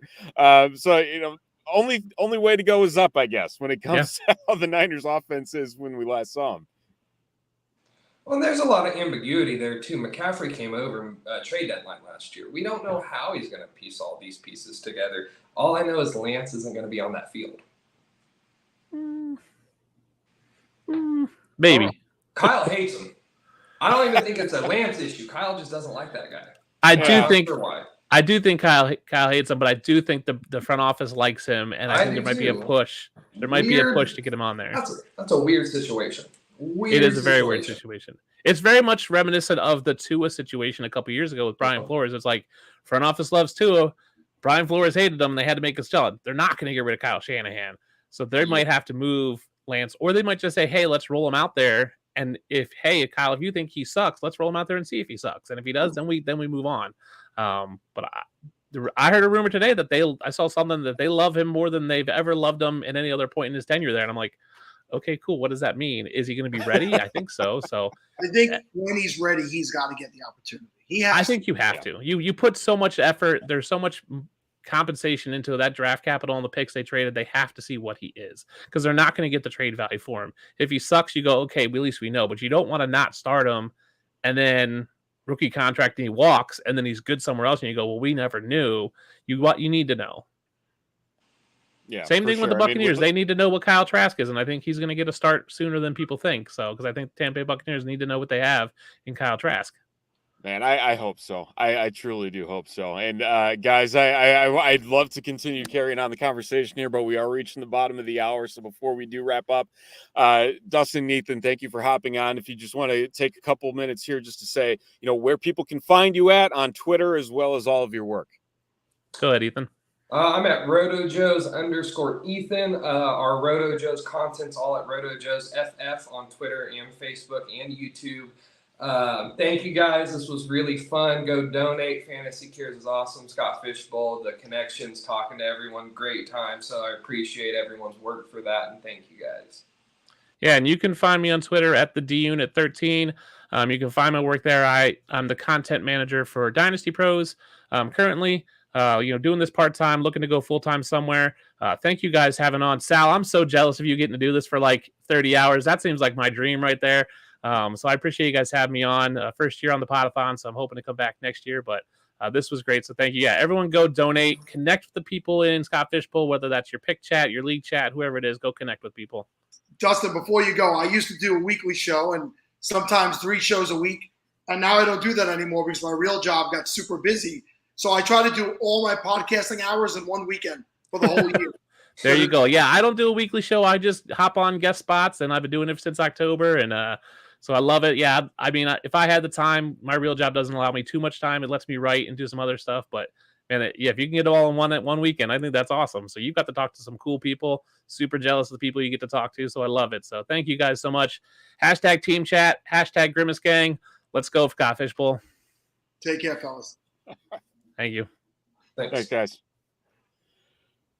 Oh man, I think there's just so much. Again, I'm gonna try and make you blush again, but again, I mean, you're a machine. Like you got to sleep this year, which is good. But at the same time, man, it's awesome. Just to what Dustin was saying, it's awesome to do this. You smash everything into one weekend over the course of the year. We're on the home stretch, almost there. We're definitely 2.5 hours left to go. We got a lot of great guests coming up. As I mentioned, we did the Women's Power Hour earlier, but we have plenty of female representation down the stretch here. So do the reads, and we will get our next guest in here. Sounds like a plan. So our first sponsor here, the transition from season-long fantasy football to NFL DFS can be tricky. If you want to take DFS more seriously this season, rely on experts who do this for a living with the help of Occupy Fantasy. Their staff has millions of dollars in lifetime NFL DFS earnings using the affordable tools and unique strategies created by co-founder Brian Jester at Occupy Fantasy. The goal of Occupy Fantasy is to teach you the right way to play and help you completely reshape how you think about DFS at any bankroll level. Subscribe to Occupy Fantasy for their informative ebooks, live player models, daily write-ups, and the smartest lineup builder in the industry. Visit OccupyFantasy.com today. And this segment is also brought to you by Around the Block, a website designed to fulfill all of your sports needs. Founder and CEO Ronnie Harder and VP and Director of Content Chris Spooner and their dedicated team of writers and podcasters are passionate about bringing you the next level content across major professional and college sports. Around the Block focuses on showcasing its contributors' talents and emphasizing audience engagement to give the Around the Block community the best possible experience with the sports they love. Visit atbnetwork.com and follow at ATB_network today to experience your favorite sports all in one place at Around the Block. All right, so let's bring on. You got balloons. What's up? Listen, it's 5 o'clock somewhere. I figured that's why you guys brought me on at the 5 o'clock hour. So Yes, well, that's Eastern fair. time. 5 o'clock Eastern. Well, 5 well, o'clock so let's somewhere. first see, Yvette goes by one name because that's how she rolls, right? Yeah, sure. Oh, Only- yeah. Only the top people get to go by one name. Is Yvette? Yvette, what part of the country are you in? What part? The Northeastern Ohio. Northeastern Ohio. Okay, Yeah. so what time is it there? What did you say? It's the same time there, right, as New York? Yeah. All right. Perfect. Yes, it is. So Yvette, I was happy to see. I always like to see new people on a Podathon, people we haven't had in the past. And Mike, who does all the booking, tries to go find different and new faces. But I don't know how long you've been doing in the industry with Bougie Sports. So please tell us all about yourself and what it is that you're doing. Sure. First of all, thank you guys so much for inviting me to be on this. I was so excited to be a part of this. Not only something that gets so much money for charity, but I'll tell you what, ever since I put the hashtag SFB13, I got some freaking fantasy cred. Like, I couldn't wait to put that in there. I was like, hashtag, because I've seen everybody else do that. So obviously, I was a longtime podcast listener. I used to listen to like the fantasy pros and the footballers before the pandemic, before everybody really got to video. So I've heard about it before, but never thought I'd be a part of it. I'm not really in the fantasy industry. I'm just a huge, I'm probably a lot better than you guys at fantasy. I won't disagree with that probably. Well, listen, this is what I'm good at, talking shit. I hope everybody did not come for this half hour for advice because you're not going to get any advice from me. But I'm just so excited to be here and to be a part of it. My channel or whatever I have going on, it's basically a love letter to sports. And it's just, I call myself Bougie Sports because I'm the kind of girl that, might take 2 hours to get ready for the draft, but I took about 20,000 hours to prepare for that draft. And we can't combine those together. So that's really my story. How long have I been playing? A really long time. I've been playing since Brady Quinn got drafted to the Cleveland Browns because that was my first draft and he was my first pick. And I almost, got kicked out of the league for making that pick clearly. But since then, that was, I think, about 12 years. I've been playing for about 12 years. Long time. I'm like old school player. Like I have my home team league with all my high school friends. And, we still write on the draft board. Everybody has to be there. We're not allowed to be on our phones. And so this whole internet type of thing is kind of new to me because I get really passionate about my team. So I like to have one or two teams. So I already have like 5 teams. I don't even know how this is going to happen, but I'll make it happen. So I go back to pen and paper days as well, in-person drafts. That league was going on for 25 years. It ended the year of COVID because people couldn't travel as well that year, but it was live in person. We even drafted through email one year when there was a hurricane hitting. My cousin refused to put that league online. So I know that feeling of wanting to keep the old tradition. And I got doing this about 7 or 8 years ago, and I got pulled into so many different leagues. I mean, I was in leagues that had superpowers, leagues that had gambling casinos built into the league money. I mean, the stuff that I've gotten involved in. And last year I cut it all back. I went back to the roots and the basics. I got a little bit busy with real life, and I'm happier. I'm actually happier playing a little streamlined fantasy football again. Understandable. I'm the kind of person that, it takes a huge emotional toll on me. So like if I lose that week, it takes like 4 or 5 days. And I'm that person every year that says, I'm going to quit. This is my last year. I'm quitting, So and that's with 1 or 2 teams. So I don't know how this is going to go. So I'm trying to relax. And, I guess I have a better chance of winning because I'm in more leagues. But I usually win anyways. I usually do. So, Yvette, you're modest. I like that about you. Yeah. So, you're in the Scott Fishbowl this year, and it's the first one? My first one. My first Scott Fishbowl. I did a best ball league for the first time this year, a dynasty league for the first time this year, slow draft. All this stuff is new to me. Like I said, I'm an old school draft board type of girl. So I'm very excited, and I am on Team Taco Bell. Hey, all Big right, ups, there you Team go. Taco Bell. Whoop, whoop. Actually, the girl that's coming on next, I just found out in our little Taco Bell chat that we got the Taco Bell hour, which makes sense because usually Taco Bell is at the end of the night. That is true. That is true. And what is your go-to menu item at Taco Bell? Oh my God. Well, it's not there anymore, which was the Mexi Melt. But then the Oh. way you have to say is like a beef something with pico or something. I mean, they can make it, but it's still not the same. I guess I could say Mexican pizza, but I like a good old taco supreme. I don't know. I like a hard taco. That's what she said. I'm trying not to say stuff like that, but if you're gonna just lose, I'm gonna go get a beer out of the fridge and we're gonna make this one hell of 20 minutes. I told you, like, nobody's gonna take anything from this. I was listening to guys before me and I was like, oh my God, I hope they're not expecting me to talk like that. No. I mean, which is I don't know if you were able to catch anything prior to today or yesterday. This thing goes for 36 hours. It used to go for 24.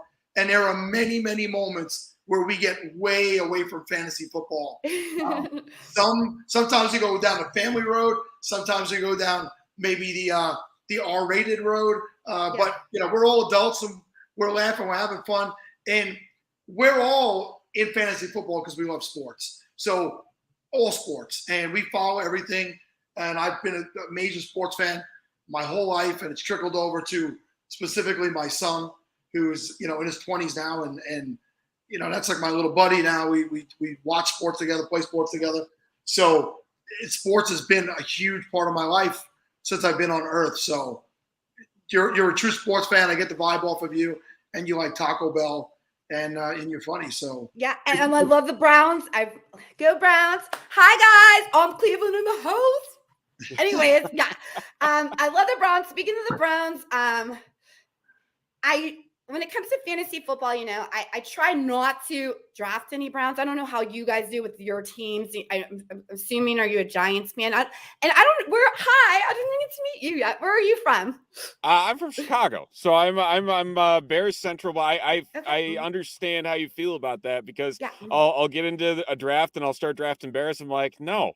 Like I need to feel bad only about one thing a Sunday and not two. Yeah, you just want to watch the game. Like at least that's your favorite team. You just want to watch the game without all the pressure. But sometimes it's hard. It's even harder for me to draft like a Pittsburgh Steeler. I can't stand the Steelers more than any. I'm one of those typical Browns like obnoxious fans on the real obnoxious side. Because I live in Youngstown, Ohio, which is right between Pittsburgh and Cleveland. So I got a lot of front runners, so I've been dealing with them, battling them my whole entire life. And so it's even harder for me to root for a Pittsburgh Steeler than it is for me to be mad at a Cleveland Brown. You know what I mean? But I mean, there's nobody on the Steelers I would draft right now, so that's not a problem. Nobody at all. I'm going to pop open this beer because the vet is. Yes. So nobody, not even Najee Harris. I mean, if he's there, but I mean, he wouldn't be like someone I'd be like, oh man, you took Najee before me. All right. I get it. It's my least favorite team in the NFL, so I agree with you. Yeah. I mean, I guess the only Pittsburgh Steelers players ever are defensive, which was Troy Polamalu. I mean, he just seemed like one of those people that you can like, but it's all about the hair. It's all about the hair. It is. It has a lot to do with it.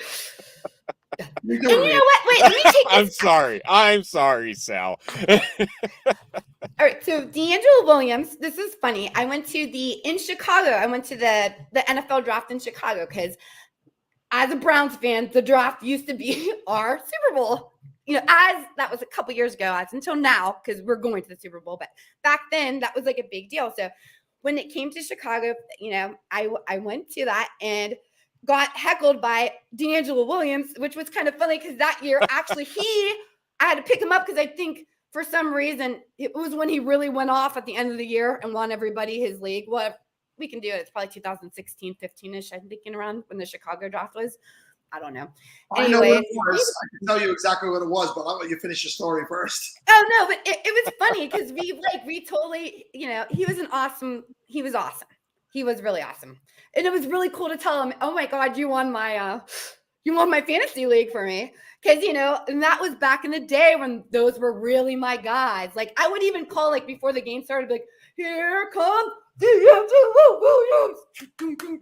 Like all my players would go down like on a Sunday because there was just one team, So I don't know. Well, in 2015, so this was the 2015 season you're talking about, because I started out in the Falafel House, which is Fantasy Life App Fantasy Football League. Mm-hmm. It's a 16-team league that's still going till today. And we started this league on the Fantasy Life app, and we started a group chat. And it turned out that group chat grew to be 15,000 people. And a podcast was born, and writing jobs were born. And this is how I got into the fantasy industry. We opened up a chat for the league, and it was an open forum. We didn't realize that, and it blew up. So in that league that year, it's the waivers. You have the number one pick until you use it. It's not by the week. So holding on to the number one waiver pick in a 16-team league where running backs are premium is like gold. So I had that number one spot. I had a very good team, and I held on to it. Got to be about 8 weeks. I held on to it, and the Giants brought in a player named Arlene's Darkwa, and he had one great game. And I was like, oh, he's going to finish the year as a running back. I'm going to use I used on Arlene's Darkwa. The next week was the week that Bell got hurt and D'Angelo Williams took over, and the guy who picked him up won the league, and they did not. Oh my gosh. So sucks to be you. Happy to be me. For once. Because that year we also drafted Corey Coleman as the Browns. So, I mean, come on. At least we got something out of that year. I wanted Carson Wentz so bad. But anyways. Okay, so that was 2016. Where that went. Yep. So that was 2016. I didn't know because the year before, because it was also in Chicago. And I'm trying to remember the Browns pick. Was it Danny Shelton? Another great. Yeah. I didn't go to that one. I went to the Corey Coleman one, and the guy with the mask. So when you say that the draft was your Super Bowl, but you guys kept losing those drafts too. Like those players. We did. And he bet, don't take it personally. I'm a Raiders fan. I'm a Raiders fan. My team sucks. Every year it's the same. We got Devontae Adams, and we gave away the quarterback that he came to play with. Right. It's the dumbest franchise I've ever seen. Well, let's see. The following year, though, I think we got Myles Garrett with our number one pick. So that one was good. And to be honest, the Baker Mayfield draft. Okay, I actually was one of the people that wanted Baker before, so I was happy but we got Nick Chubb we got Nick Chubb. So still have him. Exactly. And Ward, I think. Denzel Ward that year. Okay. Corner. Yep. And so those were two great picks, And I'm a believer that they should have stuck with Baker a little bit longer. I think Baker with that team, after getting to the playoffs, deserved more time. He played a year seriously injured, tried to play through it. I think they gave up on him too quick. I know that they spent a silly amount of money on bringing in, the guy you have there now. But I feel like that team was making progress, and those players that you're talking about were all part of that team a couple of years ago, back when they unlocked the beer refrigerators and everybody celebrated after that. Yes, when they released the Bud Lights at the Thursday night game. Trust me, I know. And I agree with you. Baker Vayner needed a little bit more time. What's up? But Jen Smith is a Steelers fan. Don't like it too much. Oh, that's okay. I love the passion people have for their team, so I think it's fun, and it's all about the rivalry. Yeah, no, that's a great. Yeah, absolutely. Yeah, and besides, she's a Steelers fan. She doesn't live in Ohio though, like close to Cleveland, I'm sure. Those are the worst. Pittsburgh Steelers fans that live in Ohio, and then they cheer for Ohio State. Don't even get me started. It's like Packer fans in Illinois. You know, it's just one of those Yes. things where you're like, really? Like, come on. What are we doing? Yes, yes, yes. Oh, Mr. Wrong is here. What's up, Mr. Wrong?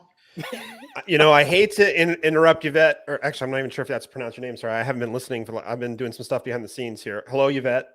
Hello. It's Yvette, but that was close enough. Oh shucks. See, I'm from Maine. I don't know how to pronounce anything. Yvette. That's why he's Mr. Wrong. Yeah, exactly. That Mr. Wrong. It fits pretty right there. But Yvette, I have to interrupt really quick because I have to do a couple of things for some donations. We are accepting donations for the raffle for the Justin Fields sporting cards, which are valued well over $200, I think maybe even $300 or $100.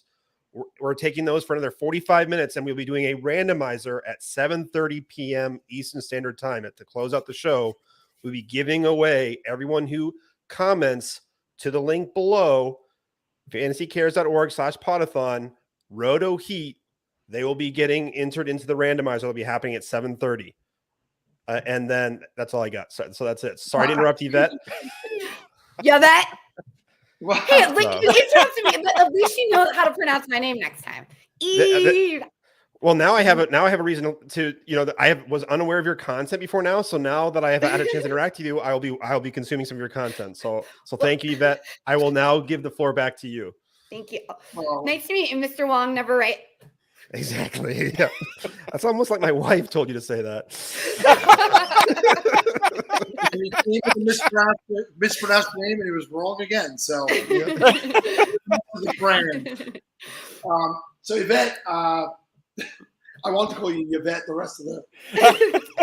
I'm still. It's fine. So you have a lot of followers on Twitter. Are you on other social media platforms? Well, yeah, I'm on Instagram and the new Threads. Threads. Yeah. Yeah. I love social. I'm a social person. I love engaging and meeting people. I got onto Twitter a couple years ago and it's nice and I do. I mean, especially like I'm meeting so many friends like in the Browns community and we kind of like formed a little family. So I love it. And now I'm excited to expand my take my talents over to the fantasy community. Like LeBron took his talents over to South Beach. Sore subject still probably. Well, I guess not. He came back. He won a title. It's okay. Yeah. They won a title more recently than any team in New York. I'll tell you that much. So obviously there's a big fantasy football expo that goes on every year in Ohio, in Canton. Will you be attending? Yes, I already got my tickets all 3 days. I'm so excited. I can't even believe all this. It's like right in my backyard. Of course I have to go. Yeah, I know. I can drive there and drive home every night. That's what's awesome about it.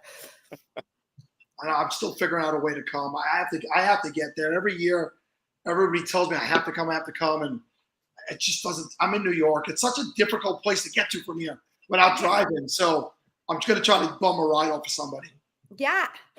I'm so excited to see what's in store, I'm like, and just to be able to meet some of these people face to face and get to know people in the community, because it's kind of hard, especially because you guys have your I don't know all the lingo too, some of your Scott Fish lingo, like obbies. I'm always like Avy, your obbies and all that stuff. Like I'm only looking at that. Ooh. So it's like it'll be nice to see faces and and your obbies. If it makes you feel any better, the Avi Makers group has like 3 different pronunciations of what the word should be. So, I don't think we've really fully accepted it. Yes. I was about to say, Yvette, I joined just to say I also don't know how to pronounce it if you would be shocked about that. So I know. I'm like, it just seems like all the cool kids say it. They're like, oh, do you have your Amy's, Amis? I'm like, yeah. Sure. Yeah. So but I got this. And I started making other clothes, but I couldn't get things in pink. So let's see if you guys know somebody why. So I see how I got this in gray and pink, and I try to make my shirts. There was no pink color to mix it with the gray. I know it's for charity and all, but even for charity, I want to look cute. So this I gotta see, we don't have a pink shirt on Fishbowl merch. No, I gotta look I into tried this to make now. one. I wanted to keep Taco Bell because like I have to be all in on Taco Bell. And that's another thing, like at the expo, you're saying that you can be in a live draft because I would love to be in a live draft, you know. And I was so scared to do that because I'm like, I'm not leaving Taco Bell because but I don't know. Can you do both? I don't know. I'm late, like I said, I'm new here. You cannot do both, but you could get comfortable this year and then do it next year. Right? I would have never left then. I already committed, and that's the kind of person I am. Once I commit, I didn't even like. There was only one number left, number 10 spot. That's where I'm drafting from this year, and I picked it. I was like, oh, I want to talk about. Well, first, wasn't this Los Pollos Hermanos? Wasn't that one of them? And that one was filled, and because I was like straight there. Speaking of Better Call Saul, I bet you your name got more popular after Breaking Bad, best TV show ever. Because I'm like, oh God, I want that. So that was gone. And the next thing I wanted was like, oh, Taco Bell, because Taco Bell, because it's Taco Bell. And there's one spot, and it was the 10 spot. So I was like, that's mine. Yeah, there were divisions. Home. Yep. There were divisions that filled up immediately, and there were others where they just sat empty for weeks. And like, we thought for sure this one would just blow up, and everybody would want to be a part of it. The one that surprised me was IHOP. IHOP sat empty for like 4 weeks. I'm like, well, because they who take doesn't too love long. IHOP? Their service is starting to suck. I was there last week, and it took me like 20 minutes to get pancakes. So I'm not really that surprised. So Yvette is not expecting any IHOP sponsorships for Bougie Sports. No. I don't even know how to do that. I told you guys I'm new here. I just Well, you got Waffle House in your neck of the woods, though, don't you? Yeah, we do. Yeah. So yeah. Waffle I House like the over more IHOP. like mom and pop shops kind of. Fair enough. And there's tons in Youngstown, Ohio, but I'm Well, do you have a strategy going into the Scott Fishbowl? Do you know what third round reversal is and all that stuff? This is the first time for me for third round reversal as well. What I've been hearing is that when you draft towards the end of the draft, which I've always liked, I'm always the person that likes that 10 spot, 11 spot, because I love that first turn. So that's why I was happy when it was the 10. And then with the third round reversal, that's really going to change things up for me. But I think my strategy going in is just to relax, play it cool, go with. I don't think there's going to be any quarterbacks left at 10. That I don't know if there's going to be at that, but I wouldn't be opposed to grabbing someone like Nick Chubb with those special rules. And of course, here I am talking about Nick Chubb, and I was like, I don't want to do Browns, and I'm like. Yeah, I mean the carry bonus is a big thing, especially for a guy like Nick Chubb. You know, in talking about him though, I mean Kareem Hunt no longer there. I mean, is this going to be the Nick Chubb show in Cleveland this year? I think so. A lot of people see that as a disadvantage to him, where I see it as an advantage to him. And besides, with this Browns team, nobody really knows what's going on. This is the first time this whole roster is playing together.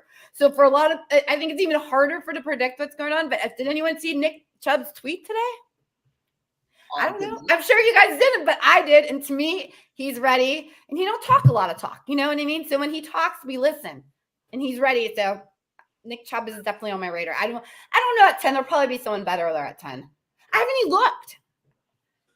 It was kind of frustrating having him on rosters last year with Kareem Hunt still there, because they'll go the whole drives without using him. And Chubb needs that pound break. You know what I mean? He needs to touch the ball, and then boom, he's going to the house 50, 60, 70, 80 yards. So you want the ball in his hands as much as possible.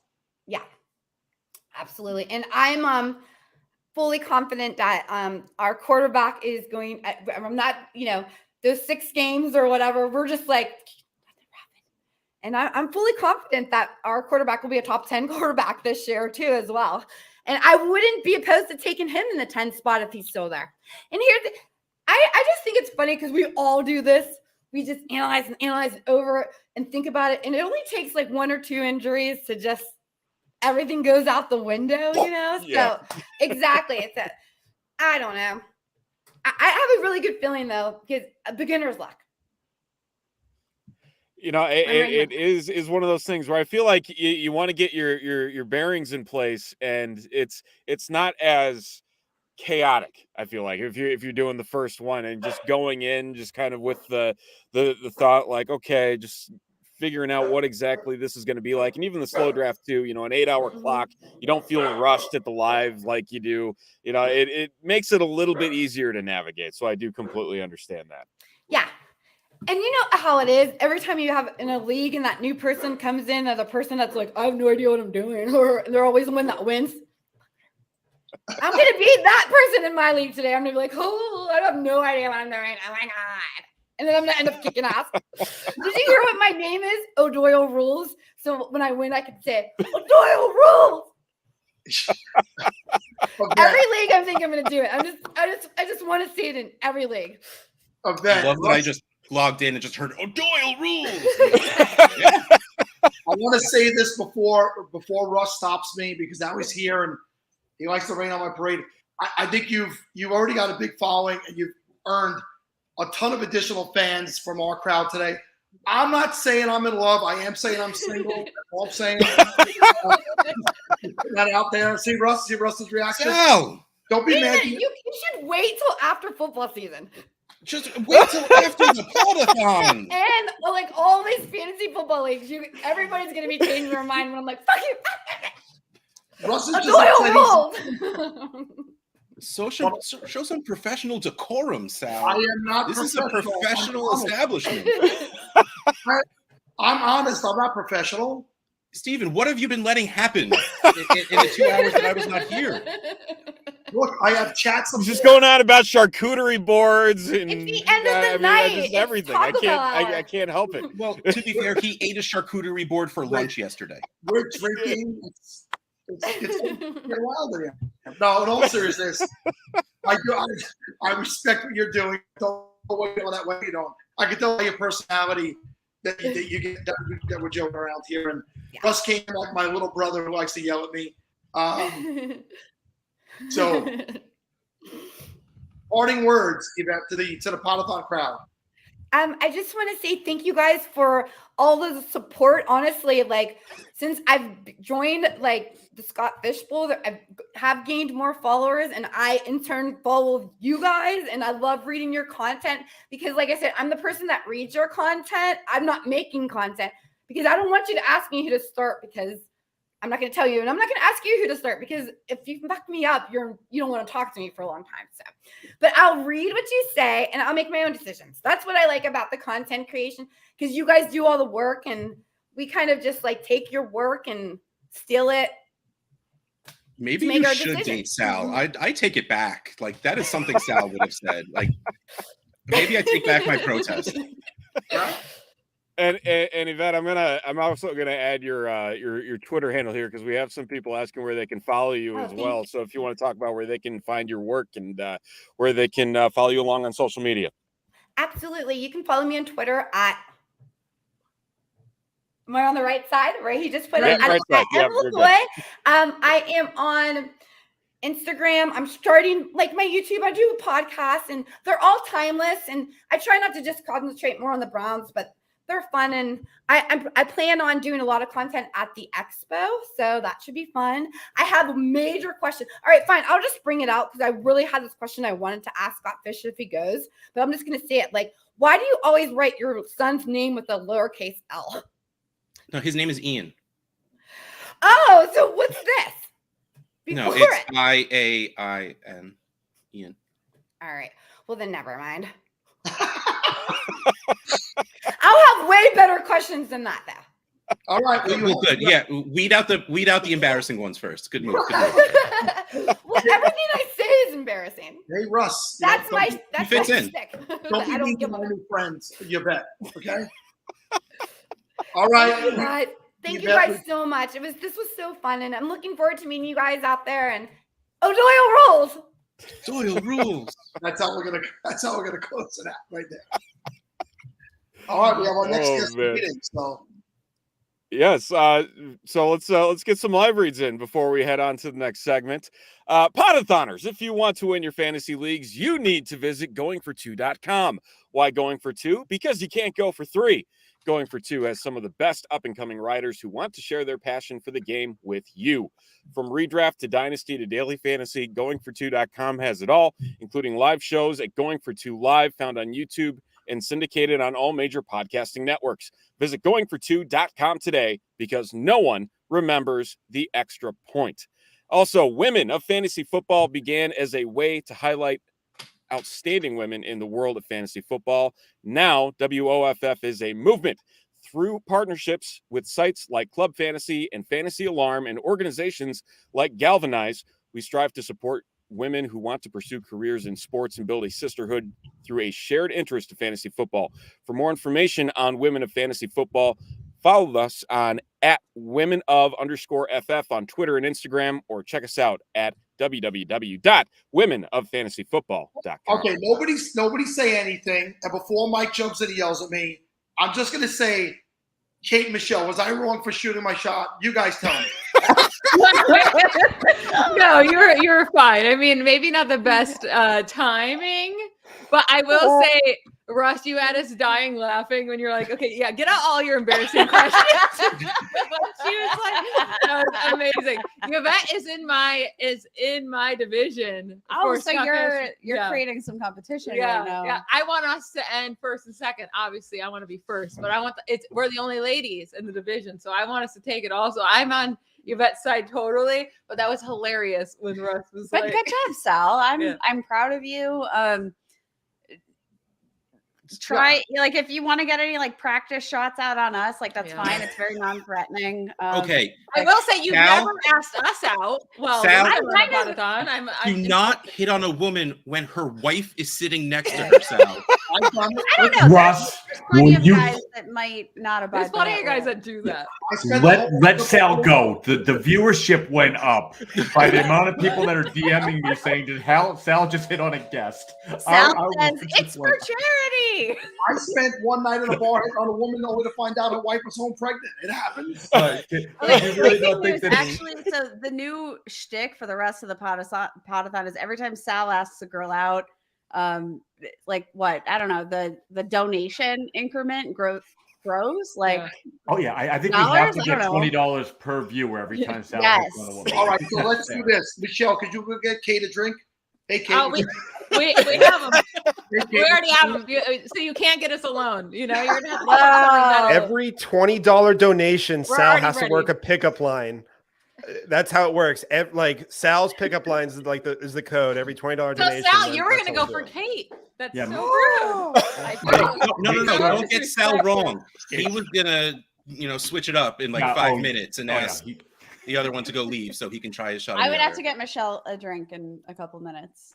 Hello? Sal. All right, so just real quick before I leave, Sal, I was not going to yell at you. I completely expected that, and you made. Number two, if you want to get Sal to hit on one of the guests, Sal has Riz. It has to be in the comment section. $20. Sal has Riz. We will get Sal to shoot his shot with anybody that you'd like, and we can all watch and laugh and embarrass me because it's not just a Podathon. Sal always says this is for charity when he hits on a woman. Every single time. Y'all have fun. I'll see you later. Oh my Oh, I missed you guys. It's been too long, man. Too How's it dang going? long. It has been, and welcome back. Thanks. Welcome back. Thank you again. We unfortunately, I was a little bit of a Procrastinator with ordering our t-shirts. They are in the mail, but they'll probably be here in like 2 days, which is unfortunate. So we're wearing old SFB shirts, but it still counts. We appreciate the effort. Cooter got Sal you just so ordered good. a- Oh my god. Oh no. Where's Cooter? Oh my god. Get her in here, please. Because she's got words for Sal, and I'm obsessed. Who's in? Yes, there we go. So I think Sal's just gonna get grilled the rest. Somebody of the go way get here. Charity a drink. Okay, hold on. Charity works Oh, at the man. bar across the street from Sal's house. It's so nice to see you guys. Congratulations on another fantastic Podathon. You're almost through it. Are we how So many more close. people are after us? We go till 8, so we got 2 more Almost hours done. left. Almost Is done. everybody hydrated? Is everybody feeling good? Are we tired? Sal is fading real bad. real bad. He Is that popped that beer Lancer? open. It was just downhill from there. You guys, listen, you shut up with a White Claw. God damn it. She was asking. No, I'm just kidding. No, listen, it's been a great 2 days. Tremendous amount of help from everybody to get us through. I did 15 and a half hours yesterday, 12 hours today. We had Sam Holt on a couple hours ago doing her usual hour with the ladies. And I sat in the background listening like this is the most informative hour of the entire 36. We're a bunch of children, and she's acting like an adult. So Sounds about right. That's great. That's awesome. We got people asking for your Twitter handles to give y'all's a follow. Oh, so I'm Michelle, and you can follow me at BallBlastem, BallBlastEM. And I'm Kate Majuk. You could follow me on Twitter at Kate Majuk. Which you're never going to find. Never going to find it. Yeah, I'm trying to. How do you edit this thing? I got you. Oh, there you go. He just did it. Magic. Oh, thank you. That's our last name.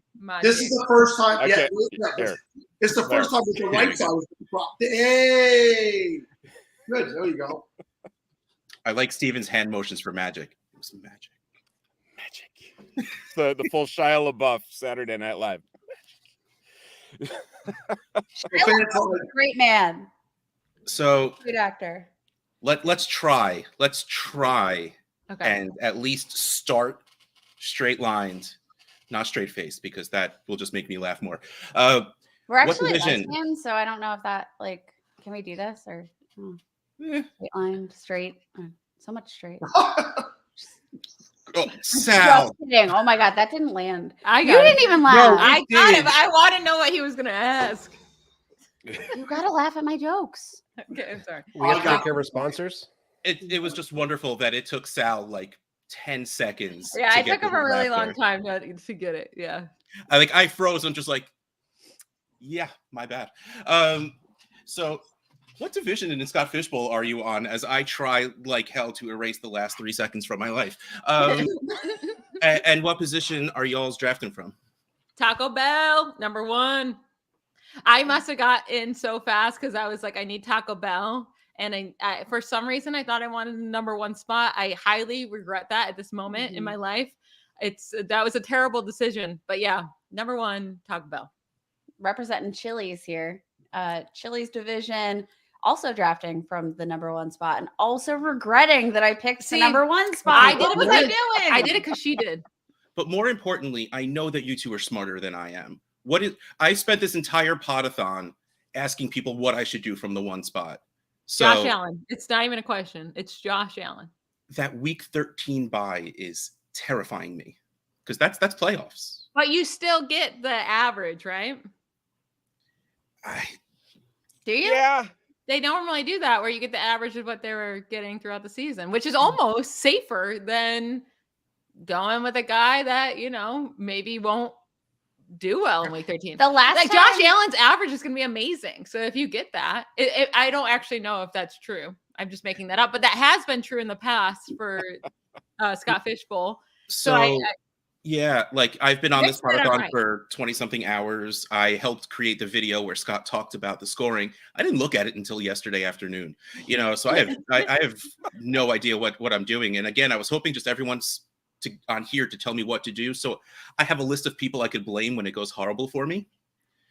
And I don't understand how I don't Josh want to be on Russ's hit list. This is the thing. So are you in the number 1 pick spot in the DM? Russ is too cool to be in the chat. So he's just asking everybody on screen about what to do. It moved so fast, it gave me anxiety, and I Well, had you to have leave. to turn off your notifications. Oh no, for that. notifications are still gone, but I have Twitter open all day because I'm in wait, no. 10,000 different DMs, and it's still just like up to the top, up to the top, So up to the top. everyone in that group is saying there are only not everyone, but I would say 75 to 80%. Everyone's saying Mahomes or Hurts, and I'm shocked by that. I love Jalen Hurts more than life, and obviously Patrick Mahomes is great. But Josh Allen was the number 1 scorer in this scoring format last year, and there's no reason to believe he wouldn't be again, especially when he was killing it, and then he had his elbow injury, and it was pretty bad from there for both him and Stephon Diggs. But you can see the clear. I mean, it's like literally destroying the league, and then the elbow injury happens, and he's okay for like a game or two. It does definitely fall off though. Like there's a clear line. So you're saying, well, he's still already finished as the quarterback one while dealing with a very serious elbow injury for half of a season. Yeah, I'm gonna take that guy who runs like a beast and is also an amazing thrower. That All right, there has how been easy is that? no reaction on your face, Kate. No. I'm You want to very go much Mahomes, right? I'm very much team Mahomes, but Which the is fair. He's more- amazing. The more I'm like getting immersed in the process, the more I'm leaning toward a Josh Allen or a Jalen Hurts. And I do think I'm leaning more toward Josh Allen. Stop getting in my head. This is the worst part about living with somebody, that you just talk about this shit 24 hours a day, because she seeps into my brain. I seep into her brain. We always end up loving the same people. This is the issue. So when we draft together, I hate it because I'm like, I'm never going to have anybody fall to me ever, because she's going to end up taking that person. Well, Kate's or- sleeping, now- and Michelle's just like, Yeah. Like, are you like subliminally, like while she's sleeping, Josh Allen? I'm fine with her going with somebody different because it gives us an extra chance. I want her to win just as much as I want me to win. So maybe that can like I did make it to the semifinals Do last you? year. It was my best season ever. No, in I want to Pepper's win Bowl. more. So can I tell you a story? There was That's what you're here for. There was one time What story are you about to tell? No, don't interrupt. Don't interrupt. There was one time we were in the play. I mean, we're in many leagues together, right? But in this dynasty league, we get to the playoffs. We're playing against each other in the first round. She is the best team in the league, and I just squeaked in. Like it was a dynasty team. Oh, you're gonna tell this story? My team had no right to. My team had no right to be there. It was a dynasty team, though. I snuck in. It was okay. So we had to play each other the first round. And honestly, at this time, I'm like, my brain should be rooting for Kate for the money. But at the same time, like, no, I need to win. So, yeah. So anyways, I play all these people. I'm starting Darius Slayton. Slayton. But this was a thing of Darius playoffs. Slayton. So this was a like couple years rookie ago. year, Darius Slayton. It was like 2 years ago, maybe a second Okay, year. so I not don't I don't care when, but like you should not be in the position where you need to start Darius Slayton Yeah. in the fantasy. So I started Darius period. Slayton. He goes off for like 3 touchdowns, 100 yards, and like my whole team randomly goes off. It beats her. Her team was so stacked, and my team beats it. She starts crying. She started crying, Bawling. No, not bawling, but you started crying. I was devastated. But she was so mad at me. She was so like I was just like, I didn't actually think she was gonna get, like it's just a game. I would get mad at her too, but but she was so mad that this team got beat. Michelle, I would have won I would have won the chance. If I would have gotten past Michelle, I would have won the fantasy championship. When Darius Slayton had like his second or third touchdown, like she stopped talking to me. Like it was Damn done. right I did. It was done. I think it was like a Sunday night football game where she lost. This is So what it's not happens in a even relationship. that it's Michelle wins, and if she doesn't, you win. It's if Michelle's not going to win, you're not going to win. If you can't be happy, I can't. That's what it sounded like. Like she knew you were going to win, and But she's that's just like, the bigger thing The is issue is she didn't have the depth. She didn't have the she knew I roster was to never make going a to run. like the next week I got destroyed. So because that's what my It team was like 45 to 200 the next week. Yeah. Like she Well, didn't have not the that bad, but- but she didn't have the roster to like actually make a run. Like it's kind of like the Steelers bullshit record of like always having a winning record. I don't care. Like have a bad record and then just get a high draft pick. No, it was very much like the Giants beating like a team. Well, let's say like they ended up beating a team like the Chiefs and then getting destroyed by the Eagles the next week. Like it feels meaningless. It's kind of like that. Like my team was like okay enough to get in, but like I should have never beat her. You had no business. But when beating she me. cried, I was shocked. but like you brought but up the my Giants, you team could have would have been won. both years when the Giants beat the Patriots in the Super Bowl. They came in as wild cards. They shouldn't Yeah. have been there. You could have made that glory run, and Yeah. you just didn't, and you made everybody sad. Yeah. That Was it worth it? Was it worth it? I was just sitting All there, like these years kind of. later. I was You sitting there didn't say no. giggling. You just stop what you're saying and say no. No, I was sitting there giggling while she's crying. I was like, I'm the worst wife of all time. Somebody put Michelle through Marriage 101. Please. Please. Is there like a fantasy football thing in Marriage 101? Is there a fantasy football? Oh no, fantasy chapter? football There is should like be. marriage There should be. 604 by the time you get to it, because there is absolutely no good navigating through it, whether both of you like fantasy football or not. If it is involved in your marriage, it gets complicated. We may be playing too many leagues together.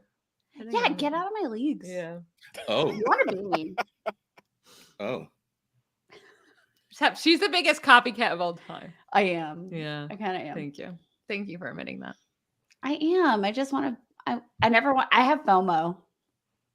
So okay, so understand Scooter that. is saying forget whatever podcasts or YouTube shows you've done, and like she just wants to see you two fight about fantasy football. Like no content, informative content whatsoever. Cooter, just come to visit us in Houston during the season, and you'll see it. Just come on a Sunday. No, I'm voting that we get like our own like UFC channel, and it's like Fantasy Football Smackdown, and I was gonna say you go into a break room and just start smashing shit where you're like, this is for beating me with Darius damn Slayton. No, this actually, I have the better of the two stories.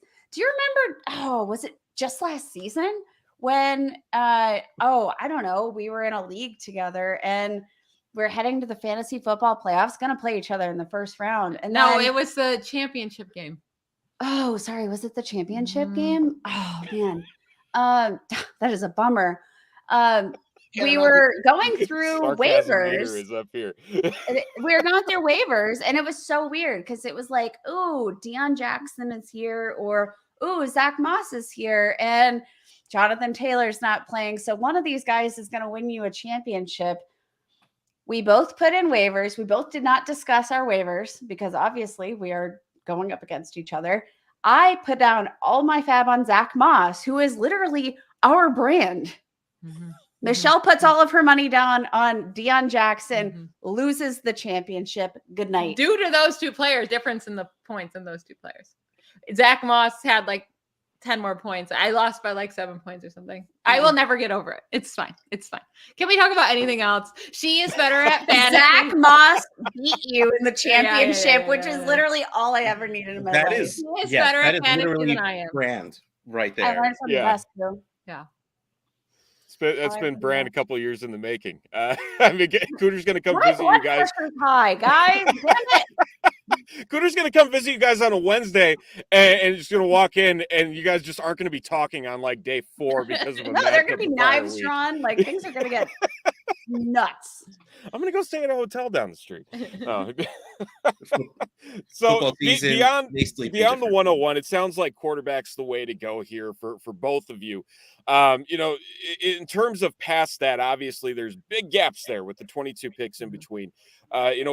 Where is your mind at, or where are your minds at? Is there any difference in how you guys are approaching both that second round as well as that third round reversal? Because at least from our perspective, a lot of the people we've been interviewing have been taking those late round slots to take advantage of that third round reversal. And here we are with, 4 people on screen that did the complete opposite of that. I did it by accident, just to put it out there. I did not choose this. I meant to pick 11 and missed.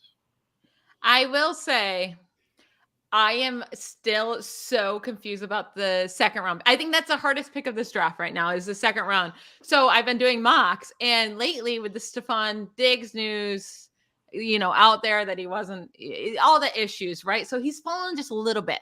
So he's, the last 2 mocks I've done, he's fallen to me at the 212. So I'm taking Josh Allen at the 101.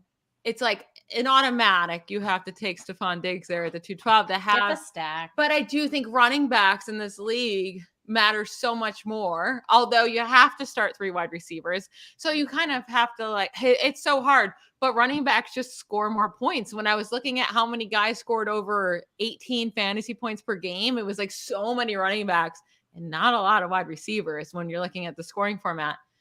So I would love to get a guy that's going to get a lot of high volume, like a Derrick Henry, who's is going to get 300 Points per carry, carries.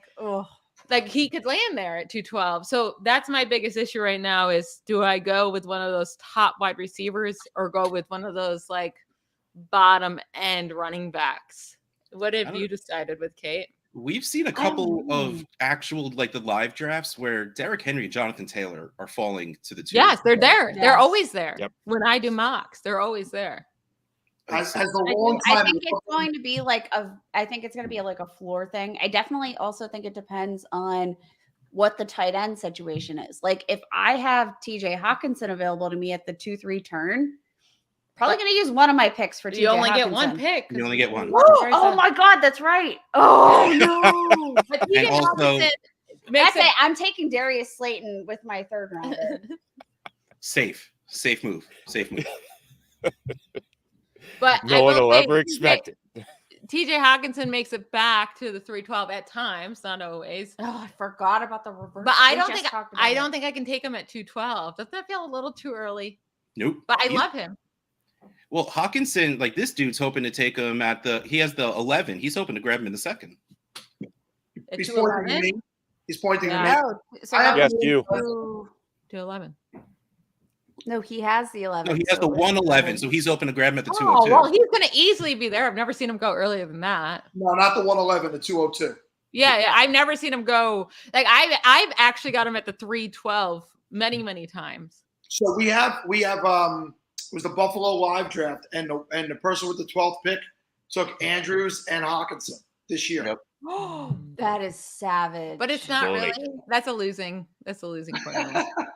It is, because you're just being like, oh, I hope I have two Kelseys. You probably don't. Maybe you have one, but probably not. And unless they're even close to Kelsey, it's not going to really matter. It's hard though. I Like, do really like there's- Hawkinson, but when you're looking at Stephon Diggs or Hawkinson or I like Hawkinson more than Mark Andrews this year. They're very close. But I still think like people are getting ahead of themselves in that way where it's like, it's seriously Kelsey and everyone else. Kelsey in this league, in this scoring format, scored 10 more fantasy points per game, 10 more fantasy points per game than any other tight end last year. Like they're So no interest in taking Kelsey 101. no, That but if I chatter had the needs to stop. 104, if I had the 104, maybe, but the one like Josh Allen, I have PTSD. I took the year I finally bought into Gronk because a first round pick was the year his health exploded.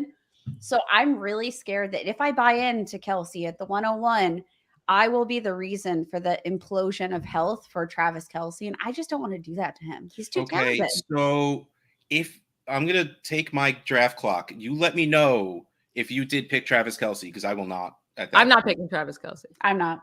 I All will right, not. good. Well, Kate's just saying that she is the bringer of injury for first round tight ends. So I need to make sure that she's not taking Kelsey. If I have no idea what I'm going to do. To be fair, like it was Gronk who's got like a whole career full of injuries versus Travis Kelsey, who's been the picture of Ages health. and Knock, wonders. knock, knock, knock. Knock on Ooh, wood. Jeez.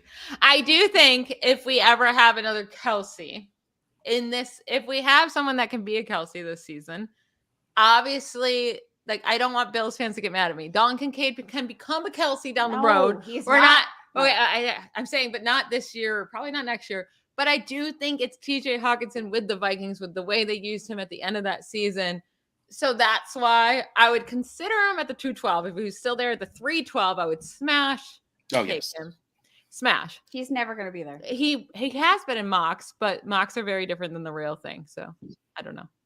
So Can I just get a bunch of people in my division drunk on Chili's margaritas that are like $4? Like, I'm down. I mean, I'm not in your division, but I'll take some Chili's margaritas. I'll take Throw some some Chili's. chips and If salsa anybody in there, wants we're to game. donate to Fantasy Cares. Michelle and Kate, we have a one-of-one Scott Fishbowl helmet. It's an authentic I saw that. NFL. And it's the bidding is at $425, Oh, and oh my we God. want more. Yeah. We want to get more than that, and it's only 30 minutes left. So we want There you you to get off. Help us tweet it. Let's help us put it go. out there, get people to vote on this thing. to bid on this thing and get some real money. I wish I wasn't broke because I want it. But I'm still thinking about putting 500 up. Where's the current bid? 400. If 425. somebody gets this up to 750, I will let them pick my Scott Fishbowl first round pick out of a choice of my top 3 choices. Oh, that's I was waiting. There had to be. You have to do like no. You would have to just let them pick it. You're getting Kelsey. We No, 'cause forget they would that. just We screw me. Well, obviously that would be the point. If they're gonna spend $750, they want to screw you. It's for charity. Yeah. there are. I love your faith in humanity, Kate. That's. I figured Faith would want to say hi to Kate. Hi. Hi, friend. Total How are you? surprise. I'm good. How are you guys? We're good. Are you on next? I am. Yes, my I love the goodness. crossover. Yeah. So what division are you in? I'm sure they're gonna ask you. I'm sorry, I'm ruining. Whoa, that. whoa! Way to go. Well, me Power and Hour Michelle, Part the latest SFB Podathon host. You guys could I don't know definitely which one of host you it, she's yeah? knocking off. You I guys got a could job host. that you are just pushing in on, and I don't appreciate it. I mean, you know what they Don't give her a say. spanking, Don't send a Ross. man to That's do my a job. woman's job. So. Oh, absolutely. I never said that they would absolutely be better than me at it, but I still like my job. So next year, 48 hours. Sam Holt does 12. Kate Michelle does 12. I could do 1 if that'd be cool with me. Oh, I'm down. Just so I get to watch got UFC hosting. that weekend. I have hosting practice. I got this. Let's go. Did we get a $700 bid yet? Nobody wants to pick my 101. You gave them Damn. parameters, Kate. Yeah, you told them they had to pick the top 3 people. Okay, I'll give You get to pick a out a choice Josh of- Allen, Patrick Mahomes, or Jalen Hurts. I'll give you the choice of 10 players. Let's Yeah, I get was it about to to say, give them 700. first round ADP. They could pick someone that should be in the first round. Yes, they pick somebody in the first round ADP. All right, and Faith, I we'll will be pick right back to someone you. Oh, wow. We're gonna, what are we gonna What let? if instead, or they can do that, and then also they can come on the Ball Blast podcast? Yeah, You guys gotta let's tweet do it. that. When you get off, go tweet this. Okay, will do. All right, I so left say- my phone in my Secures.org aunt's house forward- today. I'll forward tweet slash it. helmet. I'll tweet it, and she also has a computer. Oh, I need to go on my computer. Yes. If you pick me. Scooter gets it. I mean, Okay, but I wasn't gonna say it out loud, but thank you. okay, so I will enable IDP players for the specific situation. Nope. Kate gets to pick Eli Apple at the 101. No. That's just me. All right, well, I have no idea what Sal's doing with guests, bringing in Faith and then just kicking her out. But technically, say hello. you got a minute of airtime before Sal's probably just gonna metaphorically throw you out the window. So why don't you give one last hi, bye? This is who we are. This is what we do. Bid on this helmet so you can draft me, Josh Allen. So very quickly, I'll say I'm Michelle. You can find me on Twitter at BallBlastem. That's where I post most of my work. I work for NFL Network and I write for NFL.com. So you can find my fantasy advice there every week during the season for who to start and who not to start. And if you have any questions, hit me up on Twitter at BallBlastem. And I'm Kate. You can find me on Twitter at Kate Majuk. And I got laid off a couple weeks ago. So I'm a free agent, baby. Freelancing for PFF. I got a couple of things in the pipeline. So stay tuned because exciting things on the horizon in the coming weeks, I think, for the season. So you won't be a free agent for too long. You do great work. She has amazing things in the pipeline. We just can't say it yet. You have been great in this space now for, it's got to be, 5+ years. I mean, it's been a while. You've been doing great work. Your website, everything you built over there is great. And we wish you the best of luck. And we seriously, we'll contact you guys about doing some hosting next year. We'd love to have it. Please do. Let's do fun. it. And let us know if we get any $700 offers because I'll take Zach Moss 101. It's for charity. You're baby. not taking Zach Moss 101, but we will have them on the podcast, and she will take whoever you want from the first round ADP. Yes, $700. Let's get it there. It's for charity. It is for such a good Charity. cause, guys. Come on, let's do it. All right, I'm throwing you out the window now. All right. Love y'all. And gone. Such a bad person sometimes. No, I'm not. It's 6:31. Everybody knows. It's like that meme of Mo throwing out Barney, and then all of a sudden he just appears behind Mo after he throws him out. Wait, guys. Whoa. That's going to be my exit too. I'll be back in an hour. Enjoy the right. next hour, gentlemen. What time is it? It's 6:30. Podathoners, if you want to win your fantasy leagues, you need to go to goingfor2.com. Why going for two? Because you can't go for three. Going for Two has some of the best up-and-coming writers who want to share their passion for the game with you. From redraft to dynasty to daily fantasy, goingfor2.com has it all. Include live shows at Going for Two Live, found on YouTube and syndicated on all major podcasting networks. Visit goingfor2.com today, the day after, because no one remembers the extra point. All right. I should have asked this going forward. Is it Vicky's? Is it Vicis? VICIS is bringing innovative technologies to football players at all levels. I'm going to say Vicis because I know Vicis. Vitamin. Vegemin. We are leaders in technology, innovation, design, and sport. We strive to build products and brands that equip athletes to perform at the highest level, from protection to performance. Vicis is responsible for the development of emerging technologies used by MVP caliber professionals down to youth athletes competing each weekend. Vicis designs, engineers, and delivers football's most protective helmets for the athletes in your life. Vicis has the game's only locale deforming helmet platform. Protection like no other. Whether you're a parent looking to protect their most important athlete, a coach or administrator dedicating to protecting their team, or a content creator looking to set their brand apart from your competitors, visit VICIS.com for the leader in football protection technology today. And that is their helmet that has yes, the that we are logo on it that we are trying to get the money for. And I know the value of that helmet, and it's worth more than what it's going for right now. So let's go. Get the one-of-one Scott Fishbowl helmet today. So let's bring Faith back in. Hi again. Faith knows how it goes. I brought her to say hello to Michelle and Kate, and we put her back in the green room, and we waited for little Miss Kelly to show up, and here she is. Yeah, there's no announcement of hey, here we are. It's just we are live on the podcast. Into the chat she goes. Well, right when you pulled me in, a giant, like, I don't know, some truck with a huge muffler went by, and I'm here in my apartment in California. I have no control over the traffic and the sounds, obviously, but I went and closed the window, and then I knocked my light off. I broke my light. Oh my gosh. Oh no. And I'm like, hey. You pulled it off great. It's an absolute party. It's amazing. Wow. Oh my gosh. Hello. Hello. Welcome to the show. I don't know if you're watching, but I've been getting yelled at and scolded for the last hour. I'm sure you deserved it, Sal. Sal, I hope that there weren't any more discussions today about things that fit in your mouth or something. That was wild yesterday. I can't confirm or deny. I did hit on a guest, I think. So there's no I think. You did. Oh, I'm gonna need to go back and rewatch that. Russ, I'm gonna need a timing mark to figure this out. I'll get you. I got you. Little investigative discovery happening here. Sal's Power Hour. Literally an hour ago.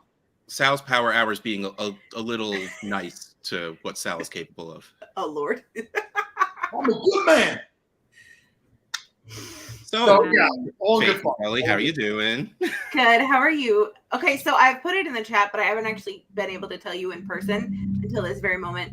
That beard is glorious, Russ. Oh, thank you. I feel glorious. And you know what else makes me feel glorious?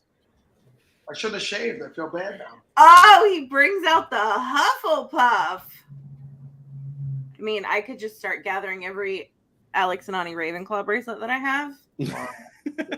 This is where I leave. I've never seen one of those movies at all. So I said hi in the chat, and it came across like 4 times on my end. Stop yelling.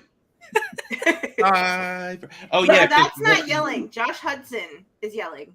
when you're in here and you type and hit it says all next to it, and that it posts it to all of the individual YouTubes. Oh my gosh. Okay, thank you. Because I was like, what is cool. wrong with this day? Lord Absolutely Jesus. nothing. You're saying hi to everyone, and that is exactly what you're supposed to be doing. It's who we are. It's what we do. Exactly. So why don't you first? I see at least one Scott Fishbowl shirt. You rocking Scott Fishbowl shirts, Faith? All right. So Central Perk, is that what that is? That is Central Perk. All right. What do you got going on? Is that Randy's Donuts. nice? Are you drafting there? Yes. I'm also drafting there. Oh, are you okay? You're actually you're moving. I'm picking at 5. Kelly's picking at 6. That's dangerous, aren't you? Oh, I want all the strategy right now. Go. I'm also staying in Kelly's apartment. As the kids say, give me the tea. So you guys are in the same place right now, or? I'm in Florida. She's in California. I fly out to Cali on Friday. Oh, okay. Very good. Very good. Strategy. The strategy is there is no strategy. So, okay. So are you two? Yes. That. Yeah. Okay. My strategy was last year I was the 1 spot and forgot about the 3rd round reversal, all of the things I know about scoring. And I still made it. What is before semis? Quarters? That It's either the quarters or the semis. I made it too. But this quarters. year I didn't want that like stress of, oh no. So I decided I would go smack dab in the middle. That was my strategy. And I will just pick team mediocrity for the win. I see. It's really, really funny. Like, I have been saying for years that my goal is to just finish top half of all the people in Scott Fishbowl. Like, you're joking, but like, I don't want the pressure of being in the playoffs. Like, that's a lot. No. Like, with all of these people going on. Like, but I don't want to be bad. The playoffs pressure is fine. It's the picking pressure that gets to me. I don't like when people are like looking at my picks. Why did you do that? Because I did. Yeah. So I figure if I'm in the middle, there's not really much yelling that can happen about why I did what when, because it's the middle. I will tell you, I am across the country. I will not. Well, I'm not pulling a Faith and going across the country for the live draft, but I give you full permission just to straight up slap anyone if they question how you draft. Well, I would love to see her slap some of the people in our actual division because Adam ranks in our division. We have 2 celebrities in our division. Liz Loza's in our division. So don't slap Liz. She's super nice. Also, she was our first ever Women of Fantasy Football guest, so I wouldn't slap her either. Yeah, so James Rodon and Tom Everett Scott are both in that division, right? Yeah. Yeah. So Yeah. earlier, so Tom and I are besties. I might have to, if you slap him, I might have to just come out there and stand up for him. Shout out BJ Levin, legendary producer, also in our division, friend of mine that through Scott Fishbowl. I will tell you that since I worked at Trophy Smack, these people legitimately become my friends, my coffee dates, my happy hours. Sam and Liz, and I just lost my whole train of thought. But Kendall and Sam and I went out just last month. I'm going out with Sam on Tuesday. Like, these have become my friends, and it's all because of the fantasy community. And I will say Scott Fishbowl, because that's when all of us get together. I have to ask, Sal, are you taking your typical Is that just a video of Instagram? you taking a sip and then somebody winking? just sent one to me, so I have to send it back to them. You guys are in it. That is the Sal Drink and Wink official. Oh, gosh. The official Sal Drink and Wink. Wow, trademark that. The bad sad boy. thing is, I know that's a thing for him. Oh, it is because I've seen it in his stories. Oh, they're posted everywhere. I'm not hiding them. It's not a secret. We had one of our meetups. I think when Gabe was there, we had around the entire table of everyone taking a sip and winking at the camera. Jake Anderson, Yep. Dan Bunn, Russ, me, Trader Joe. Who else was with us? Bobby might have been there for that one. Yeah, I think so. The Trader Joe? Like the guy who owns the grocery store? Well, it's not the restaurant. It's not the store. It's the guy. F Trader Joe. He works for Aladdin, the Broadway musical. He does not own. He legitimately What? does. Yeah. I saw that musical. It's fantastic. I still have to see that. Look at this. See? Oh. It's a calendar, so. I love how everyone's just like, I'm not gonna respond to that. I'm gonna. Silence is the best answer right now. Like, to be fair, if there's anybody that I would think that would have that full calendar, it's Jake. That is also a very fair point. I sent it to him for Valentine's Day. Oh, so kind of you. I do things for people. That's what I do. Mostly. Russ is feeling some FOMO. He wants to know where his is. Nope. I feel like our chat is off the rails. Oh, look, there's Joel. Joel. We love Joel Cox. So I met Joel at FSGA. And now I think Joel is also in my bestie pocket. I have a pocket full of besties. I got a pocket full of besties. I was about to say, like, I feel like that's a song. And that's exactly what it's talking about. Oh, That's how my Jake, brain you works. have to make that happen. Yes. Pocket full of besties. Okay, but it's got to be the version of Emma Stone from Easy A, where she's singing in the shower. I feel like we are completely off the rails. We are 100% off the rails. You're assuming this Podathon has ever had railing. The best parts of the Podathon are the off the rail parts of the Podathon. We're coming to the end, and it's been a great long run, and you guys are crushing it. See, like, they front load with, like, you know, the Matthew Berries, the Heath Cummings, Mike Wright. It's like, yeah, get those people in there, and then all of a sudden it's just like, after that, Sal can be himself, and that's when it's just. So when the Podathon first started, Sal wasn't actually having technical difficulties. They were just like siphoning his Wi-Fi so he couldn't be on with all the serious people. So he would just shut up. Yeah. Yeah. They were hijacking my shit. Yeah. Yeah, that's what was going Hate on. when that happens. It's the worst. And what's great is Coach is like, I hate when that. She was like, no, I really do hate when that happens. Aww. Wait, Well, you guys will tell us what you're doing in the fishbowl. That's right. Damn it. Okay. Well, I could No, I tell you seriously, about- my strategy is to follow the board and to see what happens. Now, this is a question I don't know if you can answer because you're sitting, well, metaphorically next to the person who's drafting after you. But who are you hoping? Like, what are you hoping falls to you in those first few rounds? Like, are you not leaving the first without a quarterback because of what quarterback can turn into in these leagues? Is, you know, if, well, Travis Kelce falls to 5, are you jumping on that? Are you going to go for those tight end extra points, grab Andrews in the middle? Are you just going to grab Christian McCaffrey because that guy scores a lot of points anyway? Like, I'm firmly on the never Christian McCaffrey train, so no.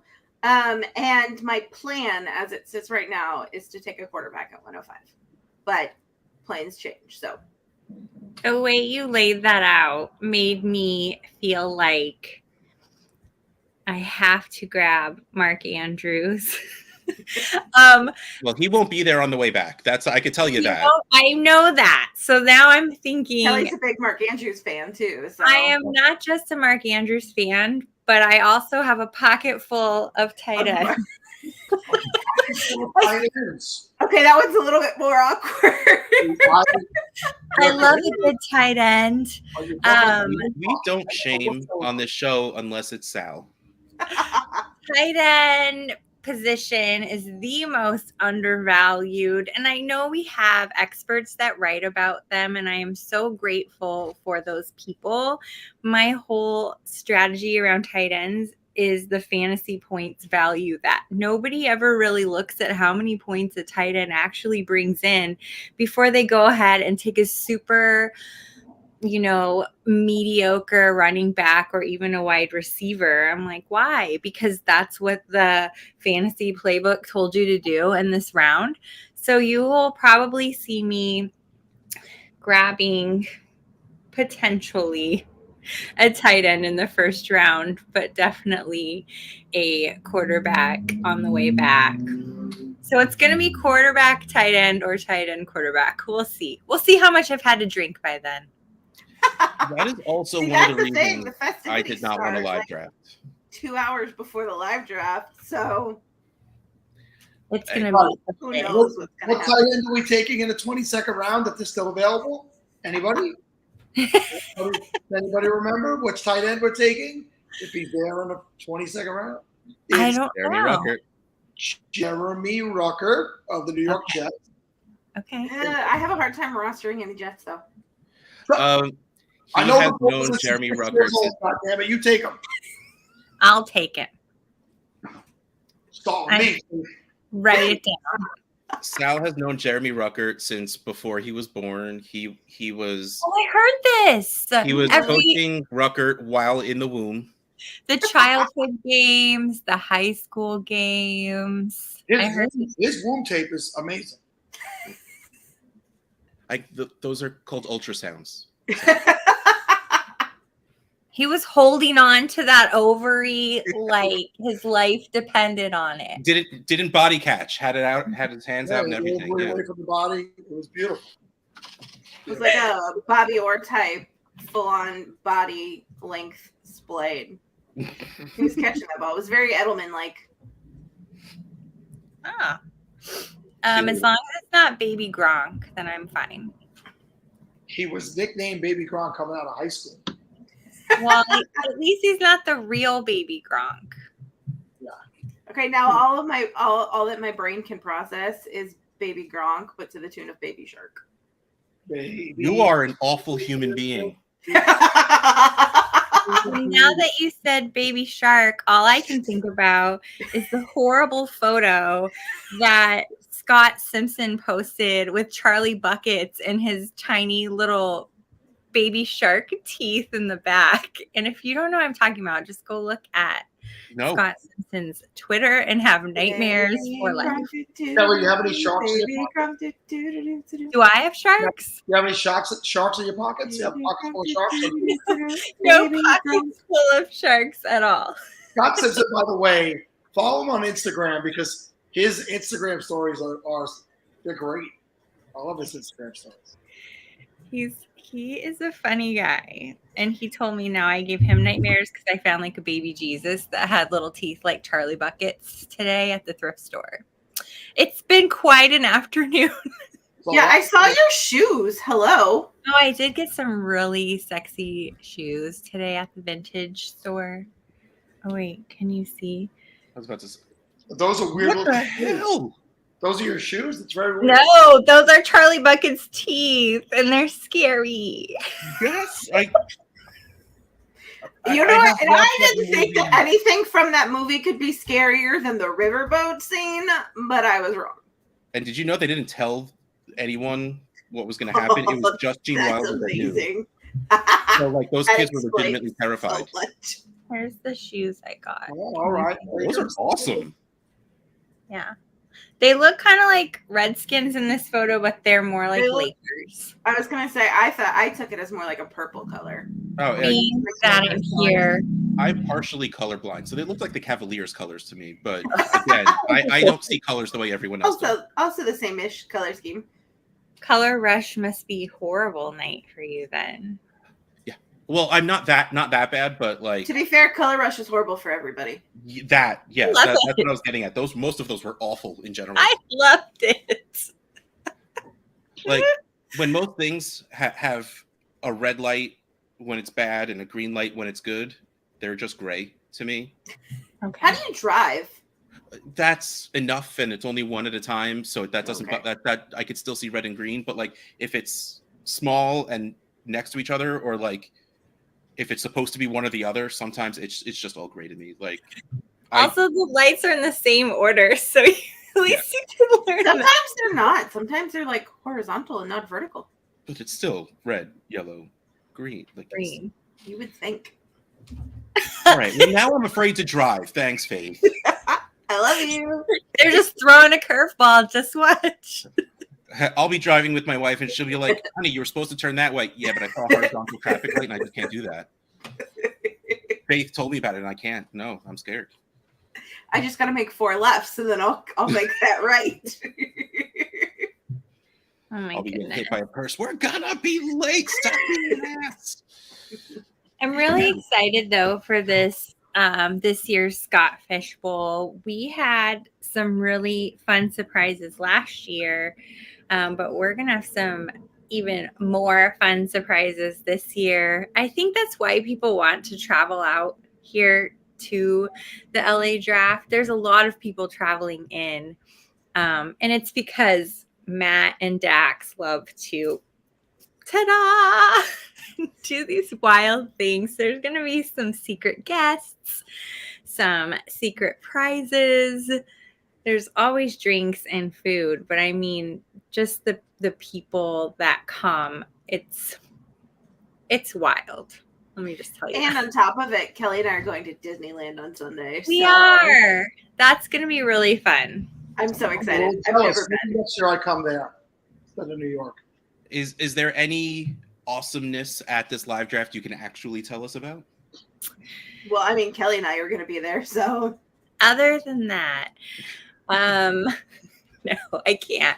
There's definitely a secret guest everyone's going to really be excited about. There is, last year we did an Easter egg player. Are you coming, Russ? I might be the Are secret you our guest. secret I don't know guest? yet. It's so secret. I don't know yet. Scott will be there again this year, which will be really fun. That was a secret last year, but it's not a secret this year. But we do also an Easter egg, quote unquote, pick where there's a player. We have their custom belt made featuring them, and it's signed. Last year we did a custom Austin Eckler ring, and like 3 people drafted him at the same time, and we blew a horn, and so this year is a belt, but I won't tell who the secret person is. It is not Austin Eckler. It is somebody else, and it could go 1.01 depending on how somebody drafts. That's not super helpful because there's a lot of people that are just very bad at drafting. Zach Moss. Zach Moss. I had a heart attack last night because somebody was saying something about sticker errors. And I'm like, what sticker errors? Oh my gosh, what are you talking about? Because Trophy Smack provided the boards and the stickers, and we were like proofreading them like mad. But they meant sticker user error.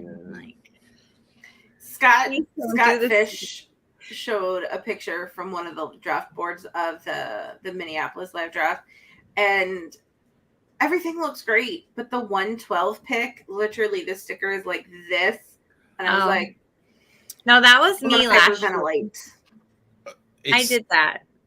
Oh, it is so I- nerve-wracking putting stickers on boards. I hate it. It's the worst because you don't want to be that person. You don't want to be that person that's just like, Oh, I don't care. I will be that person. And she's picking right behind me. I'm gonna have a panic attack.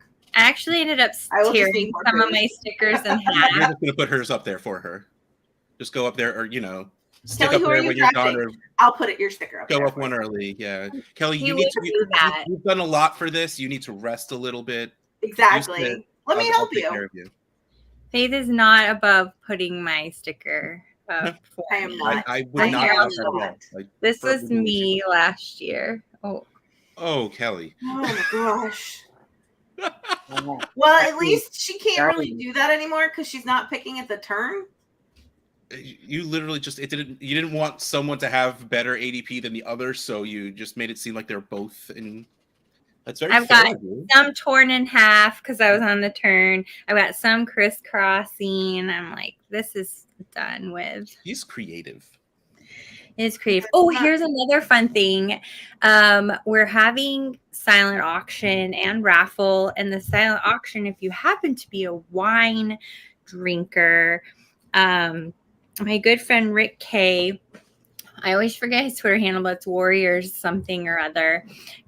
He brings the best vintage just for me, and I shared it with everybody. He brings Liz Loza rosé, but he brought us 5 bottles from a nice vintage range, but there are some very pricey bottles in there that we're just going to silent auction off.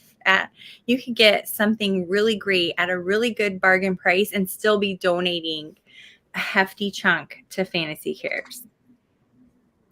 I love wine, so I'm very excited.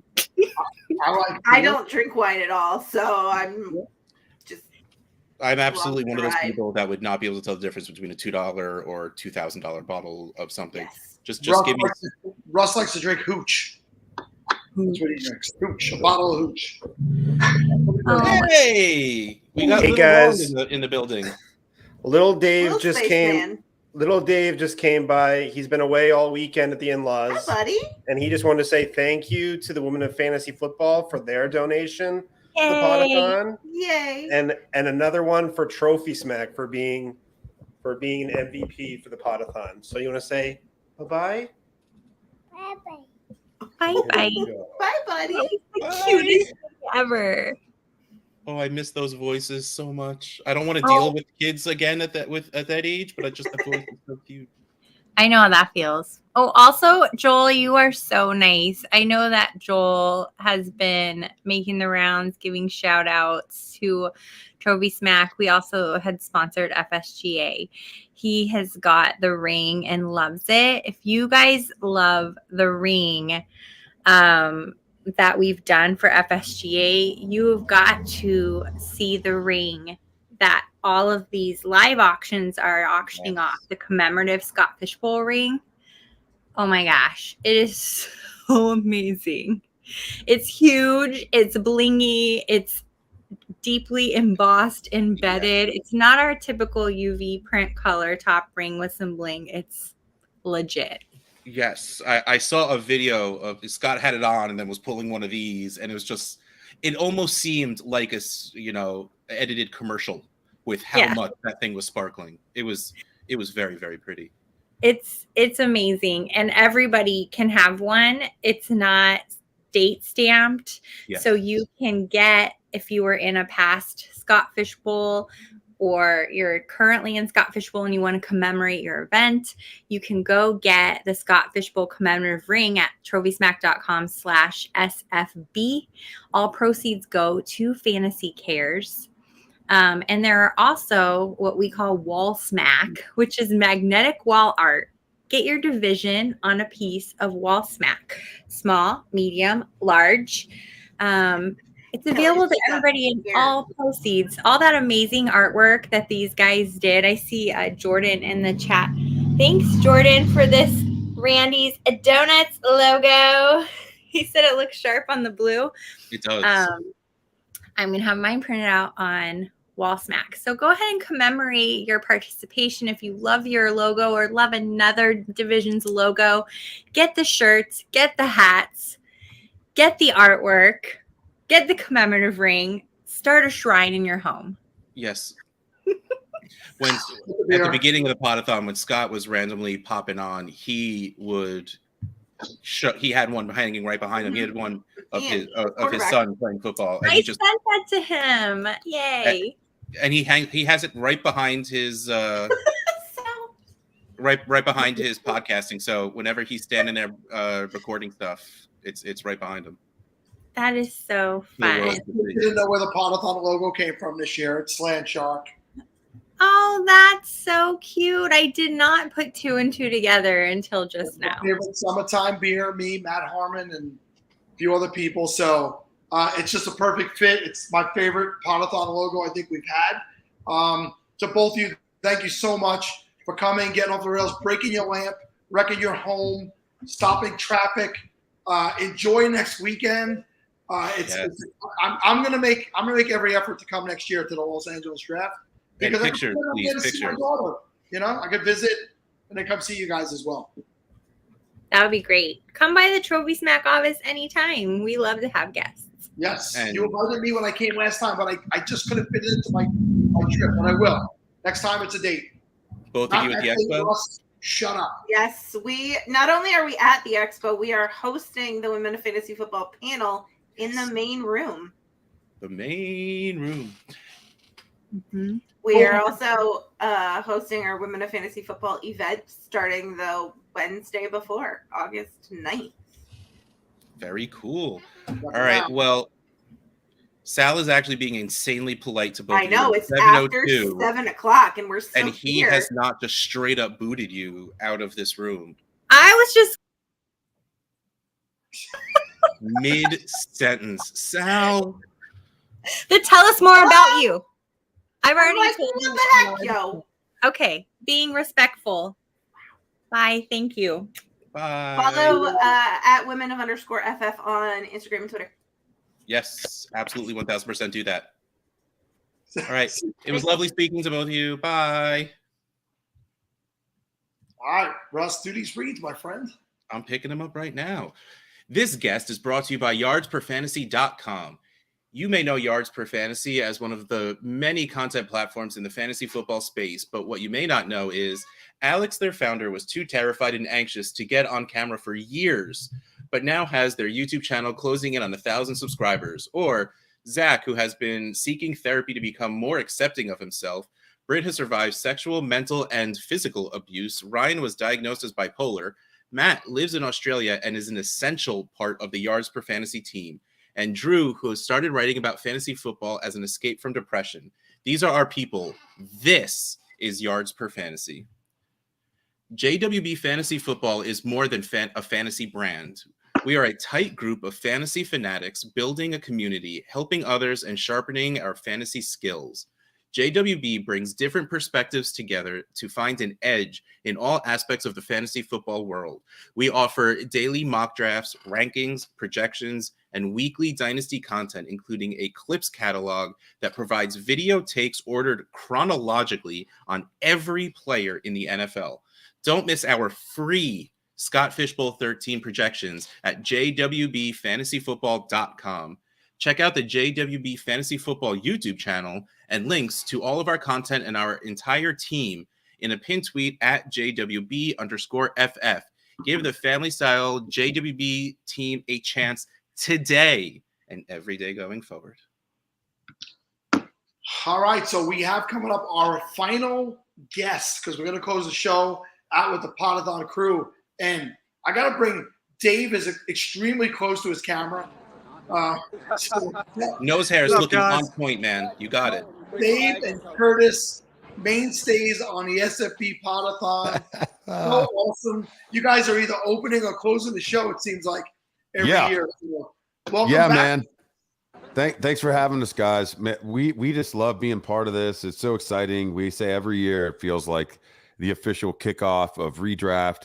I mean, to see what Scott Fish's vision has become over the past decade and a half almost now is just really incredible. And for us to be, part of the Podathon and part of, raising, dollars for the kiddos every year, is just really great. So we appreciate you guys reaching out early to get us on the schedule every year. Dave actually is awesomely joining us from outside the Yellow Card 20th anniversary show of Ocean Avenue tonight. Cool. And I'm going to do my best to be able to try to listen in here and talk, but I'm probably going to be on mute. Wait, no cat? No cat this time? No Henry the cat. Henry doesn't like pop punk. He's more of a blues cat, I think. I'm going to the show Wednesday as well. So Dave's wife and I randomly have the same taste in music. But hey, we saw that we're lagging the fundraising goal, guys. It's $30,000, I think, is what you guys had set out there as the goal for the Podathon, right? We're at like 15K. Let's put a dent in this thing. Dave and I are going to put $200 in right now. If we can get two grand raised during the next half hour, we're going to keep putting $100 in. So let's see how high we can run this thing and put a dent in it to close the thing. fantasycares.org/podathon. That's where you need to go. Look, Yeah, make these guys spend their money. That's like, if anything, you spend yours, so they have to spend even more. It gets your levels closer together. That's we want to even the wealth distribution. You guys come on. You're awesome every year. The Podathon this year, yeah, the donations are a little bit slow. I think we're close at 18. We don't have we have money coming in from someone else. Yeah, that's not in there yet. But we did things a little bit differently this year with Fantasy Cares overall. Now that it's a licensed charity, and we're able to spread out where the donations is coming from, so we're not upset with being around 20,000. I think it's a great. It's huge. That's incredible. Yeah, that's incredible. We usually open up the Podathon like weeks before the show, and this one we didn't really start focusing until the last couple of days. So it has been amazing. All the stuff you said, Curtis, is true about Scott's vision, and just happy to continue to be a part of it every year, and get to hang out. We got to meet amazingly wonderful people. Some of the staples like yourself that come back year after year, and some of the new people. And the last 90 minutes, I've been drinking. I think I'm on my third one of these. So I'm just getting. Might have a date soon.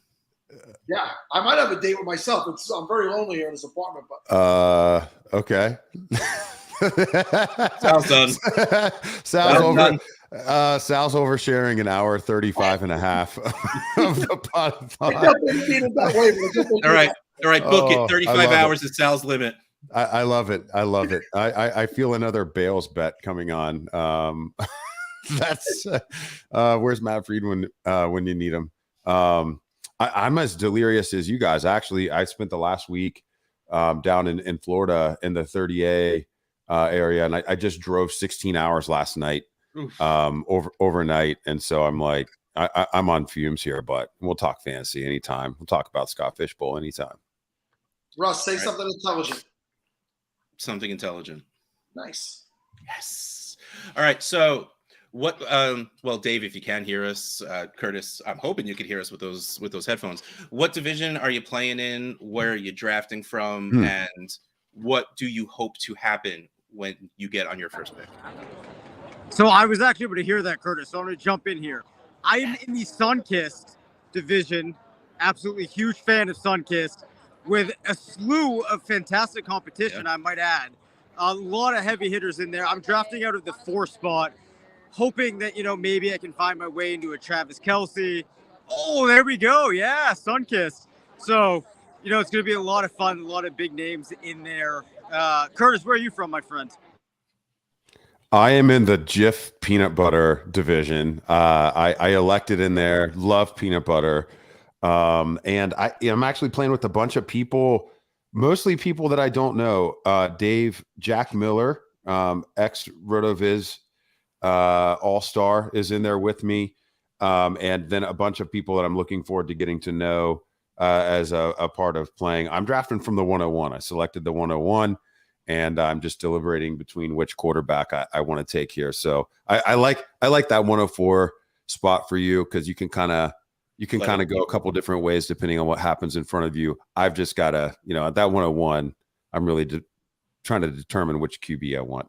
All right. So Curtis Patrick is telling me that he is not taking Travis Kelce at the 101. No, I'm going to take a quarterback. So Russ is the 101, and every time he asks somebody, they tell him something different. He's chock full of anxiety. He doesn't know what to do with himself. Yeah. So I know what he's saying is, you're generally a pretty intelligent guy with good statistical data back behind it. So he feels good right now hearing you, the last person on the show that's going to tell him this, and that's the way he's going to start his day tomorrow, not taking Travis Kelce. Yeah, I mean, listen, Kelce's fantastic. He had a career season last year. I mean, at the end of the day, this is still a super flex format. I mean, I think it's Allen and Mahomes are the only logical picks at the 101 from my perspective. A lot of people are saying Jalen Hurts. Do you see an argument at all for him? I mean, I think he's going to continue to be elite, but I think I would take the under on his rushing touchdowns this year. And so we just got to see, can he get additional passing production. I mean, I don't know. I mean, the team's so good. It's a different I think it's a far different situation than Kansas City or even Buffalo. I think both of those teams, with the divisions that they're in, they're going to continue to have to play deep into games. I just think that Mahomes and Allen are. I mean, Allen, I think, has led in this scoring format the last couple of years pretty easily at the quarterback position. So I think those are the two guys for me. Hurts would be the 103, and 104 is where I would start thinking about Kelsey, right where Dave is. Oddly enough, all 4 Philly live drafts, I believe, Hurts went number 1 today. As he should. I mean, you gotta get that, John, right? You got to do it.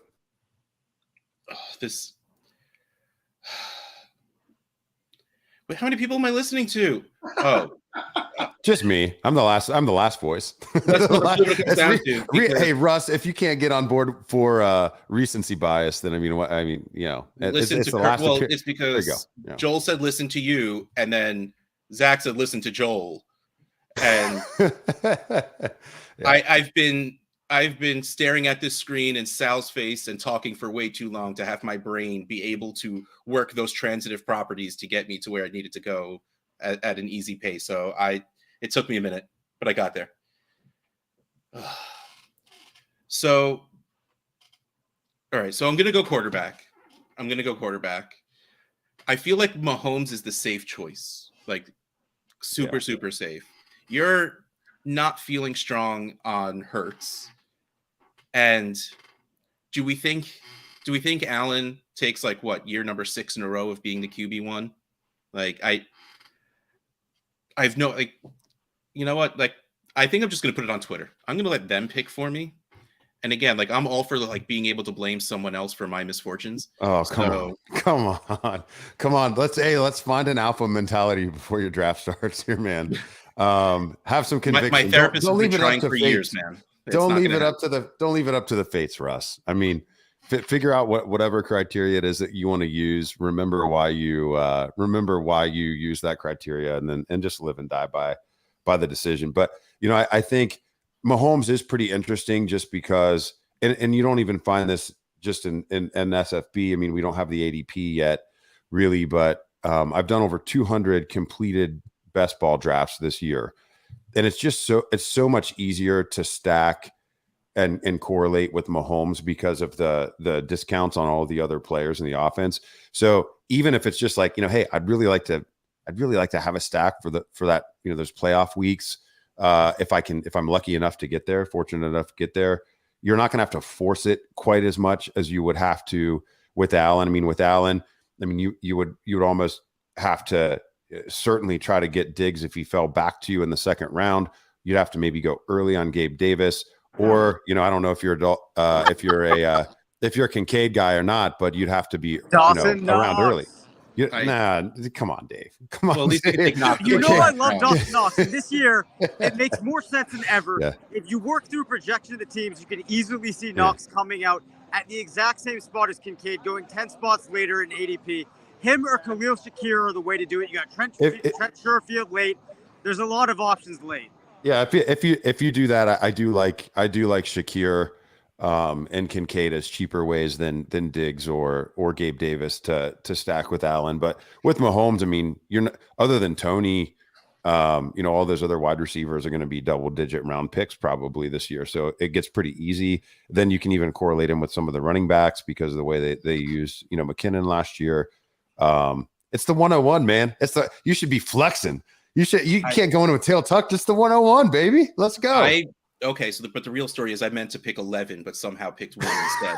Oh no, he fumbled the pick selection. Russ. I am not a talented man. I am the kind of guy. I married up. My wife is brilliant. She takes care of just about everything. I ride coattails. Sal's been hosting this for years. I just jump on it, and it seems like I'm doing a lot of stuff. But Sal's been doing the whole thing the entire time.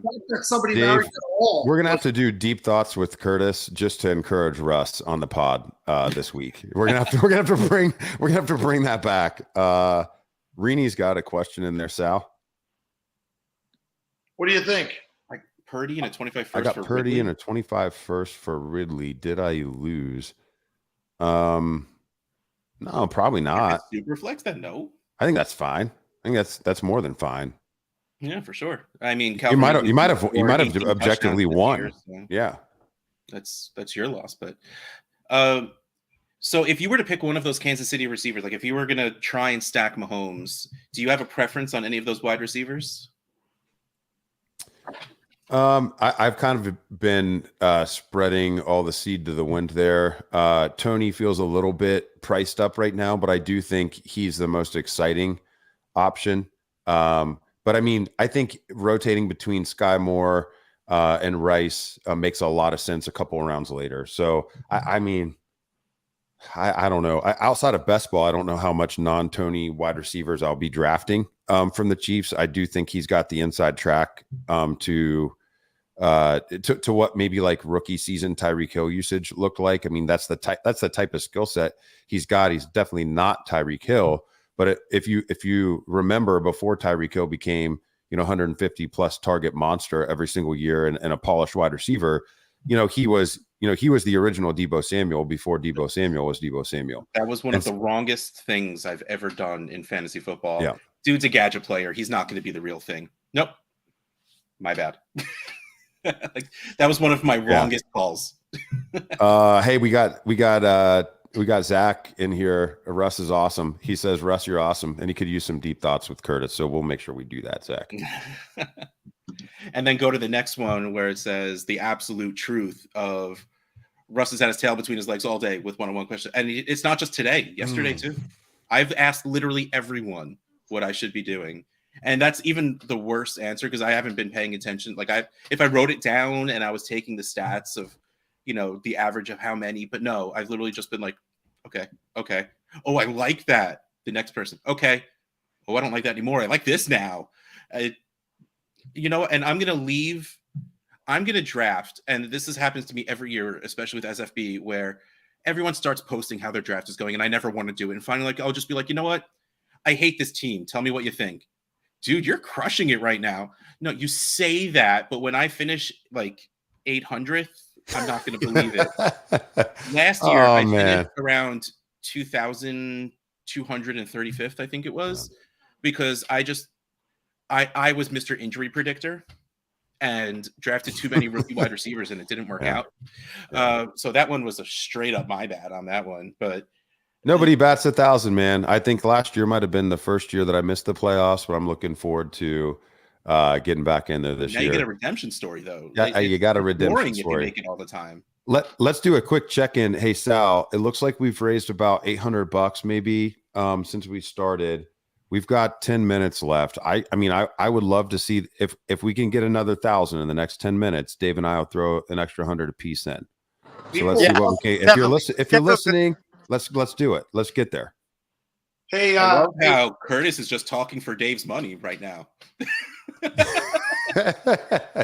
see if we can move around some money from somewhere else and just get it in there so we can get Curtis's money.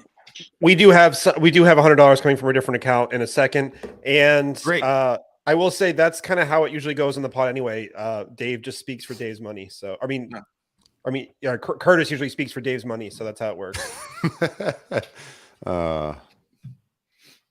Oh, he just came in for that. Cool. Yeah.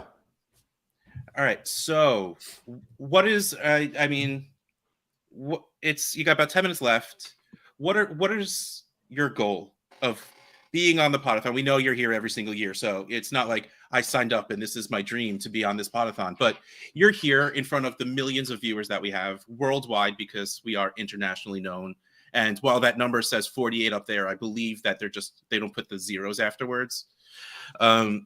So what do you want to get out there for you, for the brand, for Scott Fishbowl, for anything? What do you want to come out here and say that will leave an impression on everyone's souls for the rest of their lives? Okay, I'll take Dave. Well, you Curtis, want to go that's first? such a you question. That is 100% you.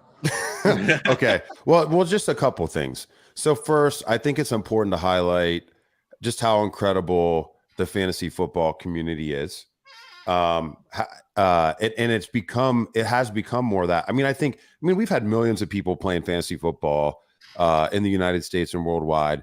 for many, many years. But I think the sense of community has continued to grow as more brands put their stuff out there, as the number of writers grows and analysts grows, more podcasts jump in. And then you get visionaries like Scott Fish coming in to really say, hey, we're playing fantasy football, but why can't we make a positive impact, just beyond the standings in our league?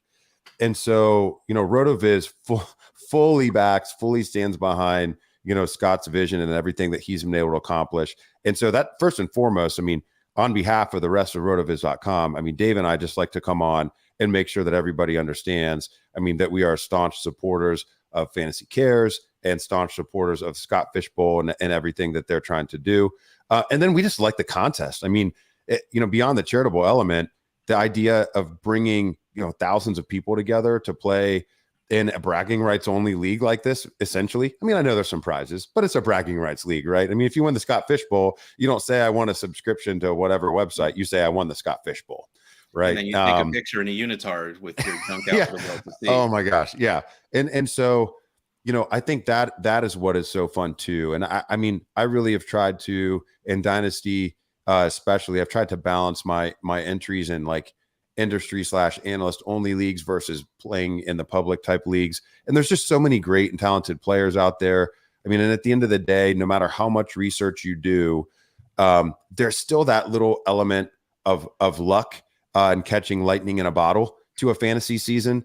And you can do a lot by, subscribing to sites like rotoviz.com to increase your chances of making the playoffs, increase the probability that playing in volume, you're going to be successful, profitable player. But to win a singular event like the Scott Fish Bowl, hey, there's some luck and some fortune that comes into it in order to get it done against thousands of people. And, we just like being around the energy, man. It's July, where the kickoff of the NFL season is months away.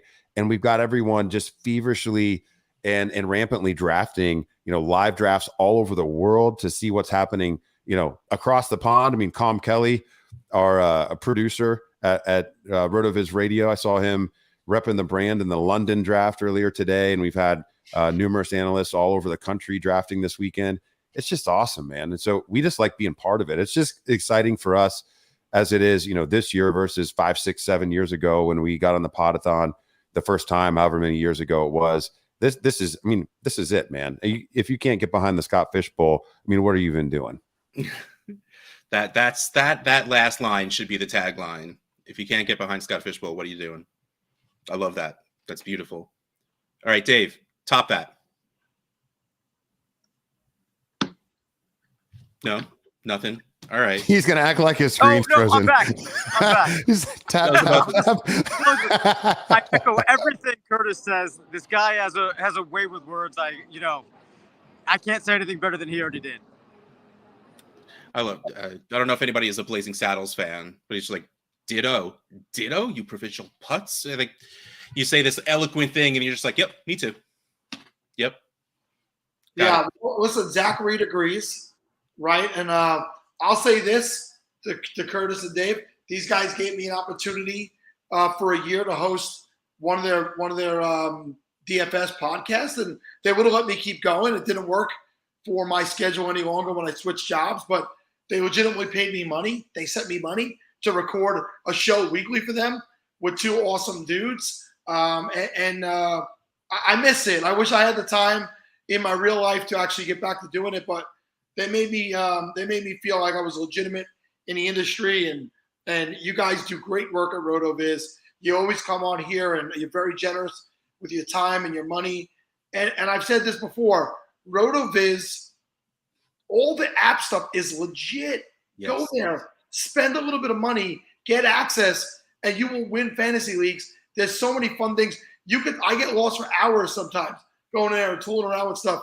And then I realize this is so unbelievably great. I still don't know what the hell I'm doing. But that's just me. I'm not that smart. But thank you guys again and always for being here for us and being here for Scott.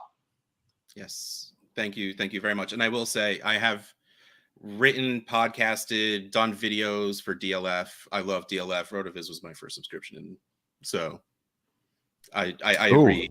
Love it, man. Love it. I love that, Russ. And we're getting some great comments in the chat here. we appreciate everyone.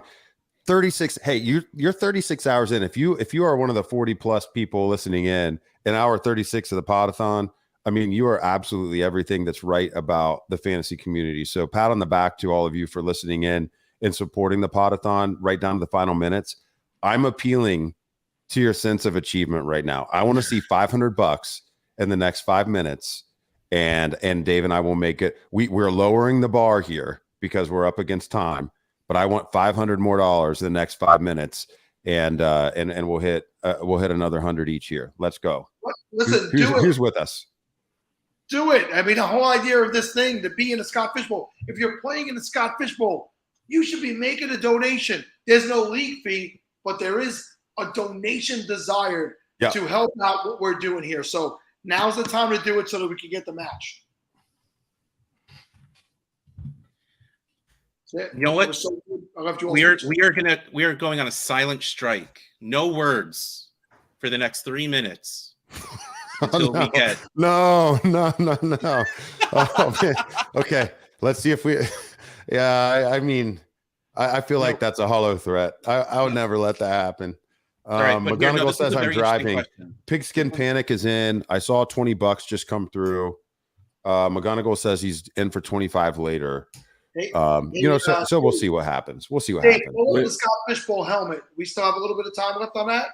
Where'd we start at, guys? The fishbowl helmet ends when the Podathon ends. So we got this amazing 1-of-1 Scott Fish Bowl helmet. We want it. It's going to the highest bidder. Maybe Dave or Curtis want it if we could show them what it looks like, or maybe we could get somebody at the last minute that'll put a bid on it. Anyway, if anybody has that picture, anybody else, come on. Anyway, where's Steven? God dang it, Steven. I got it. It's right here. Oh, that's a nice looking helmet. That's a nice looking helmet. It's a full size. Scott Fish's head, it'll fit on yours. It's a full size. What's Curtis? What's the high Curtis?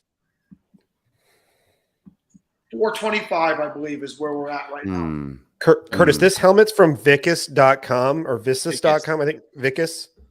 I said it wrong. I said it 4 different ways, so one of them would be right. But anyway, it is the leading technology. So dude. It leads in technology. What it does is, you know how usually helmets are like hard and when they hit it, it hurts the brain more. It bends and it while still protecting the brain and the scalp at the same time. It's really cutting edge. It's pretty cool. Anyone who's like an administrator for a school or runs a league, this is something that you should take a look at and maybe make a bid at, and it could change the health of your athletes or your child. So it's a big deal what is going on with this helmet. Yeah, that sounds awesome. Very, very cool. Very cool. And I like the design too. Maybe it's Vici like Vinny Vidi Vici. Says Brian. That's what I landed on more than once. And that's just what kept coming out. But I tried Vici and Vicky, just everything, just so at least maybe one time I said it correctly. All right. Well, listen up, guys. Thank you so much for having us on. Dave and I, for those of you that are tuning in now or maybe tune in later, if you're not familiar with Dave and I, we're with a site called rotoviz.com. We've been around, well over 10 years at this point. I think 2013 is actually when our first articles started posting back in the day with the fantasy douche of big time fantasy acclaim. But other people that are on our site that might ring familiar with you, Sean Siegel, Blair Andrews, 2 of our other owners there. We've had, probably 50% of the big names that you read in the industry have either written for us at some point or subscribe to us and regularly cite our stuff through our tools or the writing of our authors in their work. We'd love for you to check us out at rotoviz.com. That's not why Dave and I are on here, but if you're looking at my hat and you're like, what's Rotoviz? That's a little reminder. So check us out at rotoviz.com. If you got questions about what we do, why we do it, need help navigating the site, etc., you can DM Dave and I on Twitter. I'm at CPatrickNFL and Dave is at Dave Cabin FF. That's at CPatrickNFL and at Dave Cabin FF. Happy to show you around the website and let you know what it can do. And in their forums, I found my first ever Dynasty League. So, yes, I love it. Well, thank you very much, fellas. Dave, enjoy the show. Thanks, guys. Thanks for having us on, guys. Appreciate it. Scream a little louder for me when they're on. All right. That's all we booked, guys. I don't know if you wanted to go more. I could find another 12 hours of guests if you'd like. Shut your mouth. I'm just offering. Shut it. I'm just fine. Do you want to give some stuff away? Well, who wants to fantasy football to NFL DFS can be tricky. If you want to take DFS more seriously this season, rely on experts who do this for a living with the help of Occupy Fantasy. Their staff has millions of dollars in lifetime NFL DFS earnings using the affordable tools and unique strategies created by co-founder Brian Jester at Occupy Fantasy. The goal of Occupy Fantasy is to teach you the right way to play and help you completely reshape how you think about DFS at any bankroll level. Subscribe to Occupy Fantasy for their informative ebooks, live player models, daily write-ups, and the smartest lineup builder in the industry. Visit occupyfantasy.com today and every day going forward. This segment is presented by Dynasty Underdog, a Dynasty football podcast delivering key information about the basics of Dynasty football. New to Dynasty? Dynasty Underdog has you covered and will help you compete with the Sharks from the start. Join at Just Uriah and at Willie Beeman DFF and Joshua M. Goldberg, very awesome dudes, as they keep it real and fun to help listeners avoid common mistakes when playing Dynasty football for the first time. There are sharks in the pool. Listen to Dynasty Underdog on all major platforms to navigate the Dynasty waters together. Dynasty Underdog, bite down. Did anyone else have that fear as a child that even though you were in a pool, but like when it was night, you went underwater and there was like a light down at the other end that there was a shark there? No, that's why Jaws is the scariest movie of all time. I have trouble swimming in pools at night, and that's Jaws. What a couple of individuals. Listen, I'm a grown man and I still jump into bed. You don't have to tell me about irrational fears. I still leap just in case there's someone underneath with a hand. You know what I mean? No, I thought you just liked bouncing on the bed. I do. I mean, I've learned to enjoy it, but still, I haven't got my ankle grabbed my entire life, and I'm not changing my ways in risk now at this point. You Yeah, jump into bed because you're so excited somebody actually is there for you. Listen, you would know. Can people still donate to the Podathon after it's over? We'll keep the link open for a little while, but fantasycares.org, all the money's going to the same place. Yeah. So you can continue to donate to fantasycares.org. All of our money will be combined, and at Christmas time, we'll divide it up like we always do, go around the country and do shopping for kids in many cities across the United States. Thank you all. We're going to bring in Rick real quick because when they were on last night, they were going to give away these Justin Fields cards, and I believe he's here to make an announcement. So, Rick, the floor is yours. All right. Well, me and Dave have been workshopping this whole giveaway here for a little bit. He is going to run a random on random.org. I think we had exactly $600 that we raised for these two cards. So we've got 60 names on there. Well, we have less names, but there was one entry for every $10 that they donated. So 60 entries. So as long as Dave is good with the list, we should be able to just pop up random.org here and get these given away. So do we want to explain the rules real quick or? Yeah. Or how do you wanna do this? So on random.org, there is a dice roller, a virtual dice roller. So we are going to roll 2 dice. The minimum combo is 5. So anything 5 or over, we're going to randomize the list that many times. They also have a list randomizer, and then whoever lands on top is going to be the winner. Unless we don't like them, then I'm just going to take the cards. Fair enough. I deleted your name, Russ. I'm sorry, from the list. Fair enough. All right, I'm going to try to present my screen here. I have 3 screens, so let's see how that goes. Okay, here we go. I can do this. I'm pretty impressed. Believe in you. All right, can you see? Here we go. All right, this is the screen 1. Where this is see how many times we're going to roll the dice. 9. So we're going to roll the dice 9 times, and we already entered in a weighted amount for the people's names based on how much money they donated. So there's a big long list right here, and I'm going to randomize it 9 times. 9. Make sure you switch that on the screen so they can see you do that. Oh, good. Switch your Dude, you are tabs. so good at this. All right, I'll do this again. Share screen. We want the list randomizer. So I've already done it one time. That's fine. They just want to Share. see that last one. All right, here we go. So 2. Sorry, I don't have much more enthusiasm. 3. Woohoo! You guys are 4, amazing doing this 36 hours. 5, 6. All right, starting to feel the anticipation here. 7, 8. One more time. Is going to be Castile de Wells. I can zoom in if it matters. Good job, Castile. But yeah, Castile de Wells. And then Tim Lastman is number 2 and Wes Quino is number 3. All right, there it is. Hey, Thank you all big for thank donating. you, Rick, for getting this done. No problem. Sorry it was so last minute and ended up being kind of a logistical nightmare. It worked. That's all that matters. Yep. No one needs to know how We'll the do sausage is made. whatever. We'll do whatever it takes for money. So it doesn't matter. Whatever happened, it happened on time, and I hope that makes Castillo very, very proud for donating and winning. So pretty sweet. Yes, thank you for everyone that donated. Thank you.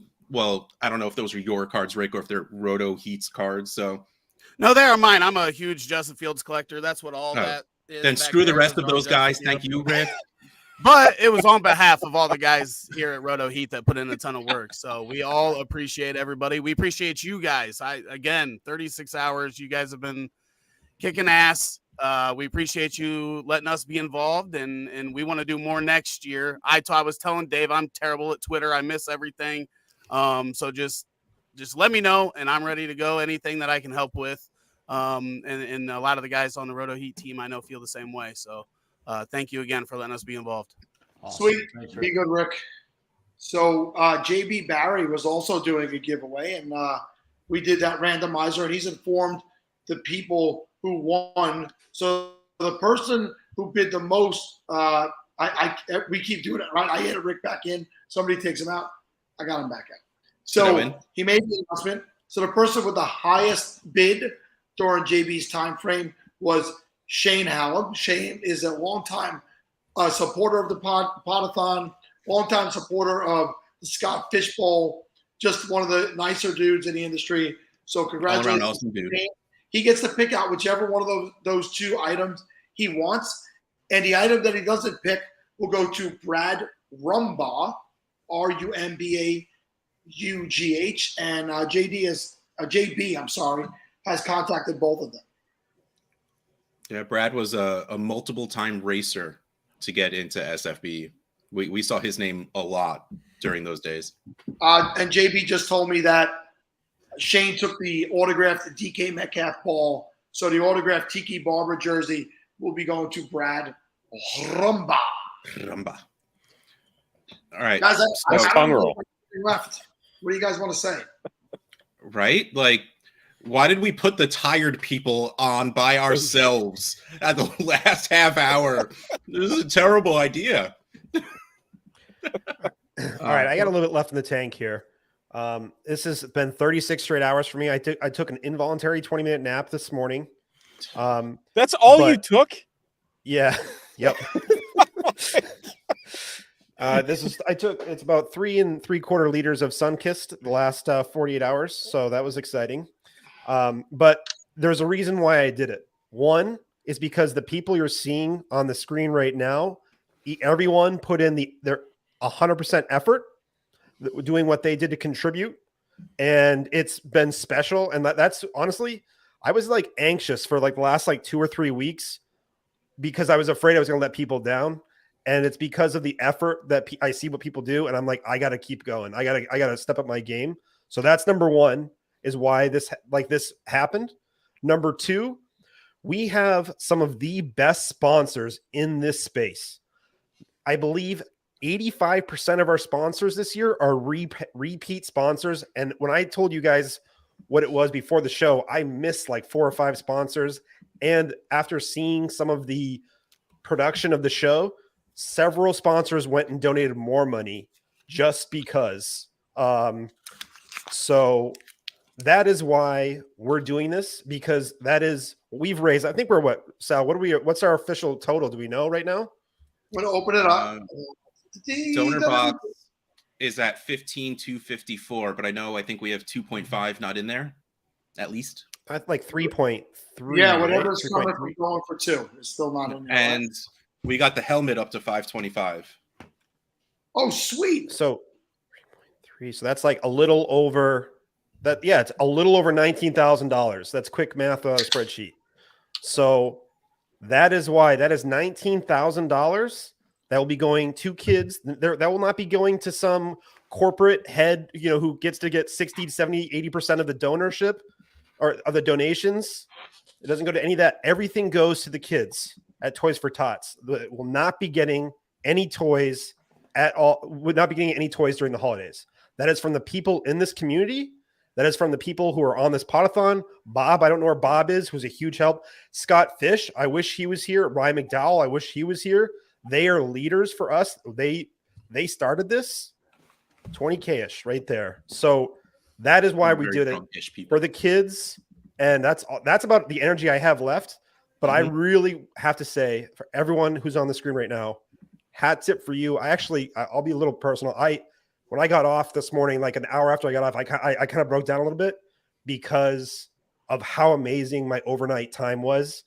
The involvement of the involvement of the chat, the guests that came on and the stories they told.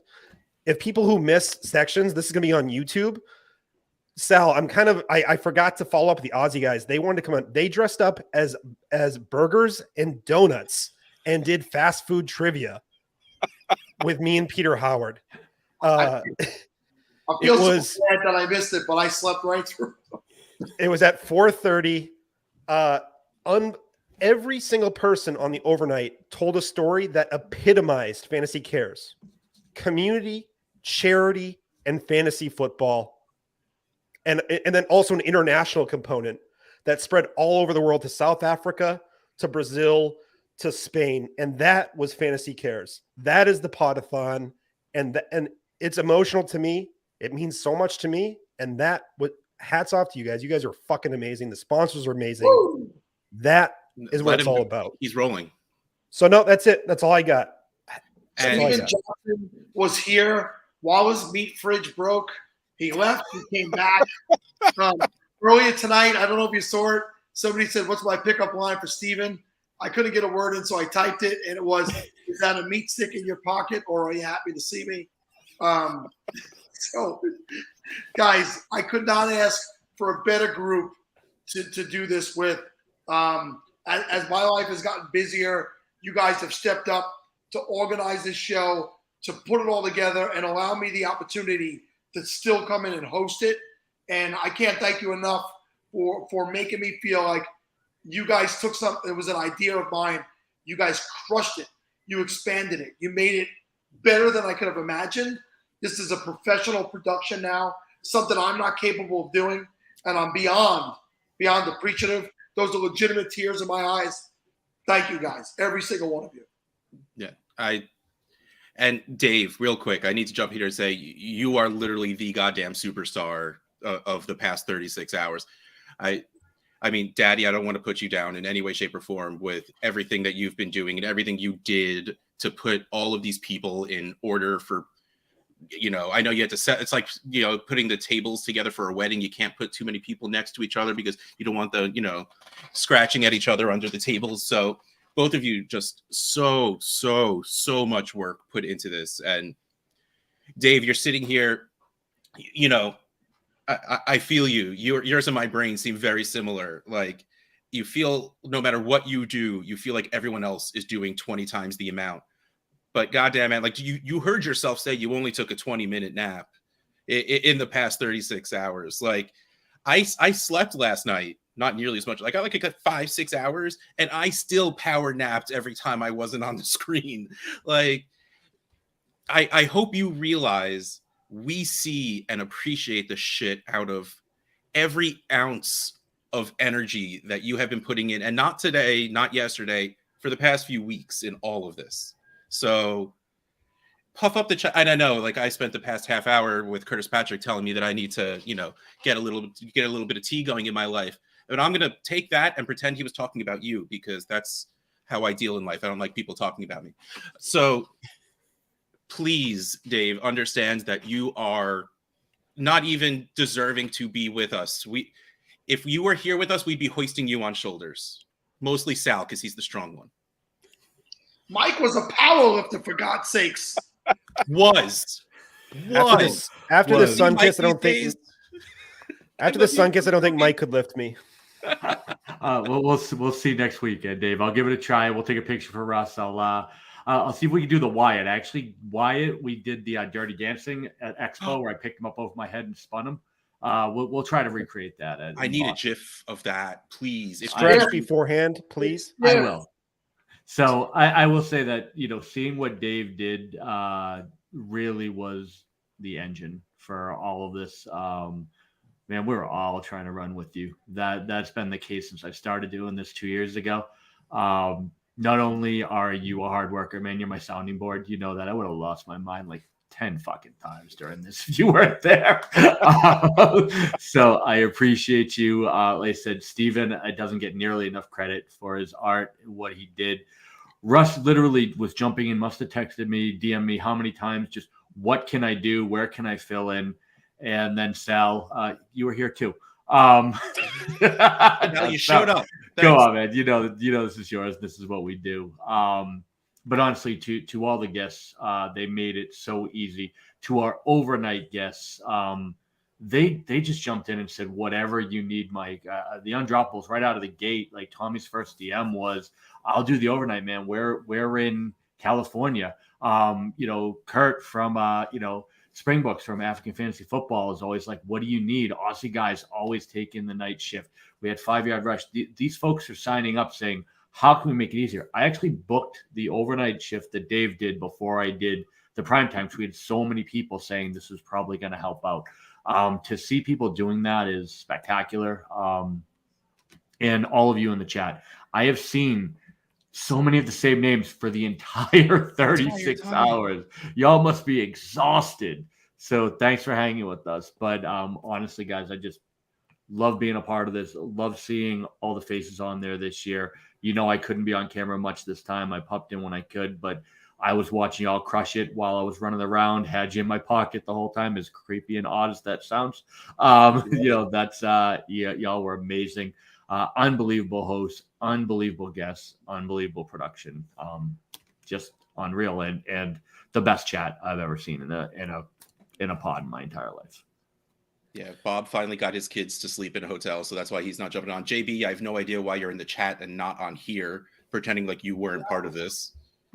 Like, seriously, and so many people in the chat, like Jamie has literally been here, I think, the entire time. I don't know if he slept, while I was gone. Like, it's just ridiculous. Like, so many people. We thank you. He tried to, Russ, but then the accents kept getting him all excited overnight, and he couldn't fall asleep. I'm not joking. That's a direct quote in the chat. Like, go back and look at the chat. That's what I couldn't stop listening to the accents. That's what he said. Oh, JB doesn't have the link. That's why. Well, that would do it. All right. So I know that we literally have 10 minutes left and we've been doing this for hours, but I legitimately have to go now. So I love you all so much. This has been amazing in every way, shape, or form. And if you're listening to this, know that I love you too. It is not just these people on the screen. It is all of you out there. And I mean, hey, we'll freaking see you next year. So, mwah. We'll be back next year, 48 hours, I believe. Right, Mike? I'm going 72. I'm going to see if I can actually kill you next year. Like my goal is to see. I'm going to do like hashtags. We finally got Sal passed out on camera. If we can make that happen, that would be outstanding. But yeah, no, we'll do. We're gonna do 36 again. But to everybody who tweeted out, who commented, I'd love to be on the show. Seriously, just fill out the form. There's no criteria for being on here except being active, being a good person. Just fill out the damn form. We'll get you on. Be on this side of the camera for a little bit. Shoot your shot. Do your thing like Sal did with the vets. Shoot your shot, guys. We'll make it happen. What? Oh, you think people forgot? Sal, it was like an hour and a half ago. It was the best part of the show. Nobody forgot. I didn't remind them. I want everybody to remember it because you know what? We're having fun. We're having a good time. We're real. And that's what the show is built on, man. Let's have a good time. And I know Yvette was a good sport, and I knew that I could say that and it wouldn't be taken in a way that was inappropriate because that's the vibe and energy that she brings to the table. And David already said the name wrong, so I couldn't do anything worse. Mr. Wrong. Hey, and I'm Mr. Wrong in the chat, and its way to end the show is Mr. Wrong. I need to say 3 more names, actually. Steven, if I had an issue, if I needed something for a sponsor, I asked you a question and you're like, yeah, I can do that. Yeah, sure. That's not a problem. And then Bob Gilchrist, really, like, you want to say, like, keep up? Bob Gilchrist guided me. He was someone who told me, showed me what to do a lot of the way. And we want to talk about putting in effort. Bob's juggling his entire family on a cross-country trip and vacation and a thing for his daughter. So that's that. And then I need to take a second and say my wife, we have a young, you guys got to see him come on. I said, honey, I did a lot. We work opposite schedules because we don't want to pay for daycare. So I get to see her in passing through like during the week. And even though when it was my turn to step up, I said, hey, honey, I have to do something for the Podathon.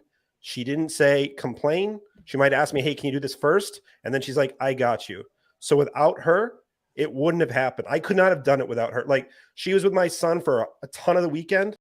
And to do that with a almost 2-year-old, I owe her a lot. So I couldn't do this without her. So that's all I have to say. I know I said that's all I had to say, but I'd be mistaken if I didn't say that to her. That's amazing, Dave. And I know you've been on here before and told us about some of the toughest times in your life. You're a very honest guy and an emotional guy, and we love you for that. Jamie is a Parag. Absolutely get that jersey. That is an absolute necessity. And this is some of the great things that are born out of this Podathon year after year. The people in the chat bring it. They bring it. In following years, they become part of the show. Our sponsors become part of the show, i.e. Steven being in here right now. This thing grows. It's got a life of its own. And I just cannot believe we're at 6 years. And I'm looking forward to number 10. Like, we're gonna be crushing this thing for many years to come.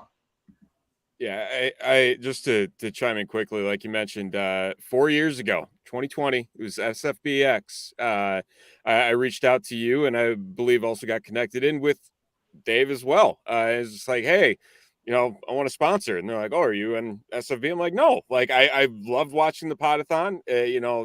I've loved everything about this. The 3 of you on screen, Bob, Scott, Russ, John, Ryan. Who am I missing? I feel like I'm missing somebody. There's a whole crew behind the scenes for Scott Fishbowl. Yeah, I mean, it's just truly incredible, just how tight knit of a community this is between like the Podathon, the Avi makers, the merch, everything, and the fact that we're all here to have a single goal and raise money for such a wonderful cause. And it's just like, all your concerns kind of fade away when you focus in on this stuff. And it means more than you guys know to me about just being able to be a part of this. And again, it's been such a short time, at least in my eyes, but I'm just happy to be here. I'm happy to help, and I'm again. This last 2 days have been a blast.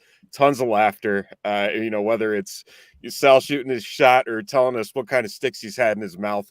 He's giving us plenty of one-liners, and like, damn it, like it is so great, just so absolutely great, and yeah, I don't know how else to put it, but You forgot that I thank told you everybody. I told Jordan Vanek he could call me dad, and you forgot about that one. Yes. Comes in threes. All right, guys. Hey, listen, if everybody said what they got to say, this will be it. We'll end the broadcast, and until next year, enjoy the drafts. Get out there and buy some more merchandise. Get out there and donate. Remember, this is for fun. Don't be a douche in your group chats. Do it for the right reasons. We love everybody, and farewell.